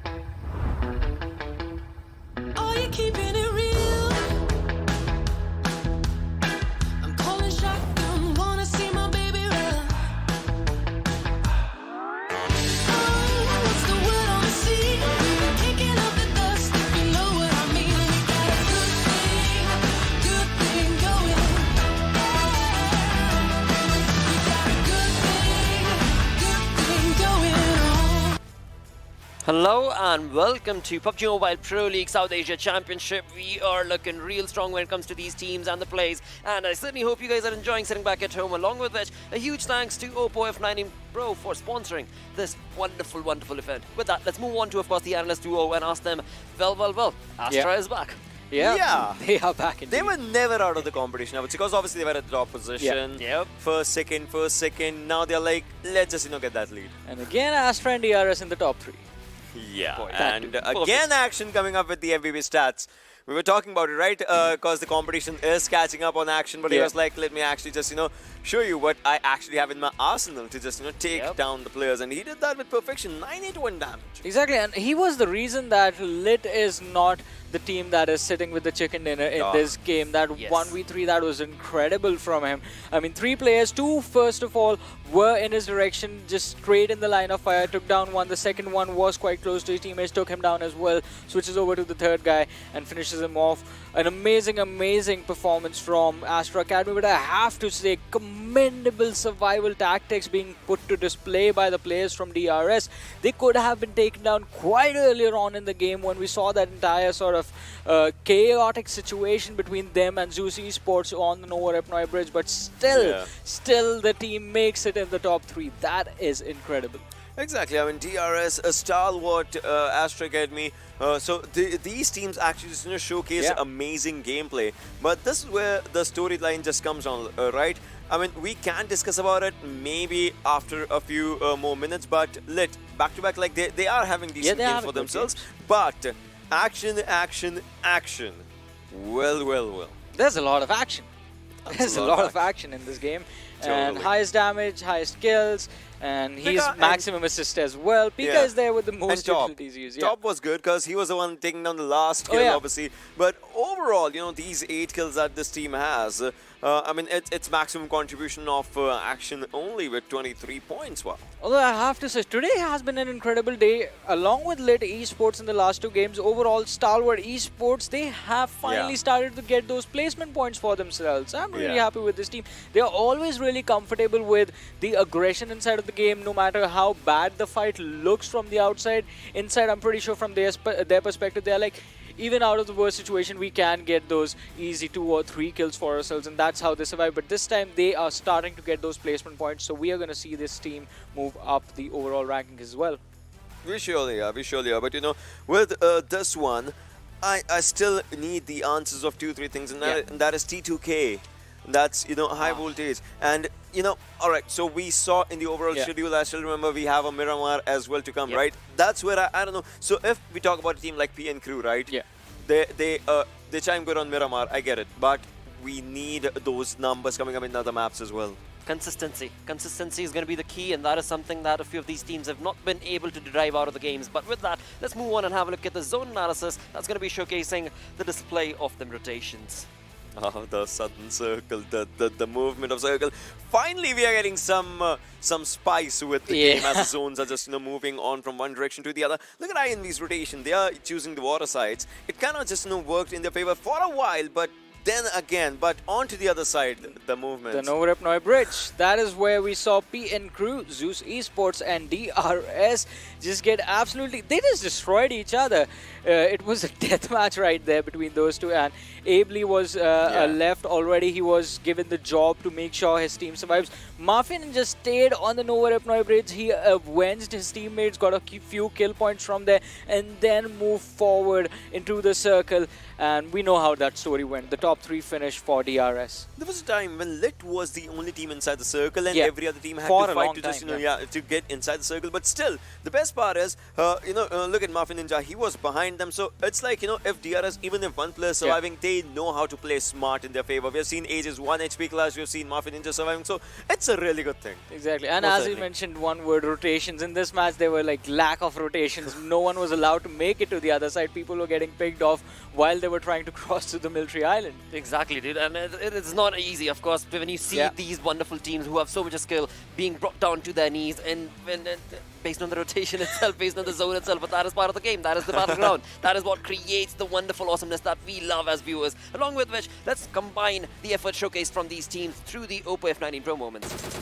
Oh, the initialization. I mean, Zeus, they were looking strong with a few fights here and there, but all they could get was the kill points only. But I would say, more or less, I'm impressed. Back and back, I'll say this, but I'm impressed from Lit because that team was at one moment at the last spot. They've had their jumps in the last 2 games. They are showing the capability, but it's just one thing, the break that they'll get after today's day, tomorrow, will it be the same story or not? Otherwise, this rush, oh my god, we saw this rush. This was incredible, a 3v3 situation between Astra Academy and Team T2K. T2K were pinned down in that house. And they tried their level best to hold off the place. These were pixel perfect shots from top. Yeah, these definitely were. And then these kind of, areas, look at how many ridges are there. And you have number of ways to shut down our opponents, and then action. Well, getting those kills, changing to M249, just randomly, using the shots. But then obviously two A's players, like obviously they were brilliant. They are brilliant indeed. I would love to see what they do in the upcoming games. Oh yes, most certainly. For now, they are looking good. They are looking in control as they get that lead created. In terms of the damage dished out this time around, 2,097 damage. That was Astra Academy. Yeah, it was an incredible performance from Astra Academy. Wait. Yeah. INV.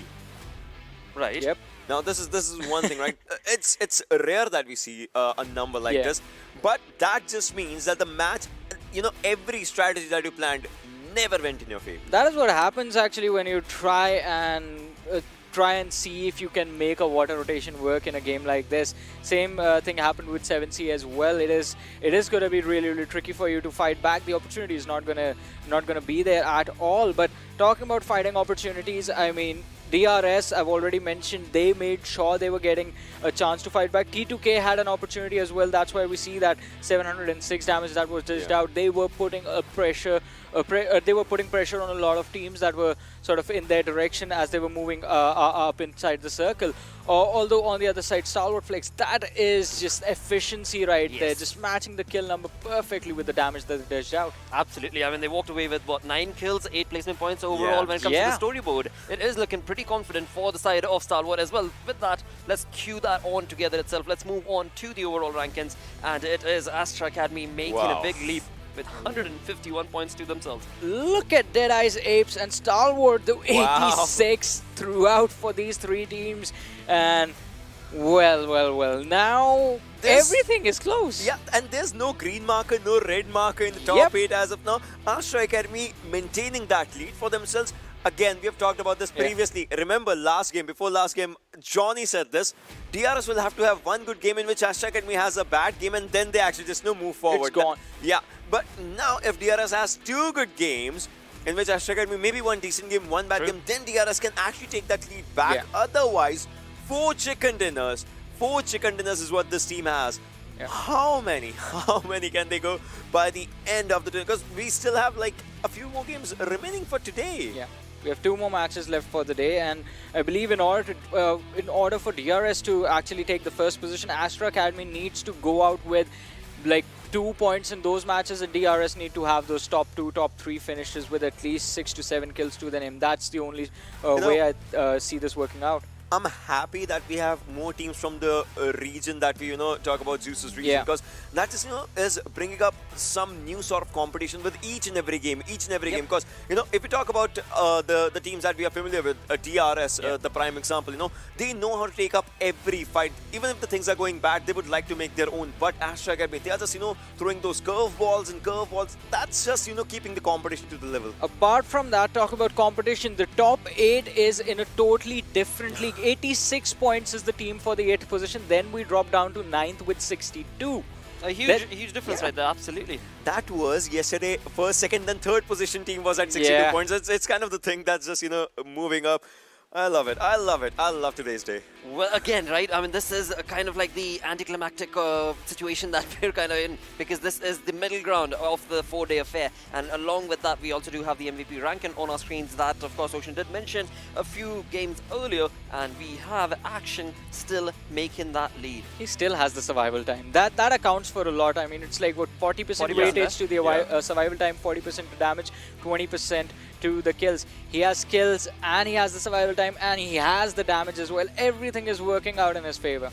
I still love one fact, and that is, PN Crew Sandesh is coming up. The next match, I'm pretty sure it's Miramar. That's coming up. And then Stalwart's Crypto, because that lad has showcased amazing talent previously as well. And 1952's Magnet was also out there. So it kind of just chimes up every region in the top 10 right now. Exactly. Because that's what makes it that much more of an exciting. Every single game that you jump into, you just don't know what region, what team is going to be, making that curveball happen along with the rotations. That will then completely decimate the entire structure that we create in terms of, alright, so this is the team that should probably get it, but boy oh boy, this is just too exciting. With that, let's move on to the schedule. Let's have a look at the game, which will be moving on to Miramar, Well, if we talk about Miramar, we know PN Crew is going to have a good game in this one. They've always done this. Miramar is their home ground. But along with that, I'm going to say Stalwart Esports are looking pretty good. And I would love to see them, again, finish in the top 3 with the usual number of kills that they get, which is like, what, 8+? If there is players advantage till the 4th circle, 5th circle, what DRS, they can have this game. You know, last time what happened is they did not have the players advantage. It was you know, last man surviving for themselves. But if they have maybe 3 players as well, they like to take those fights. They love challenges, and that's the DRS that we know. But I would still have to see what Astra Academy does, because they would want to just, you know, have a really tension-free day by the end of today. So they would love to increase that gap even more, and DRS would want to just, it's 2 games. These 2 games are important for both of these teams. Absolutely, for the entire lobby, because again, I mean, you can take the conversation down towards UC Sports in that same sentence and be like, well, we could very well have this team pop up this time around. You just don't know. And with that, it is time to move on to the Panda Bros, who are going to be taking us through this Miramar game. It is none other than Necro and Fixus. Thank you so much. And well, you cannot really rule out Astra Academy any single day, right? They have a chicken reserve, and with that, you know, the tally does increase to 4 chicken dinners. But right now we're talking about the Miramar game. Now, like the desk did discuss, and I also accede to that, you've got Stalwart PN Crew in hot form, and of course the boys from 1952. But you know, my question of course will be, who do you think is going to be taking this chicken away? I'm going to say Astra again. Let's go. But hold on, man. The Demon Strike again. Astra. I mean, man, Action needs a nerf. PUBG, you got to do something about him, man. I mean, he definitely needs a nerf there. He's unstoppable for now. An unstoppable force of nature.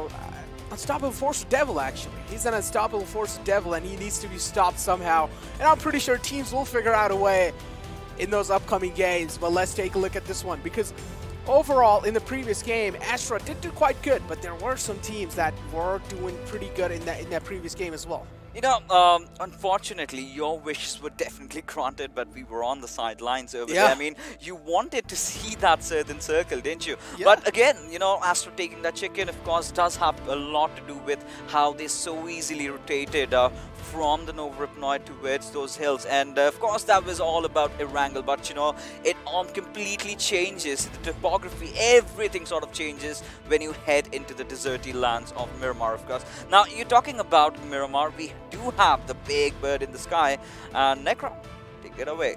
Exactly, as always, I'm going to take it away, starting from La Cobreria, ending towards Las Leonas. I mean, hey, look, I really want to talk about the fact that 1952 is top 3 on the second day. Still 2 more matches yet to come. I mean, 1 more after this, but 1 we're already doing right now. And I feel like 1952, man, no matter how much I talk about this team, they have impressed me since the PMCO days. I mean, they're having the tournament of their lives, to be honest, the way they've started off. I really, really want them to stay over there, try to compete for the top spot, and I really, really, for once, do not really want to fizzle do not really want them to fizzle out, to be honest, over here. But at the same time, T2K, oh my goodness, stars have definitely fallen for these teams. I mean, the kind of a way they're playing right now, they're completely looking to be in shambles. Exactly. TDK, I mean, you haven't really been getting that much of a spotlight, TDK, and this is the time to actually wake up and show your presence in the game. Try and at least get a lot of kills for yourself. Do something. Cause some ruckus in the map. Let the teams know that you're there in the game, and you're not a team that can be challenged that easily. On the other hand, I want Stalwart Esport as well to kind of step it up. I mean, yeah, they are in the top 8 there, but I feel like they can do better. They have the players for it. They have the lineup. They have the IGL as well. So what are you waiting for, Stalwart? It's time to rack up. In the meanwhile, we do see some action in Picado about to break out. It's going to be Team APES versus INV. And of course, you know, the main area has of course been taken by the lads over here. But APES, do they realize that they have an enemy right beside them? INV. I'm pretty sure INV is well aware of APES, and so goes with APES as well. APES probably do know INV's there. While they're dropping, they must have spotted the parachutes out. So it's pretty understandable. Just make sure you're not overexposing your backs to them and just giving away and handing away those free kills.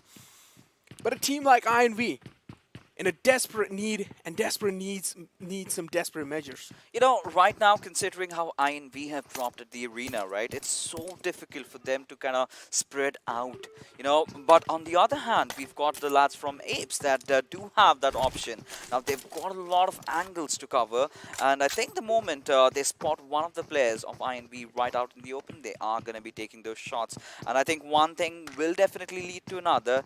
And, well, I mean, if you have to compare both these teams, we do see Team APES is way up ahead in terms of right now in skills, in terms of points. So INV really need to play this out perfectly. Otherwise, they're a goner.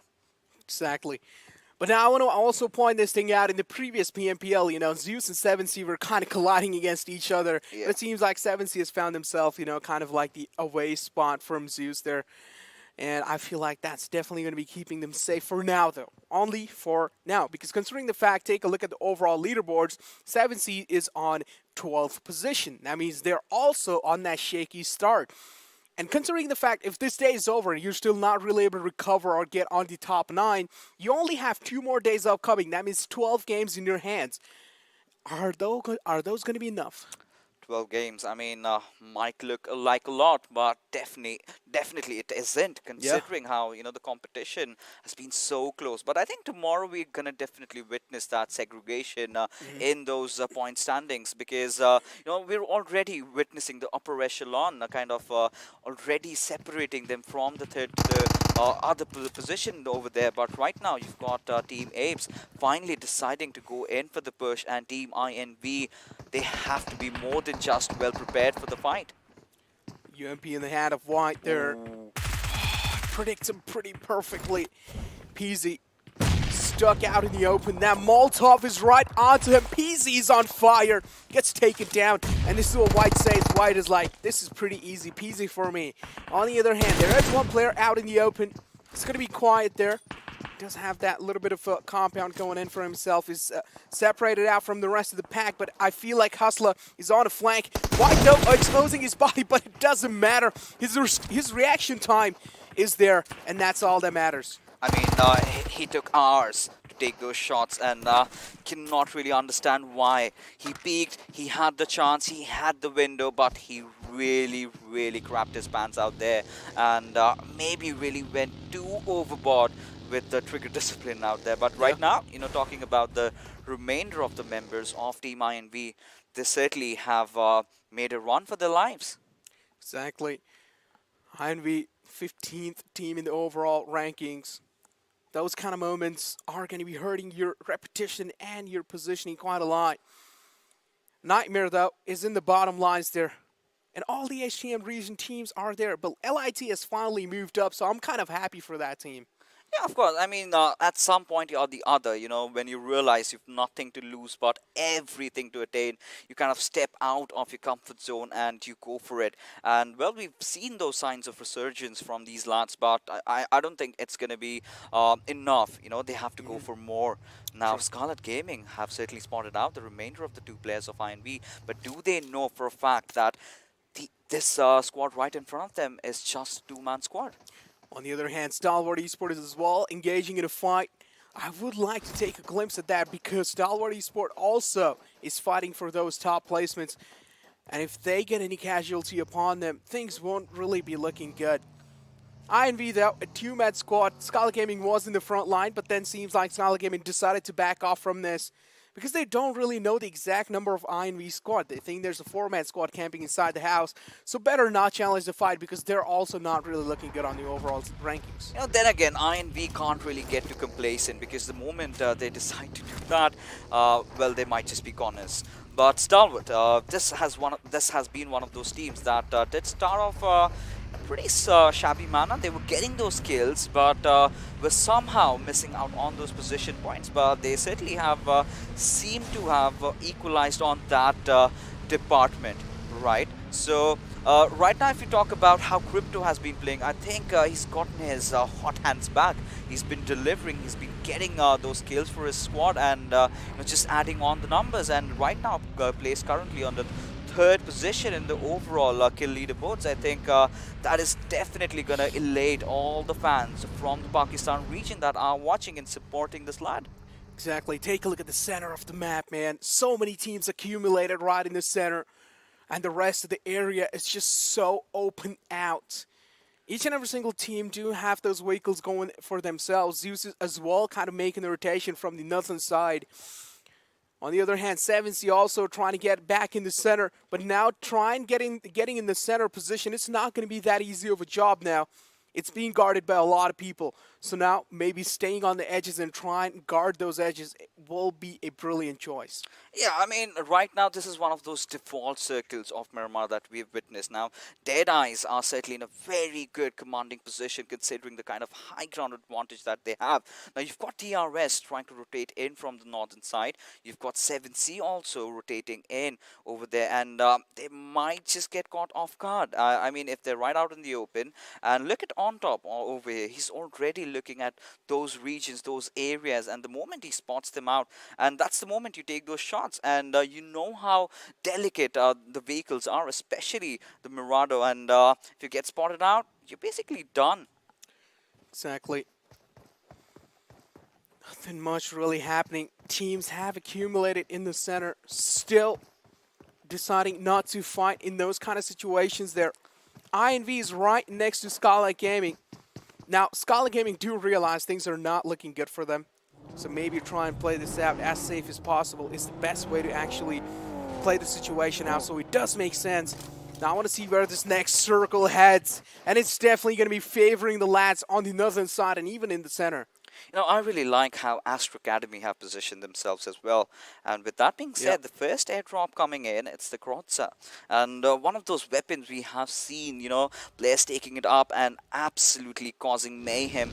And they have been those mean forces of nature to be reckoned with once you feel the weapon being already crafted by the demons themselves. But right now, Cotlis having spotted out the players of LIT, he's going to continue on the trigger, trying to apply that extra bit of chip damage, but nothing so much being done as of now. It's not really finding anything there, but okay, here we go. A little bit of chip damage being dealt. On the other hand, Apes Canic taking out the lad from Future Station 1952. Unfortunate turn of events for that team. That team is doing really good though, but now Apes has put one man down. That means that team is down to just 3-man squad now. Apes, again, a team that is pretty good. Overall, their positioning, overall how they're strategizing each and every single play is looking good. On the other hand, 1952, they cannot afford to make any mistakes. One mistake can cost them their position. Exactly. I mean, at the times like this, you do have that saying, right? It's already a difficult task to go and get to the top position, and it's even a more tougher task to sort of maintain it. And I think this is where they're going to be tested, to be honest. And as we take a look and have a quick gander, and as of what is really happening, it's going to be the battle of Goliaths over here. Team Zeus going all the way up against Astra Academy, two Mongolian teams. But this is what I love about them, right? They do not really shy away from using such weapons like the SLRs, which we really do not see from all these teams. But now, taking a look at the replay, we can see connecting those shots onto its entry. Look at the precision over there, and White will certainly secure the kill. But here we have a fight breaking down between Stalwart and Team SD. SD already down on their knees. On the other hand, Reviews has went down. You wanted to see Reviews in the game. It seems like they have heard you, man. They got Reviews back in the game. But it seems like the start isn't really that great. The kill will be confirmed there. Reviews is taking a lot of damage. Teammates are trying their best to keep him alive. But is it really going to be that easy? Crypto's taking so many shots onto him. Those suppressive shots are making Crypto scared, making him panic there. On the other hand, Bay just trying to instill a little bit of more pressure onto them. I like his kind of baby Godzilla is left out in the open, man. You need to take him with you in the cover. You know, I really love how, you know, Stalwart just kind of threw the smoke right onto the right side to confuse them. But right now, that's not going to matter as the players are falling. And Crypto, he's going to take a hit for his teammate over there. As Stalwart, they're in a whole world of trouble as they've been reduced to a 2-man squad. I mean, Crypto did make those moves. And somewhere down the line, I have got to question it, because you've got your main fragger going in for the revive. I mean, Stalwart, Esports, how are they going to come back in? Again, look at there's so many shots being fired on them. TK is the one. Decides to kind of peek out. Did take quite a lot of damage in the process. But TDK, again, a team who's kind of trying to annoy SD out there. But I mean, considering the fact that TDK as well is kind of struggling, doing that, I feel like might not just be a good choice because they do know getting those knocks in such a far away distance, fine, you can do it. But confirming the kill is going to be even much more tougher task. So you might as well just not give your position away. You know, trying to have the perfect conviction over there is going to be very, very tricky considering it's such a huge terrain out there. But, you know, taking a look at how the circle has really panned out, we might just get to witness DEADEYES going up against 7C. I really like how they've taken control over the power grid area. But again, Astra Academy and Zeus are rotating right beside each other, and Scurry has definitely spotted all those movements happening, relayed this information towards his teammates, and Astra Academy seem more than ready to take a fight, provided they get the chance. Scurry there did have kind of the high ground, does have a lot of info up on him as well. Now they're just waiting for Zeus to expose, and yes, he did see that Dacia kind of making the rotation. Now Zeus's position has been compromised. Zeal grabbing the vehicle straight in the compound where the rest of the lads of Zeus are. Okay. And it seems like he's trying to stay. Okay, he's trying to stay inside. I thought he's going to be collecting his teammates from the building and then maybe leave that position because they're not really in the center of the circle.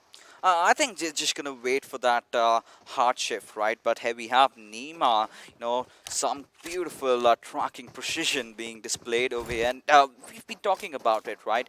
Nima and AJ have been in a stellar form, and they're sort of continuing on that. But DRS, I mean, they haven't really got much ticket, but still in terms of positioning, they're doing pretty good. Considering in the last game how they had to deal with that bridge camp situation. But look at Icy. He's not going to miss out on those headshots, is he? And really giving a taste of their own medicine towards the players of Astra Academy. I mean, look at them. They were way too much in the open, and he got that window. He took his chance. He did get that knock, but getting the kill confirmed, it's going to be really a tough task because that was a high ground shot that has been taken over there. But right now, what we do have is high voltage going up against Team NM. Nightmare. High voltage. Again, both these teams, this game is really crucial for them. They cannot afford to make any kind of mistakes. But talking about mistakes, Coco went down from Nightmare Gaming. And this is going to be hurting them quite a lot because now they have to get the rest back onto him. And at the same time, high voltage is going to be creating a lot of trouble for them. They're not going to let them breathe that easily. So Nightmare will have to find at least one kill for themselves. That would buy them enough time to actually breathe as well, and then maybe try and make a decision out this situation, out this tricky situation. As their name goes, Nightmare Gaming. Up till now, they haven't really proved Nightmare to any teams. I mean, they've been getting the nightmares lately, but Mark right now wants to change it around, as he did have that flank angle beautifully, but right now he's exposed his position and will of course pop up that first aid. The fourth circle already starting to kick in now. Kuhn in a whole world of trouble as he has already been taken down. Now Assassin, he's gonna go in for the res as the players of Nightmare, they're gonna go in for the push, but Hong gets punished by Odzi, and you've got the other player, Roshi, trying to just play through the ridges, but can he successfully get a knock as another player gets knocked out from the backlines, I believe, as Aussie this time he's got his eye set onto his Mark, who's just prone down behind the buggy. One last man alive from Nightmare Gaming there. Mark, barely alive, is also taking a lot of shots from his right lines, and yes, that's going to be the last man eliminated from Nightmare Gaming. And that's going to be in the 16th position. First team to get eliminated out the game. It's going to be Nightmare. Unfortunate turn of events for the HTM region there.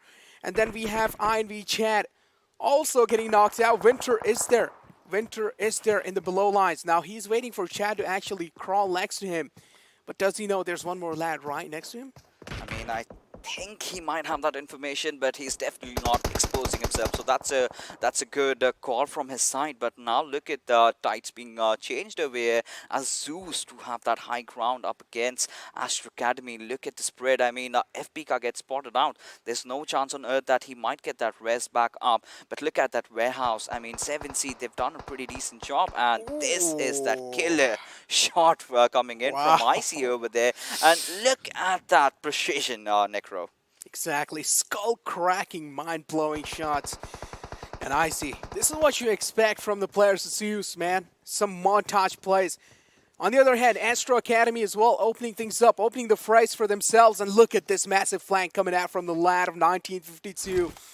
This might just give him a massive opening there. Sharpex going for that grenade play. Going to be nading in and then going to be peeking it at the same time. Jimmy's position has been compromised. Jimmy has no clue where Sharp has positioned himself. Tofik going to be putting the final bullet right in his skull, and that's going to be Jimmy taking out the game. Instantly confirmed the kill because 1952 is desperately searching for some points. In the meanwhile, High Voltage are actually making a push onto its DRS, but I love Nima's position yet again, staying aloof from his squad and creating multiple angles, but there you have the voice from Apes making a push onto its. The players of SD as Kaye will of course be that last final member surviving, along with of course Bay. We did miss him out though, and Hustler, he's not going to leave any stones unturned, rather going in for the push, and there you have Bay against the world, and Apes, Sunchir going in for the push. Can he get the knock though? He spotted his position. He knows that he's just beneath him. He's going to low toss that grenade. If it connects, he is a goner over there, but no, somehow he survived, and Sunchir again cooking another one up. That's going to be beautifully gifted, but Bay still surviving. How does he do that? That smoke, it's going to be shrouding him for a while there. This is maybe the time that Bay should actually start healing himself back up to full HP, then challenge a fight against Sunchir. Sunchir unloading a lot of mags onto Bay, just kind of random cover fire coming in from his side, gets caught off guard with that beautiful peek. Bay finds the right time to peek there, but he also has the lower ground. That means Bay is in a disadvantage inside this fight. On the other hand, Sanchir has all kind of advantages. He can get a beautiful smoke to block his visual off there. But Sanchir again continuing to unload mags onto him. He's just wasting so many bullets right there. Yeah, in the meanwhile, we did see the players of Stalwart being taken down, and came down to the other remaining two players. Refuse and Crypto already taken down pretty early on, and well, right now this is where Team Apes have decided to finally commit, and going for the spray will get that final confirmation, and SDGaming do go out as High Voltage is starting to surround the players of DRS, but any single moment this fight might just be breaking out. AJ is waiting for his right opportunistic moment. In the meanwhile, Kyalden has spotted out the players of Skylightz Gaming in a far-off fray, and maybe Extreme might just want to capitalize on that. On the other hand, Zeus unleashing hell on the lands of Skylightz Gaming. One man has went down. The opening frag has been found. It's only a matter of seconds when Zeus just completely wipes them out the game. While 7C kind of on the struggling phases against the lands of Deadeyes. Nades being locked in. Utilities play coming out, but hold on. What an incredible nade from the side of Memo there. Completely obliterating two lads of Deadeyes. The tables have been flipped in the favor of Deadeyes there. Deadeyes is trying their best to fight back in this kind of a situation. Seokser's position is pretty great. He's there in the back lines to provide any kind of cover. But again, is that going to be enough? Separating out from the rest of the squad, this is what has came down to. Memo completely turned the tables around in that fight, considering how well the push was executed from the players of Deadeyes, but one grenade taking down two again. And he done that in Erangel yesterday, he's done that today again. And this lad is relentless. Of course, Pika getting himself in the kill boards over there, as Wanu is in a whole world of trouble, just caught up in that ditch, and those nade barrage is definitely gonna open him up as he somehow survived by the Whiskers. Not anymore. A barrage incoming from the lands of Astra Academy, and on the other hand, Apes as well continuing the domination. This is the Mongolian domination right in front of you, lads. Even on the other hand side, Zeus doing the same thing. 7C though, trying to fight back in style. Just unloading mags randomly in that smoke. Doesn't seem like any shots are going to be connected. But that's definitely going to be stopping that quick rotation from the side of Astra Academy as they're trying to blow the vehicles away. Skylightz Gaming kind of pinned down between a lot of squads. Zeus was the one unloading a lot of mags onto them, unleashing hell onto them. But it seems like Zeus has finally distracted themselves from Skylightz Gaming. Now look at how the circle has taken that shift, completely going towards the southern side, throwing all the teams off, and they have to get inside the zone, and they have to do it really soon. Oh my god. Only INVs inside the zone, but look at Icy getting spotted by Memo. He's doing so much. Now he's got to deal with Godless. How is he going to do that? Azul also wants to chime in, but he has to go into the revive as Godless somehow keeping the hopes of Team Zeus alive as 3 players of 7C might just push on towards him any single moment. With the kind of a choky area that he's got, if he continues that spray, he might just get a few knocks here and there, and he does find one. True Love will be instantly wiped out as somehow Zeus are fighting back, getting another knock. Azul is the one, and 7C, one after the other, they are just falling down. That AUGR side is making it work, and look at this man, Icy is just beaming each and every single player down that is in front of his lines. And now we have Smokey. His position is compromised, but Icy getting taken down from the back lines. Beautiful positioning coming out from Memo there. He was on the top side. He did not get spotted out. And look at this. DRS position compromised. Gelson is in the clotheslines. Has his position been spotted there? I mean, I can really hear his heartbeat. That's Memo. He's pulling off those clutches. He's doing it all. But right now, Ozzy too much out in the open. He had to be punished for that. But DRS still having secured already 3 kills. They are hungry for more. They know this is the time when they need to rack them up. And now let's see, on top being the last man over there, already being taken down. But Memo, that's where we watch him fall. But Action, the one player did manage to get the knock, but was traded right after that. So much fights happening here and there as it's a complete pandemonium out here. Hell has broken loose finally. Extreme taking a lot of shots in the front lines, taken down instantly. That was kind of a questionable fight coming out from the side of High Voltage there. Overexposing themselves, a little bit too confident in those kind of fights. That's not how it works. High Voltage, try and play it out as safe as possible. Apes getting eliminated in the 8th position. So many things happening at the same time, man. I have to increase the pace over here. Hold up. Assassin spawning out the lads of Leon.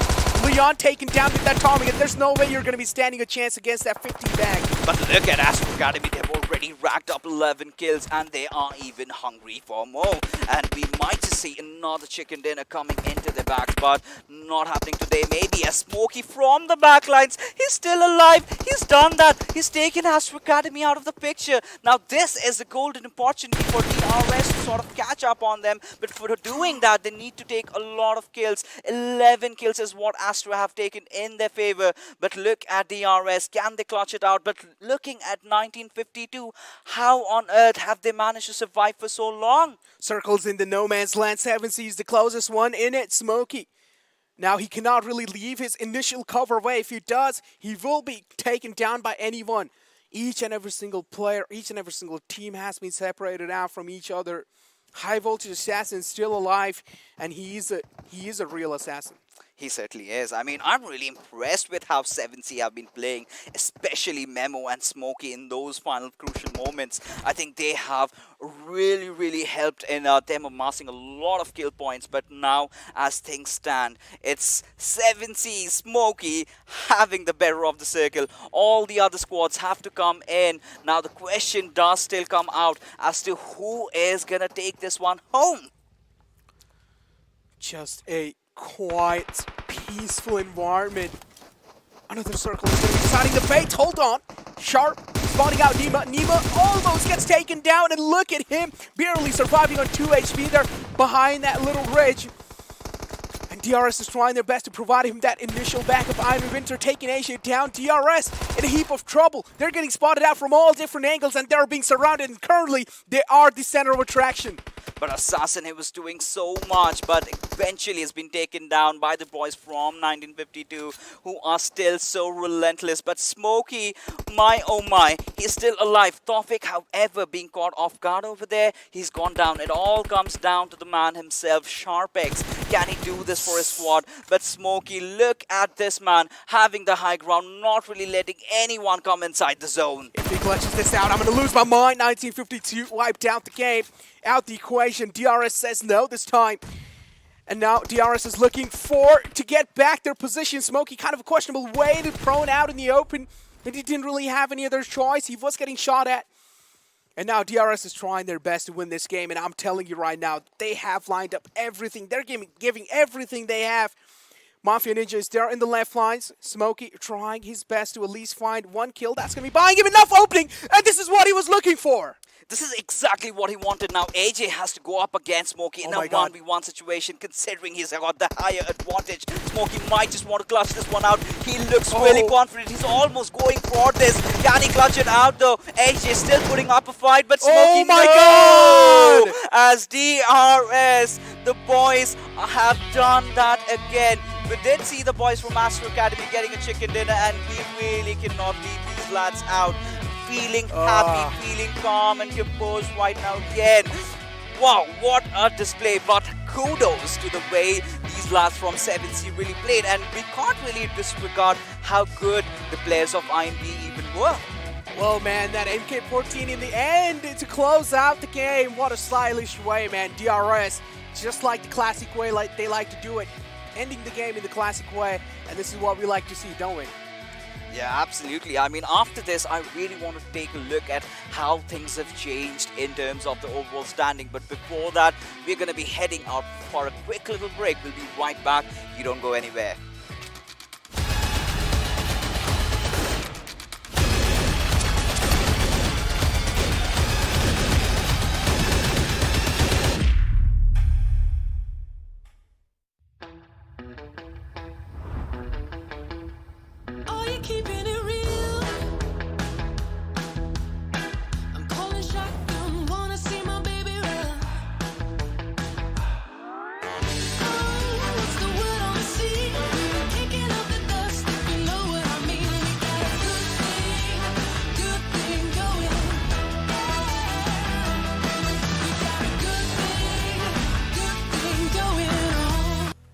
Hello and welcome to PUBG Mobile Pro League South Asia Championship. 5 games done on day number 2, and when it comes to that overall standing, it is looking real close for these teams. Just keep on bringing each other down and up, and wonderful turnover wins, but it is all thanks to OPPO F19 Pro for making it all happen. Hashtag Wook up your fun. Let's move on to the analyst duo and ask these lads. Well, they've already had predicted.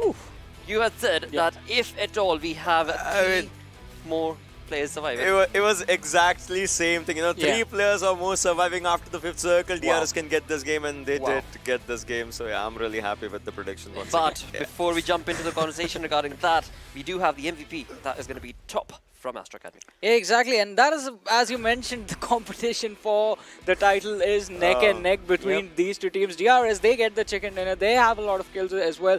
Astra Academy getting a high kill game in return. Early exit, but high kills. Just 50 healing done in the map like Miramar. Come on. They just destroyed anyone who came in front of them and then just took an exit. 11 kills is what this team walked away with, I believe. And again, I mean, there's nothing separating the team. And when it comes to the first 4 teams, you know, it's just so very close actually on the overall.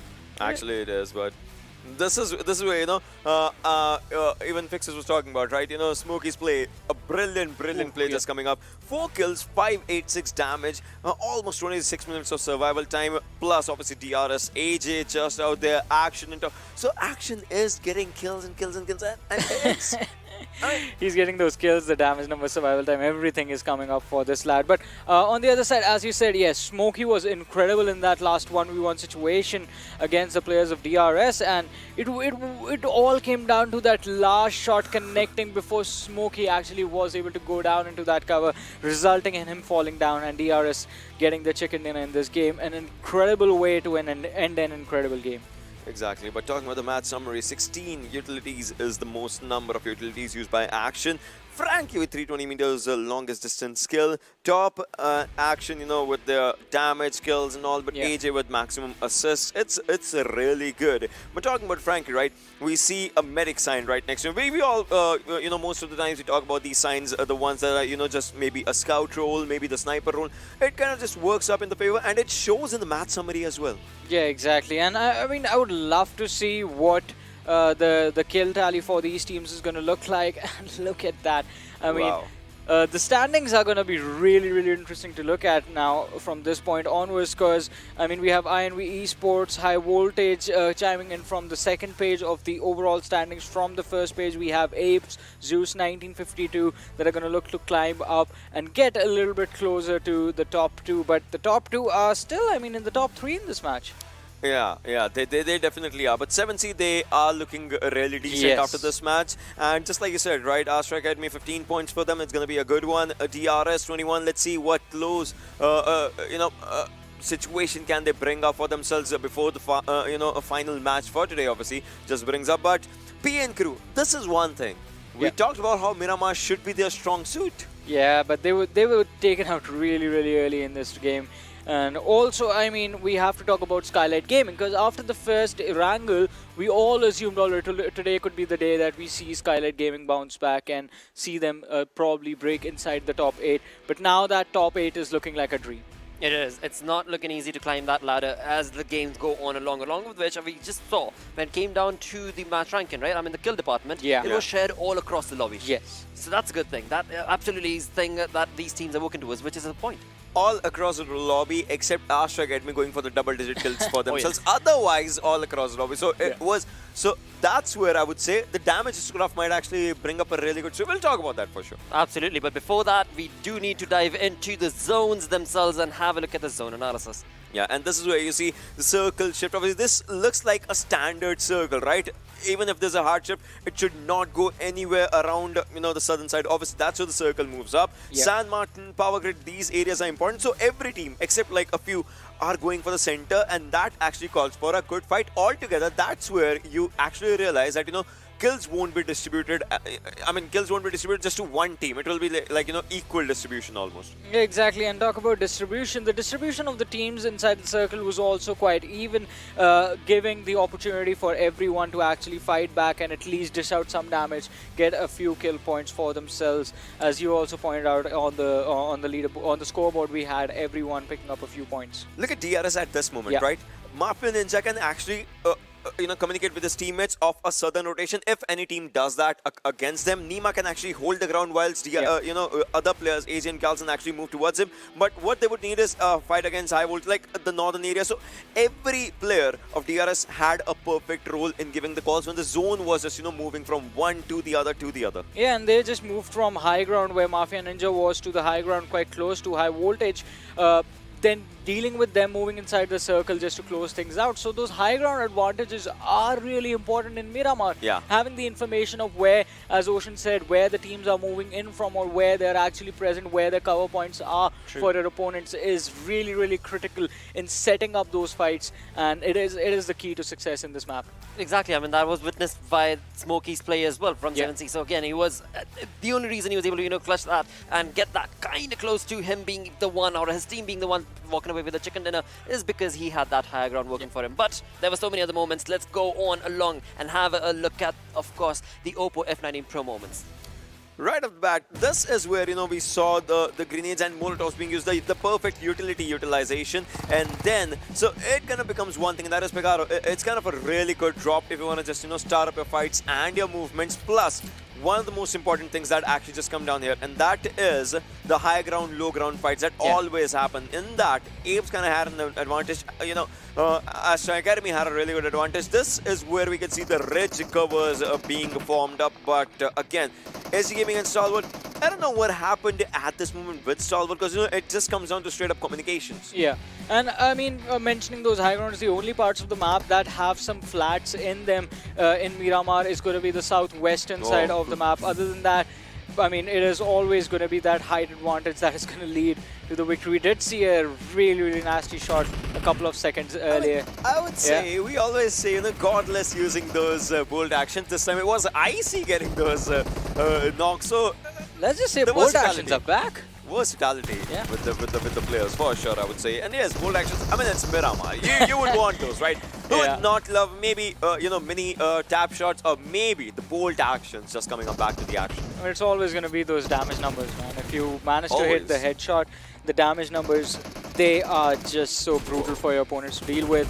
And quite an interesting fight over here as well between Zeus and 7Cs. 7C somehow still managing to keep it close towards the end of the game, and the final 1v1. I love this. Yeah. You saw, right? Had an M4, knew could not reload, switched the weapon, takes out the different gun, MK, and then taking him down. It was a complete 50-50. Neither of the two lads panicked. Both of them were calm and collected. They knew exactly what they had to do, and any one of the two could have taken it.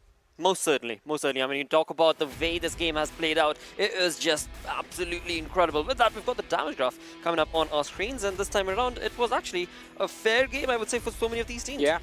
Again, Miramar, long-distance battles, I mean, everyone will have the opportunity to fight back, disengage, slow down, if you say the assault coming in on them. So you do see those damage numbers pop up. You see a lot of teams picking up those individual kills based off of that as well.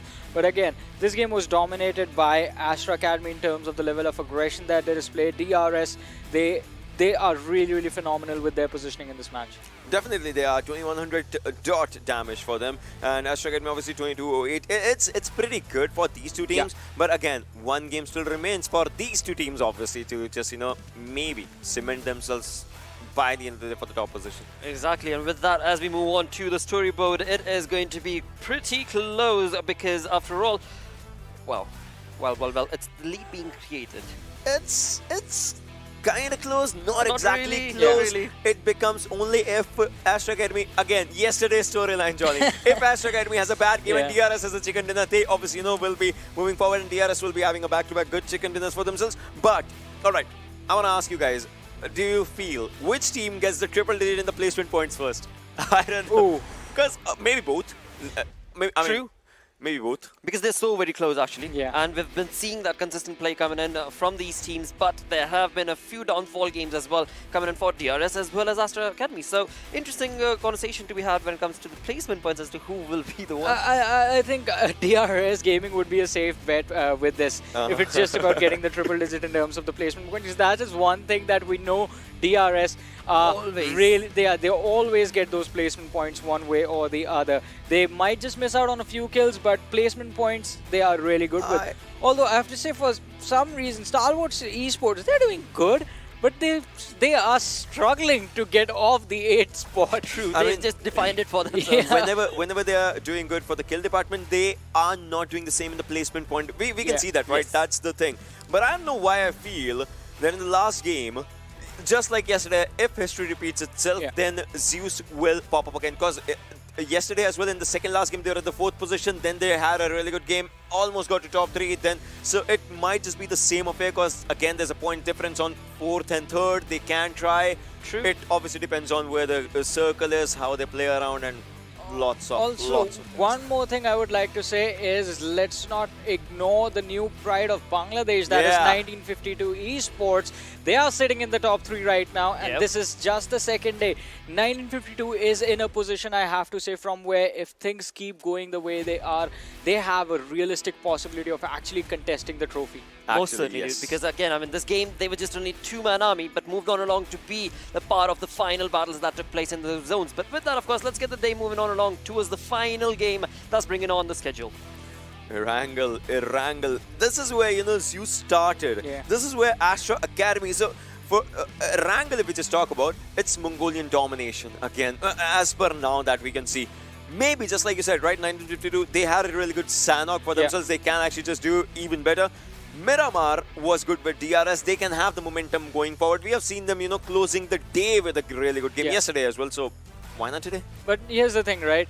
DRS and Astra, they are in a fight of their own. They are in their own comfort zones where now they do not look at the teams at the bottom. They are like, all right, we have to retain the first position for them. I want 1952 to get a chicken dinner in this game, and a really high kill chicken dinner as well, because that's going to make this entire tournament a lot more interesting. We're going to have 3 teams that are doing really well for themselves, and then it could be anyone's game. Absolutely, because those points as well, when it comes to the 3, right? The top 3, they are just so very different now. But with that, let's move on to our casters. Let's move on to the lads who have been taking us through these amazing games virtually. It is none other than Play and XP joining us once again. Thank you again for the kind words, Blotter. Again, that gentleman looking fantastic on the desk. We're looking not too bad. Not too bad at the virtual set we have over here. XP, and I have to agree with Johnny there. 1952 having that one big game, because they've impressed me so far, but getting like a high fragging game, another chicken dinner to close out today, that would make the top 3, top 4 battle even more exciting. But to do that, they need to prevent one of the Mongolian teams from winning on Erangel, which right now seems almost impossible. I mean, it does seem nigh impossible right now to stop them because these guys are on a rampage, so to speak. I mean, Astra Academy, you know, the desk was talking about the fact that they have kind of garnered a little bit of a lead for themselves, but the way the games have been going, that lead can dissipate at any moment. One good game with double-digit kills is apparently what the game changer in this tournament has been so far. I like the fact that, you know, teams we consider underdogs or teams that aren't very flamboyant with their aggression and, you know, they like keeping a low profile. They're making a name for themselves the way they're playing. And, of course, all the players on our screens as the heavens above. I love this. This is my favorite part of the entire studio. The skies shall open up. God shall let his light down, and that big bird shall take to the sky for the last time in this day. Well, day 2, the final game of the day is going to be taking place, and once more, ladies and gentlemen, we find ourselves in the very comforting fields of Erangel. Starting over Milta Power, the plane will take its path, heading over Milta, Farm, Pochinki, and ending just west of Gatka. Now, I don't think it's a secret that I'm a bit of a fanboy for Zeus, Astra Academy, DRS, and APES Incorporated. XP, basically all the heavy-hitting teams, eh? But 1952. Right? They have stolen my heart. Oh, yeah. They have stolen my heart. Hey, and I got to root for them, right? I'm like, look who would have thought? Who would have thought? You go back to the first week of the South Asia PMPL and you're like, all right, these guys are struggling a little bit. They probably wouldn't qualify for the finals. They qualify for the finals. And then you're like, they probably won't make it to the championship. They made it to the championship. They're probably not going to crack top 10. They're in top 3. These guys have defied the odds at every single step. And here we are. Top 3 right now at the end of day 2. Play, look it. Listen to me. All right, keep your ears open. Now, initially, we were talking about those 1952 fun facts. It wasn't out of pity that I was throwing those facts out. It was because I was in awe, because I saw the potential this team had. You filthy liar. Goodness. They are making me proud the way they are on a rampage right now, sitting in that 3rd position with 113 kills. And, well, lo and behold, we have a circle to reminisce about old times. I think this is what we basically witnessed day in and day out during the regional finals. And a majority of these teams are going to be quite accustomed, quite acclimatized, in fact, to be playing in such a circle. It's not going to be much of an issue. Now, of course, the game changers are going to be Astra Academy. I kind of felt maybe, since they're kind of running away with the show over here, I thought maybe someone is going to give them a little bit of opposition, a little bit of run for their money, looking at the circle. Now, of course, I doubt that they're going to be heading towards the Western Bridge, leading away from the Sosnovka military island. So I think T2K and maybe teams like Nightmare could possibly be laying down some traps up ahead.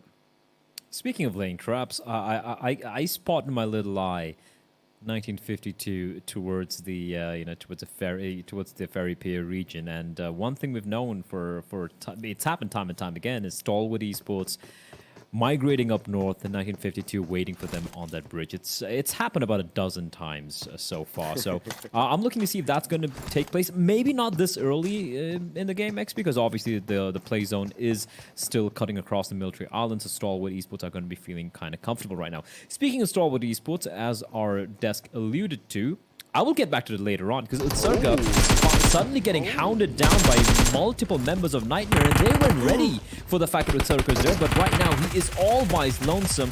So yes, he does get the knock and the finish on one member, but a trade will be fast and furious from Nightmare. So just trying to finish up my point I was trying to make there, XP, is that for Stalwart, they seem to have kind of cemented themselves in the 8th place, which is so... It's funny and it's kind of tragic because, like we pointed out, they have so many kills to their name, they just don't have those damn elusive placement points.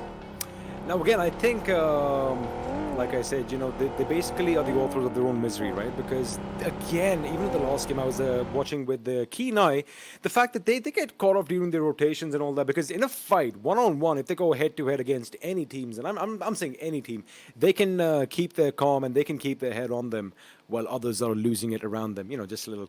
I hope you know where that's from. But anyway, you know, Othello, by the way, for all you guys who don't know.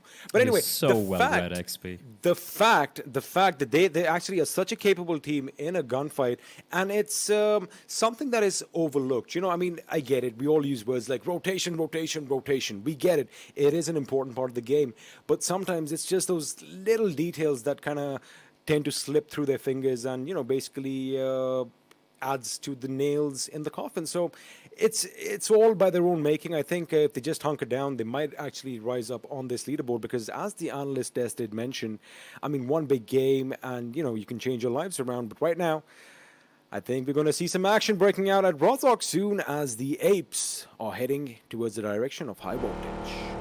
It is curious how they're kind of going like in a conga line, and they're kind of far away from each other. But we're going to be switching over POV to that of Rose G, Rosek, or Rose. I'm just going to call him Rose.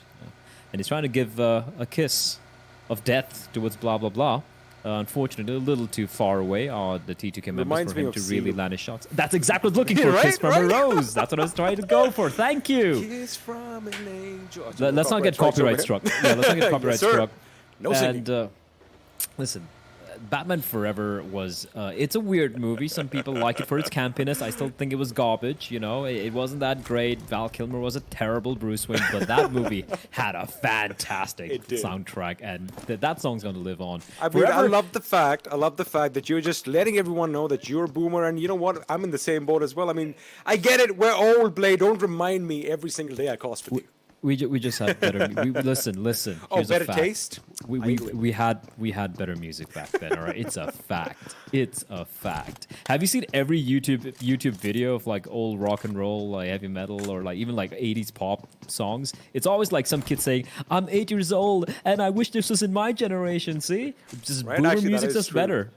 That is true. I guess some things are always good. Old is always gold, as they say. But right now, you got to be up with the times as far as PUBG Mobile goes, because day in and day out, the meta keeps changing. And, well, people have to adapt or they get left behind. And talk about adaptation. All these teams, they've adapted well to this new meta. Again, you are being a bit more aggressive.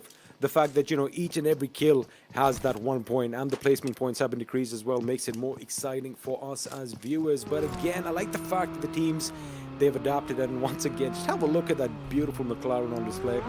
I mean, I like the fact that when, PUBG Mobile comes in touch with two things I like. I like PUBG Mobile. I love gaming. I love shooting things. I love shooting at people that move virtually, and I love cars. So, I guess that's how I lose my chain of thought. Just let a McLaren come on screen and just listen to that engine.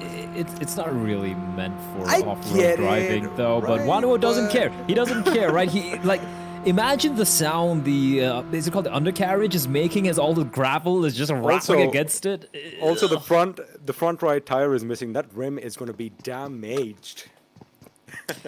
Thankfully, this ain't IRL, or else I'm quite sure you'd have had an aneurysm watching that car being handled that way. Easily. But it has been a quiet start to the game, right? Sure, we've had a couple of players, getting knocked down and taken out, but apart from that, it has been a bit of a quiet start to the game. And maybe we can take a look at the play zone. Maybe we can see how it is closing down. But yeah, go on. I was just going to bring that up. If the map could come up on our screens right now, I want to point something out. Have a look at T2K's and Nightmare's position. Now, remember, they did pretty much land where Astra Academy are right now, and that little migration they've made towards the center of the circle. Again, they are going to be anticipating that the zone might actually end around Gutka, just southeast of Gutka. But what this sets them up for is getting those kill points, making sure that they are in the thick and thin of the action. Because what's lacking for a lot of the teams play, especially on the latter half of the table, is the fact that they're not really comfortable in fights because, well, they haven't been in too many fights. And this, I think, is the best thing that we can witness right now. This early on, it's a little strange that this early on, so many teams are trying to vie for the same position. Also could be because the last time we saw a circle like this, it did kind of screw a lot of people. They knew what happened. Yes, sir.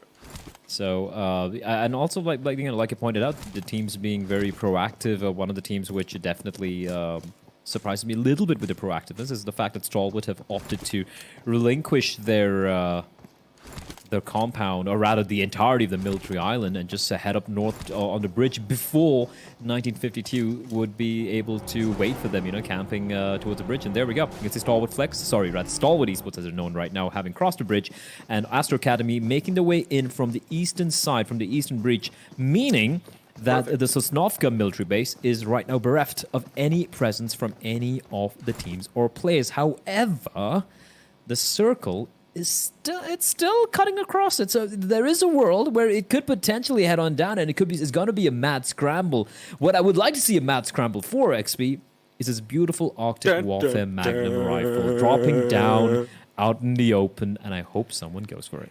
Have you realized every single game that you and I have casted over the last couple of days, the first drop, I think 9 out of 10 times has been an AWM. I'm not even making that up. I'm going to actually have to go back and have a look at it. There's no one there. Well, that is going to be one lonely AWM just lying there, ready to be touched, ready to be picked up by someone on the western edge of the circle. But you know what? Everybody else is going to go straight for the middle again. It's going to be a kerfuffle. We're going to have a lot of drama in store for you as all the teams are going to make their way in. But have a look at Zeus's position. They are kind of coming slow as far as the hospital is concerned, but then Icy and Zeol are again in a world of their own. Now, we know Zeus loves splitting up in pairs. They love sending 2 guys out, and who can really blame them?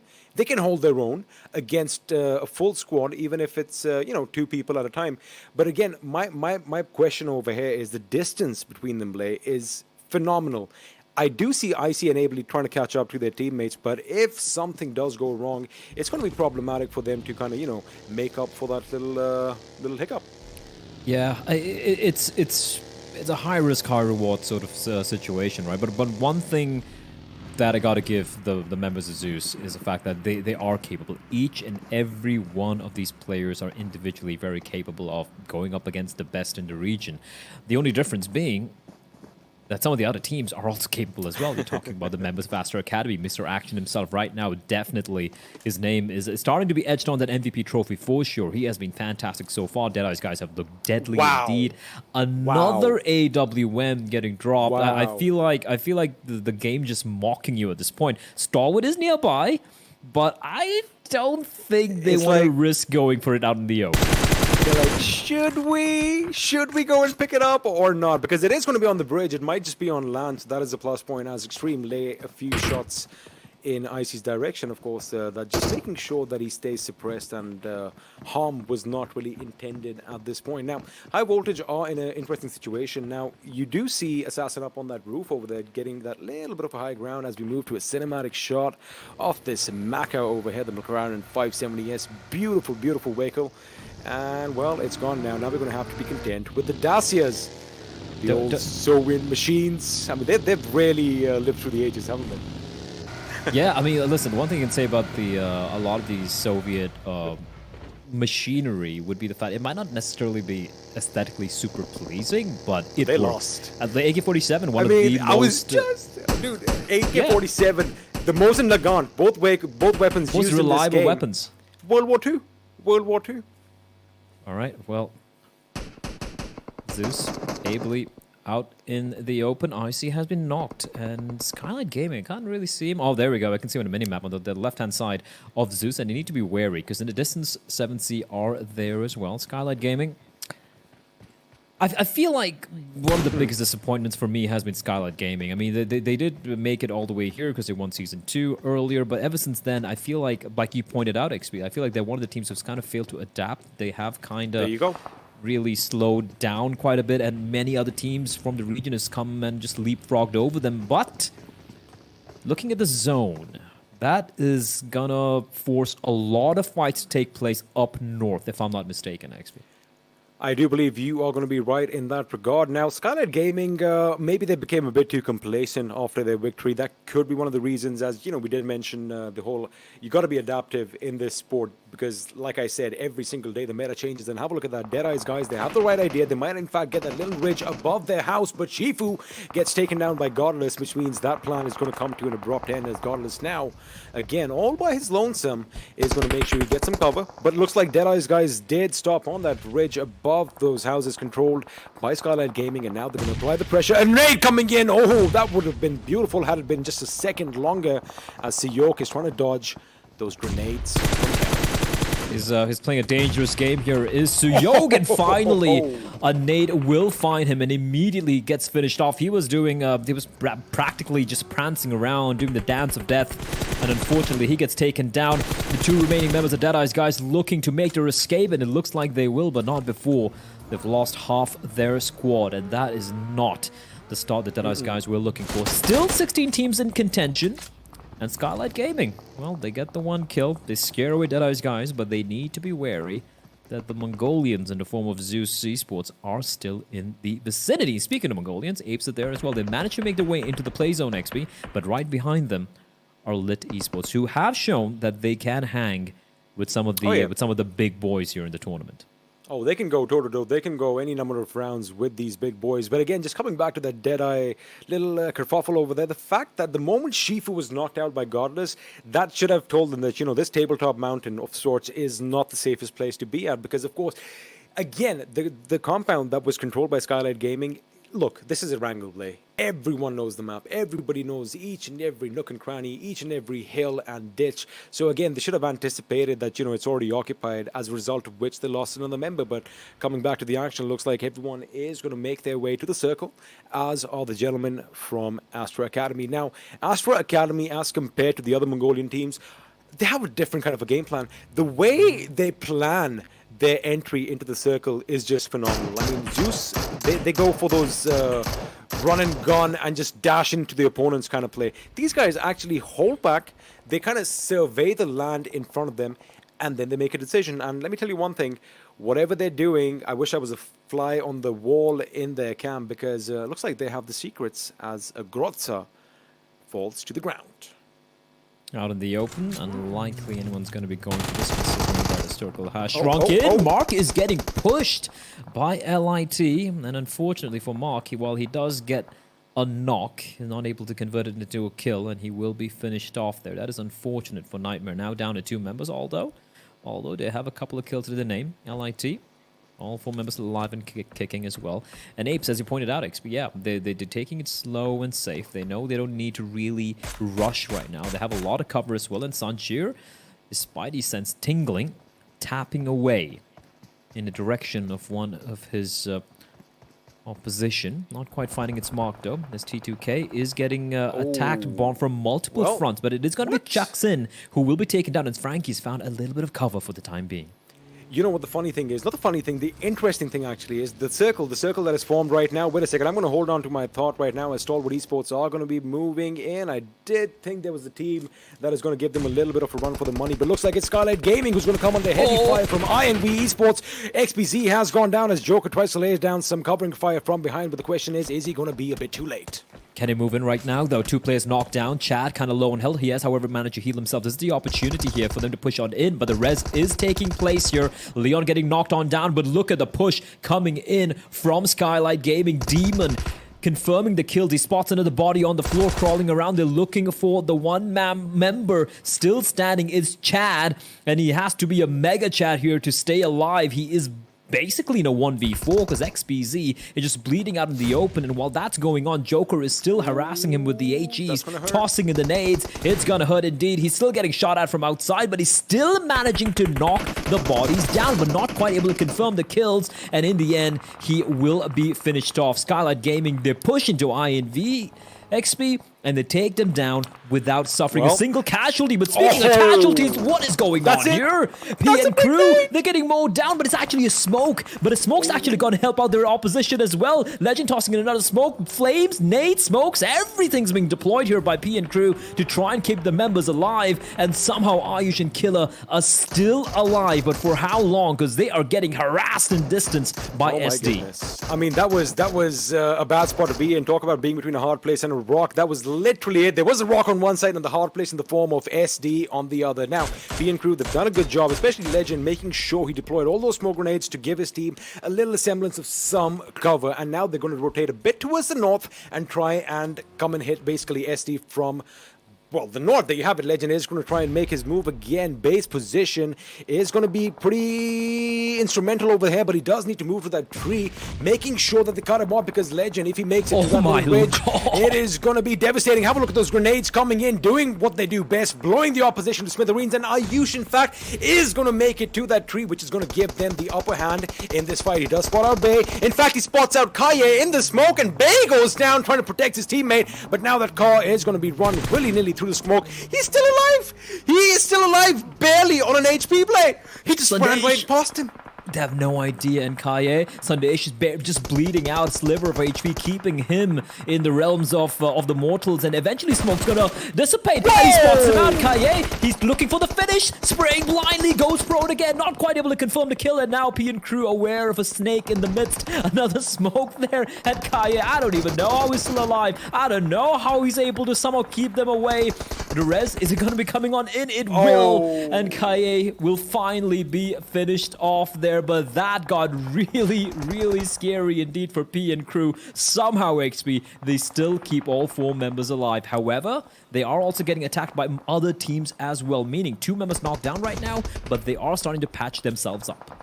The best thing is, barring maybe one building in that one shack, there is no other concrete cover over here. Everyone's going to be... they're going to have to hit the deck if they want to survive. As Astra Academy, they do find themselves coming under fire courtesy of Lit Esports. Now, they are kind of safe from Zeus's position because it does look like Zeus has the upper hand, but they have a couple of hillocks in the way that is going to provide them that essential cover, as DRS are trying to make their way into the circle as well. They are going to have to make a wild dash for it because it looks like Extreme has an idea of their position. However, if he empties the entire mag in Nima's position, it might give the teammates behind him enough chance, or enough time, in fact, to move in. But it is going to be chaotic, as it is going to be a King of the Hill situation right now, Blay, with the Astra Academy and Zeus vying for control right at the top. Well, let's see if the King of the Hill, the Battle of the King of the Hill does manage to, which way it goes rather. T2K also getting eliminated with 5 points. P and Crew, mind you, they had 4 alive there after that fight, but they have also been knocked out alongside APES. They did not get a single point to the name, and here we go. You spoke about a battle for the hill, but right now it is between Zeus and Stalwart Esports. Now, for the side of Stalwart, they're down to 1 member standing, or rather lying prone, Uzum. And the nades are exploding left, right, and center. And a bit of a spray, bit of a burst fire from the Scarl, and IC is going to ensure that Stalwart will move no further in this game. In the meantime, DRS having a little bit of cover there, but they are also getting hounded. They need to find some cover here, but there's nothing. It's open terrain, and apart from a few hay bales, there's nothing to really see cover with apart from the vehicles, XP.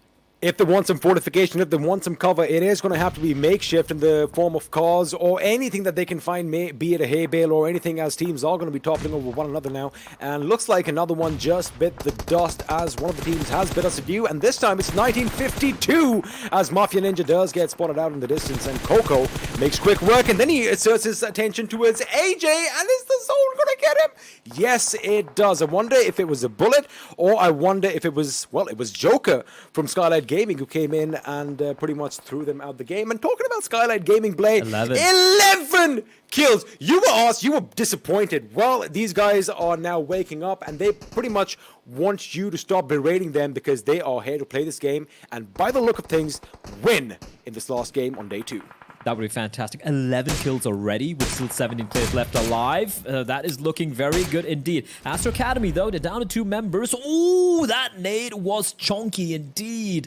And unfortunate for Astra Academy, that top will still survive. Now, 7C still with 3 alive alongside Zeus, who also have 4 kills to their name, and with 3 members still alive. And Zeus are actually in a pretty good spot here, despite being a man down, XP. And one thing we know is, like, one thing I need to point out, and one thing I'd rather want to warn Skylightz Gaming is, you might have 4 alive, but we've seen teams with 4 alive in the final circle just dissipate, just get blown apart in a heartbeat. So they need to be careful here, as we have Ably taking a bit of damage. However, he's good for now, but the circle is shrinking in, XP, and that means some of these players, some of these teams, Hungry Box especially, he needs to go for the mad dash. He might have to go for the mad dash, but his position has been given away as we just saw his teammate getting knocked down earlier. Now, let me just quickly bring up 7C. They look phenomenal as far as the position goes. However, there's a gradual slope leading down from their position, and if the circle kind of shifts away from them, they are going to be in a world of trouble. But right now, Astra Academy, they are going to be taking the fight with Skylightz Gaming. Now, top needs to be on top his game over here as the enemy is going to be driving by again. All those 4 members is going to make a difference, but he's going to get spotted out, and in fact, 2 weapons are going to be trained at him, and Demon gets that kill as Leon is finally going to put him in the ground. He had such an opportunity, XP, but there are too many of them. There are too many people, and he just had 1 bullet, leaving Pika. Wise Lonesome trying to clutch us out for his team. Zeus down to 2 members as well. Sorry, they still have a 3-member squad, but Skylightz Gaming have lost 1. They are on 13 kills on a tear right now. Skylightz Gaming looking to recreate their days of glory, which have gone past a long time ago. I like the fact that there's a drop in no man's land, and Lit Esports is in no man's land as well. Basically, all they have to do right now is be very, very quiet as Joker is going to be thrown off his feet by a massive grenade coming in from Waluo. They're looking for... And Pika is going to use an opportunity to lob his own nade. Maybe a free kill. Oh, Joker, the tree is going to be his savior. Mother Nature does sometimes love you if you love her back.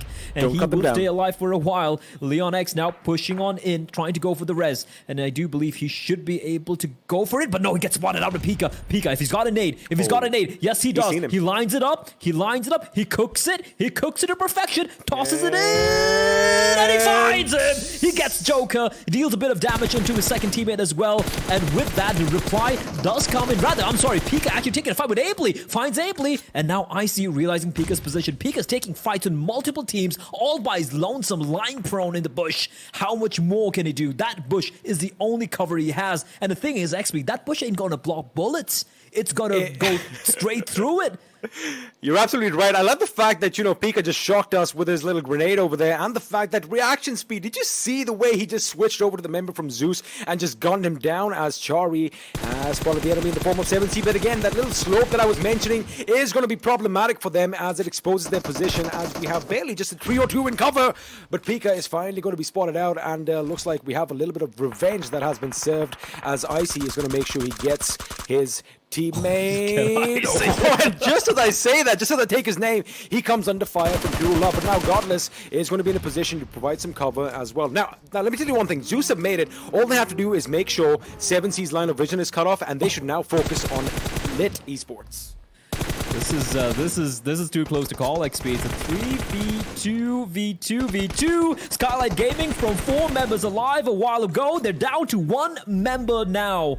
Oh, how quickly the mighty have fallen, and now it's looking rough. And Godless, he's lost his mind. He's a lunatic. He's just driving out in the open, trying to be the bait for his teammate, and he will be spotted out and taken down by Turulov and should be finished off here by Mimo. Indeed, he will, leaving Icy. He's got ice in his veins. Bullets chambered into his weapons as well, and he can definitely deliver. But 7C getting spotted out. Chari, the last man left alive, he's getting tagged as well. How much longer? How much more can he take? He's got to fight too. He's looking for more. And with the explosion, I think he just wiped out all 3 members of 7C. Chari, you magnificent beast, you.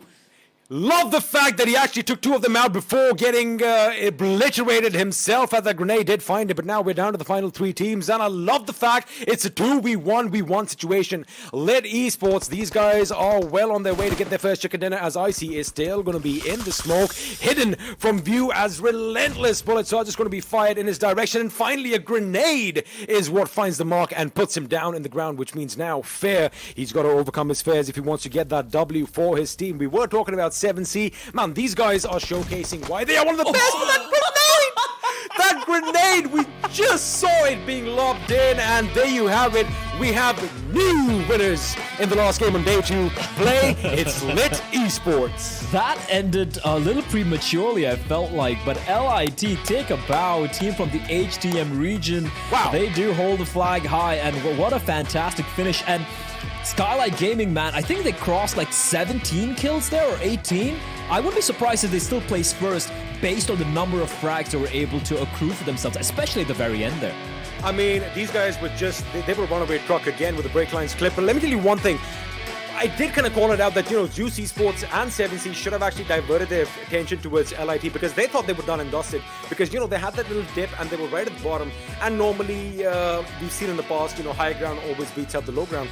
But this time, again, I do believe 7C's that it's just a little bit too late coming down that mountain slope, and having one tree for cover is not going to be enough, is it, Blair? It's never going to be enough. And of course, that nade was just magnificent. Chef's kiss right there coming in. Congratulations to Elite Esports. We're going to be going to a very quick break, but don't go anywhere because after that, we got Analyst Desk.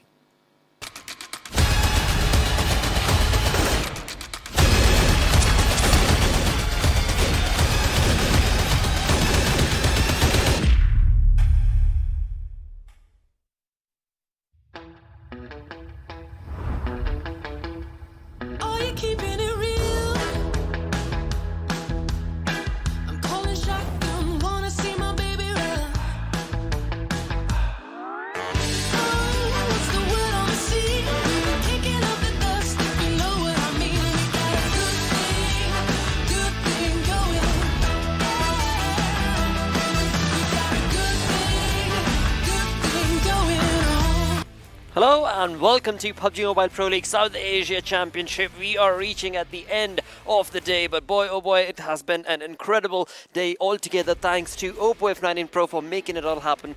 Hashtag book up your fun. Let's move on to, of course, the duo. It is Isaac Pajani and Ocean Sharma. Dudes, what a wonderful play coming in from Lit. Lit is lit, but talk about Skylight, talk about 7C, the teams, in the competition that actually there are. We saw Zeus surviving. I mean, we saw Astra Academy. I mean, but talk about the teams that actually are bringing the momentum right now, and Lit with 3 amazing games. But hey, Shari, you're talking about the spray control that this guy actually goes That was incredible, the way he absolutely destroyed the players of 7Cs. I mean, he's the reason that 7C do not have the chicken dinner in this game, just spotting them down. 7C made the mistake of actually stepping into his line of fire because he was actually aiming for that tree for quite a long time when 2 players came in that direction, just getting the first knock. Then they thought they could outgun him with the number of players that they had, but even that was not going to deter him from the path that he was set on. And well, an incredible performance from the entire team as well. That's the lowest assist percentage I've seen, but the thing is, he covers up in every other bracket for himself. Everything having, exactly. There's a lot of repetition going on. 22.2, 22.2, 22.2, 20. We can make a song out of it. You can, I mean, we can't. But indeed, I mean, Charlie's play certainly does bring up Skylightz Gaming's performance quite a lot and to the mark. Yeah, and as I said, I mean, it was the entire squad of Skylightz Gaming that was doing wonders in this match. Joker as well, getting those 4 kills, 873 damage, good survival time from the lad. But again, it took them 3 games, back-to-back good finishes, and finally, in the last one for the day, Lit Esports, they get that chicken dinner. I mean, Ziv 11, he did good for the team, right? But Godless, again coming up with the name for himself. So Joker has been back-to-back out here. Godless is, we are seeing him here. The decision to go for a drive was not worth it at all. Not at all. Hey, he had a McLaren in that defense. Yes, so you don't want to show it off in that situation. Well, but still, amazing fights just coming up. But look at the utility amount of Shari. When we talk about it, higher skills for the same lad. Demon is out here in the match summary again. This time maximum assist. Awesome with the longest distance skill. And again, there's one player that we forgot to mention, the man who was Thanos incarnate inside the game, Pika, just balancing things out perfectly between Zeus Esports and Skylightz Gaming. Picks one off for Skylightz, turns around, picks ably off for Zeus Esports, just maintaining the pace and getting those kills. It's a palindrome, if you guys know, right? 8, 15, 15, 8. 23 remains constant. Yeah, that remains constant. 7C, 12 and 6. So I would say, these 3 teams in the top 3, it looks really good. Then comes Zeus, then Astra Academy. T2K has had a decent game in this one.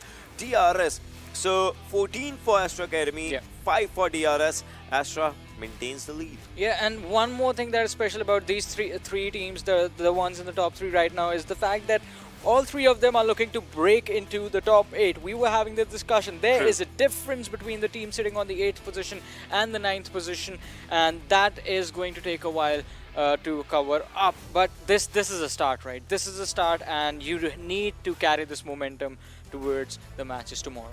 They definitely need to, but after this, if we talk about INV SDGaming, I mean, we still need to see them as well, just change up in their own momentum and gameplay. Maybe tomorrow, Maybe, because after all, I mean, we still have 2 more days remaining, absolutely, and that implies 12 games remain. So certainly going to be a different conversation, but right now, as we look into this game zone, it was actually comfortable for so many of the teams, but... In particular, it has to be SG. I mean, we were talking about this from the start of the game. This was their supposed. This was supposed to be their game. Yeah, the start from Gatka region that they actually are really confident in. And after that, you can see still there was a clutch on to the Georgia Pool side and the team started moving in. This is where I would say at one moment Zeus was around hospital. Then they moved in, and now look at this. Even the next shift of the circle actually favors them. 7C and Skylightz Gaming. These 3 teams accumulated good points after this and the next circle shift because they had a good area inside the zone, and a lot of teams were right around the corner. Look at this. Every circle was actually favoring these 3 teams. Yeah, and as we move forward to the closing stages of the game, we are going to talk about this, and we're going to have a look at this when we view the moments from this match as well. Skylightz Gaming, they had taken that mountain slope that is there in the center of the circle that you see right there. So that was so critical for them, and it could have backfired because the moment you get up to fire a few shots, you are visible to your opponents as well. But from that point onwards, they were able to pick up so many kills. They collected so many points for themselves that Skylightz Gaming were already in a really comfortable position. Yeah, that's true. But at the last circle, we saw, 2A Pika just around the corner, and he took those kills from front and back, all the areas. Those were some crucial points that obviously, he got. So most certainly, I mean, the placement that he found himself in was just so critical for both the teams that he, of course, dished out damage towards. With that, let's, of course, have a look at the other moments that took place throughout the game, bringing on the OPPO F19 Pro moments. I have a question for Ocean, though, while we have a look at these moments, and we're going to see the brush play in the end as well. Ocean, does that play make it to your top 20 brush moments? I would say top 10, and actually that does, because one thing, we have seen Ryzen, we have seen PMPL yesterday, and now we've seen Pika here. Last time it was against Astra Academy, so I would say they utilized the same thing and actually used it this time. They learned from PN they learned from Legend, saw what he had done, and they were like, hey, we can do this as well. And it was an incredible moment to witness right there, because anything could have happened. While he was taking on the players of SG, maybe Zeus could have picked him off, but no. His reactions were so precise, and he made sure that before he did anything, he knew the exact position of exactly where he had to take the shots from. And I mean, if you're going to take a look at the moments, this fight outside the zone that was happening, this was so chaotic. Exactly. I mean, every fight till the 16-minute marker was chaotic because at that moment, just think about it, right? There were all the 16 teams were surviving, So that was one thing that every team had to just look forward to. This is where, Zeus lost one of the players, and now after this, Top just goes down, Pika's last one surviving, takes down one, moves on to the other. So he was the one. This moment. Here's the play. This is the play. Takes down one, moves on to the backside, spots another one. Brilliant. Yeah, definitely. This has to be the play out there. But then instantly he was finished off. And then Esports have to commend the patience that was displayed by these players, just staying in that small shack, letting the other lads fight it out and decide who is going to survive. And then it was just that one individual from the side of 7C, Fear, the last player surviving for his team in a 1v2 situation. Nate falls down and he drops down as well. The players were looking, really happy because obviously, after back-and-back second position, third position, they are, gathering those points for themselves. But talking about points and the damage stat, well, 2730 Skylightz. Yeah, this was a brilliant game for these players. At one point, all 4 players were surviving. Exactly. Yes. I mean, Skylightz Gaming, they know that entire Gatka southern region of the main island. They know it better than the back of their own hands. They have been there for a really long time. True. And they dominate any game that goes in their direction. And this was nothing different. Absolutely, because again, I mean, that's one-sided points that we can talk about, and then the other side of the conversation would be the teams who are not able to walk away with those points, with those kill points, rather, I should mention, and that is something that, of course, is going to be a situation that they don't want to find themselves, as there are only 12 games remaining. Exactly, and I mean, it is going to be tricky for the team, especially on the second page of the standings, because I mean, no one wants to be there. You actually want to have a top 8 finish if you're not, even if you're not going to make the push towards the crown. So that is something that I believe is going to force these teams to be a little bit more proactive with how the matches are played. We're going to witness a little bit more aggressive stance being taken by a few of these teams.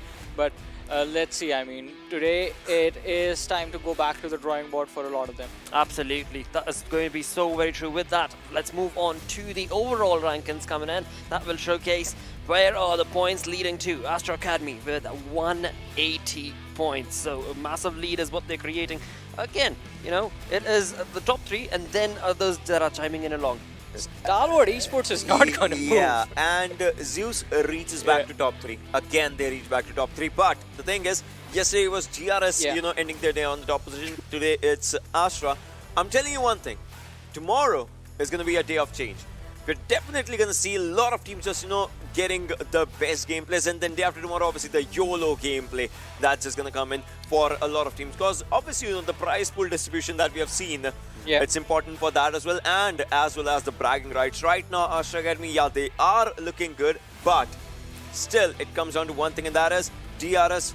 Well, they'll move forward, but again, triple-digit marker for the placement points. And it's Astra Academy that take it. Out of all things that I thought were going to happen, Astra Academy definitely doing a wonderful job. But I guess it's still between them and DRS. There's a 26-point difference between the two teams. DRS can definitely cover that up in one day worth of matches that they have to play tomorrow. Talk about a good day. Yeah, lit Esports, definitely. That has to be the best climb that we have seen. Tomorrow, I believe they will be looking forward to move into the top 8. Absolutely. They can, but it just, you know, comes down to one thing, that is they have cracked the code for the placement points today. They got 3 really good games. Tomorrow they'll have to crack the code for more and more kill points, because if you just look at the competition, right, 7C 40, Skylightz 39, High Voltage 35, like there are teams that are going for the kill points and placement, making it a balanced approach. If they have the similar balanced approach, they can be in the top 6 for tomorrow, maybe even better. Yeah, absolutely. With that, let's take the conversation towards the MVP ranking, which also is going to be a critical affair. Where we did see action, well, he's holding steady. Well, he's really far ahead in the competition. It's like he had a head start on day 1. Yes. And he's not alone. He has his own teammate now. IC is on 3rd. Yeah, there's a difference between him and Top as well. It's really, really massive between Action and Top, and then there's IC a little bit further behind in comparison to Top as well in terms of kills. The damage numbers are quite close though between them, but Action, he's as we were saying that Astra Academy and DRS in a league of their own as far as the overall standings are concerned. Action is in a league of his own. Godless was on 9th yesterday. Yeah. He is on 4th now. IC was there on 2nd, he's on 3rd now. Top was on, you know, 6th, 7th, he's on 2nd now. But the top remains constant. I mean, not top, but Action remains constant on the top, and that's, you know, you get it right. Yeah. True, absolutely, mate. And this is going to be, of course, leading down towards, at the end of the saga, $2,000 in the bank for the van, who is going to be on number 1 position of that MVP ranking. But with that, let's move on to the kill leaders. And over to you, Johnny. There's a 14 kill difference between these two players. That's what I'm going to leave it at. There's a 14 kill difference between the first and the second, and both of them belong to the same team. But the best part is, you know, what Top is doing, what Pekka is doing, they have actually just, you know, let Action just do his job, and that is get the kill points. They are compensating in the survival time altogether in order to get good placement numbers if it does not happen, you know, if something goes wrong. Otherwise, kill points, the team is looking really good, and you know, Action is contributing to most of it. But look at Crypto, well, still out there on the 5th right now. 19 kills from this lad. 1390 is the damage number. Crypto, we have to talk about him, and he's one of the future stars from the PUBG Mobile scene in Pakistan, and he is doing an incredible job in this tournament, just keeping his team alive. And Stalwart Esports as well. The team has been incredible. They are looking pretty solid on the 8th position. And I mean, it is the 8th position, but you also have to consider that the teams above them are not too far away. I mean, there's like 1.2 point differences going on right there. So one good game and they can make it into the top 6, into the top 5, but it's still, I mean, it seems like fate has decided like this team is just sticking to the 8th. Well, again, that is going to bring in another level of consistency that the lads are doing, and in that doing so, I mean, Crypto has to be mentioned all over again and again, because there were a few games today where he was the only one from the team who was walking away with the kills, and that results, of course, in those points that are so very crucial with every single game that you move into. And with that, of course, Lit was just awesome throughout their play when it comes to the games. Along with that, let's move on to the day summary. That is going to be showcasing a lot of different strats, but it is Astra Academy leading in them all, pretty much, apart from the hence the 26-point lead. Yep. Tomorrow, 10,000 damage number just coming up for this team for sure. Yeah, true. And you know, if we just talk about it, tomorrow there's going to be one more thing, and that is this team is going to go for the triple-digit kill marker as well for themselves. Obviously, they are pretty close. Yeah. But talk about knockouts. Yesterday, all right, let's just balance it up against yesterday. So yesterday, the highest number was 43. That was for Zeus. Yeah. Only today, it's 40 for Astra Academy. That just means that now every team is like every opponent, because if you're knocking out, your opponent is just going on. So every opponent is also looking forward to one thing, and that is don't let the bullet touch you. Just stay away from the action, but give that headache to your opponents wherever you get the chance. Not an easy thing to do, especially when you're part of the battleground. but that's how it turns out to be. With that, our day number 2 of PUBG Mobile Pro League South Asia Championship does come to an end. All of you sitting back at home, thank you so much for tuning in. Do not forget, it is a 4-day affair. 2 days are done, 2 more remain. That is going to be that much more critical when it comes to the overall rankings, and we shall see how those days are going to be paced by these teams. With that, again, thank you so much to OPPO F9 Pro for making it all happen. Hashtag Wook Up Your Fun. I've been your host, Brother, joined in with Super Johnny and Ocean Sharma, saying sayonara. Take care. Bye-bye.